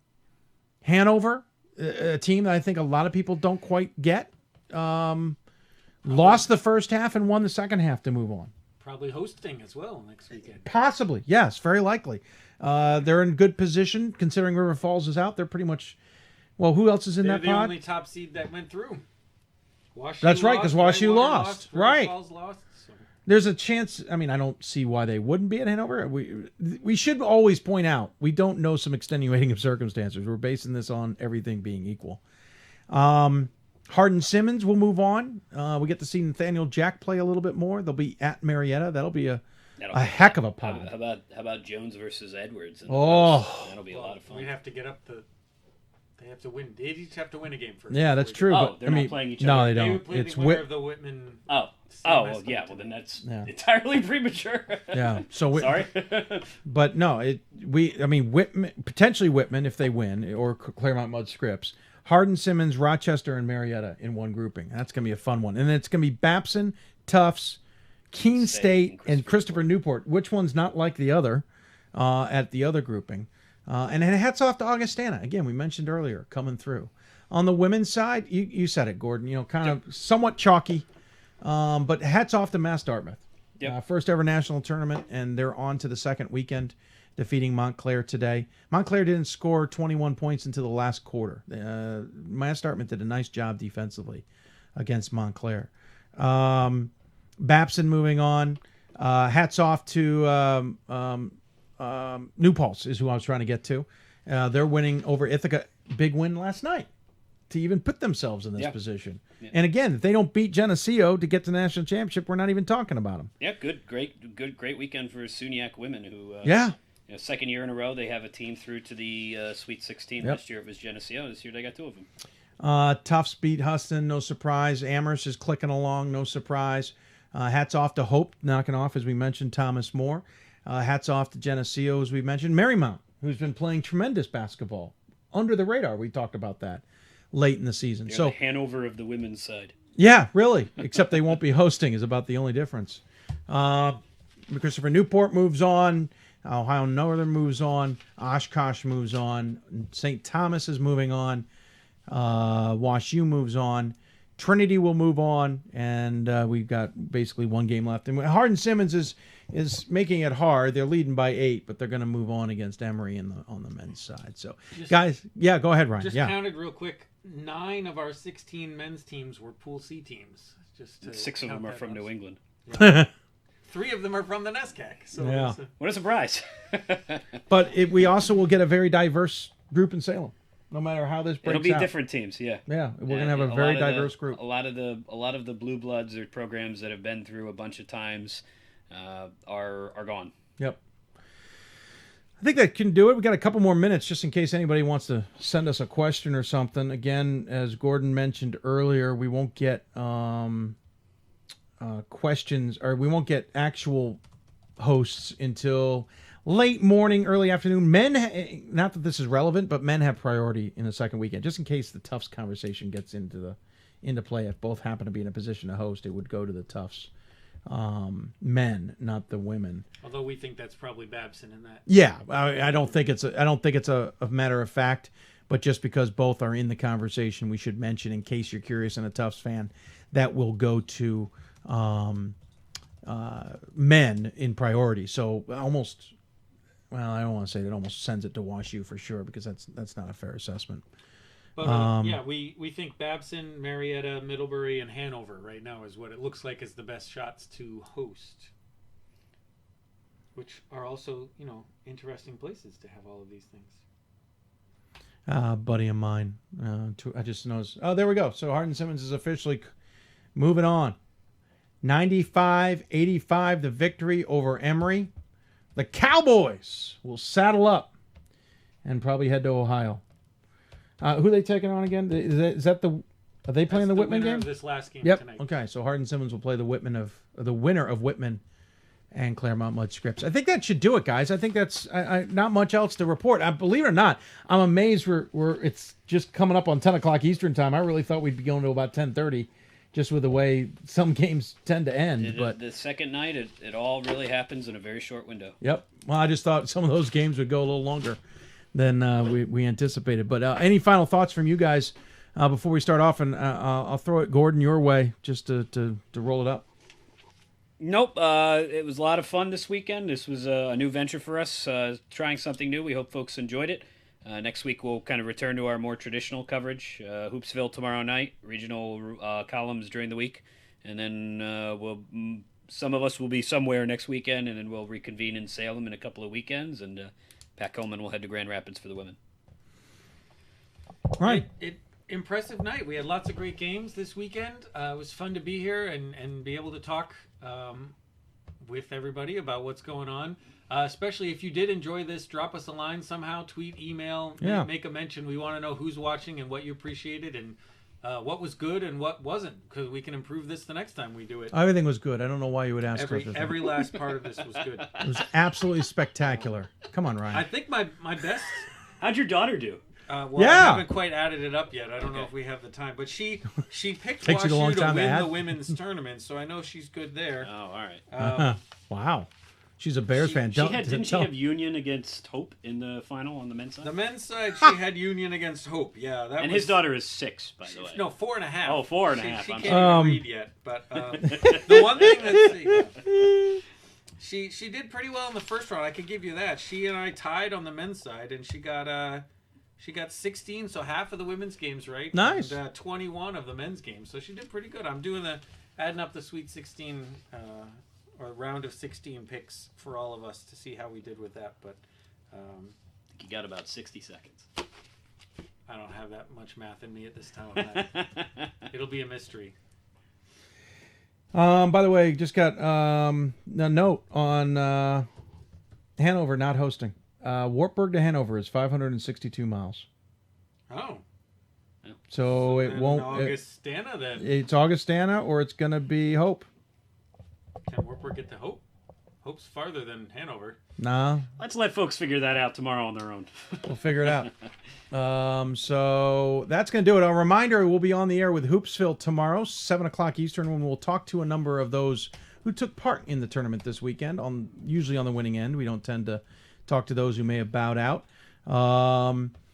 So tune in, 7 o'clock Eastern time. Of course, if we missed anybody, because some of them are traveling, it's a little bit hard to get to them.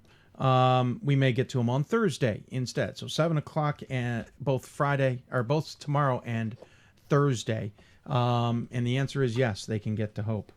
That's going to do it for us. I want to thank Gordon Mann, Ryan Scott, also behind the scenes, Frank Rossi, Pat Coleman, and others who helped us get on the air. I want to also thank the NCAA and Turner Sports, believe it or not. They gave us pretty much the express permission to do the show we did by dipping into games as we did and be able to go around the country the way we did it.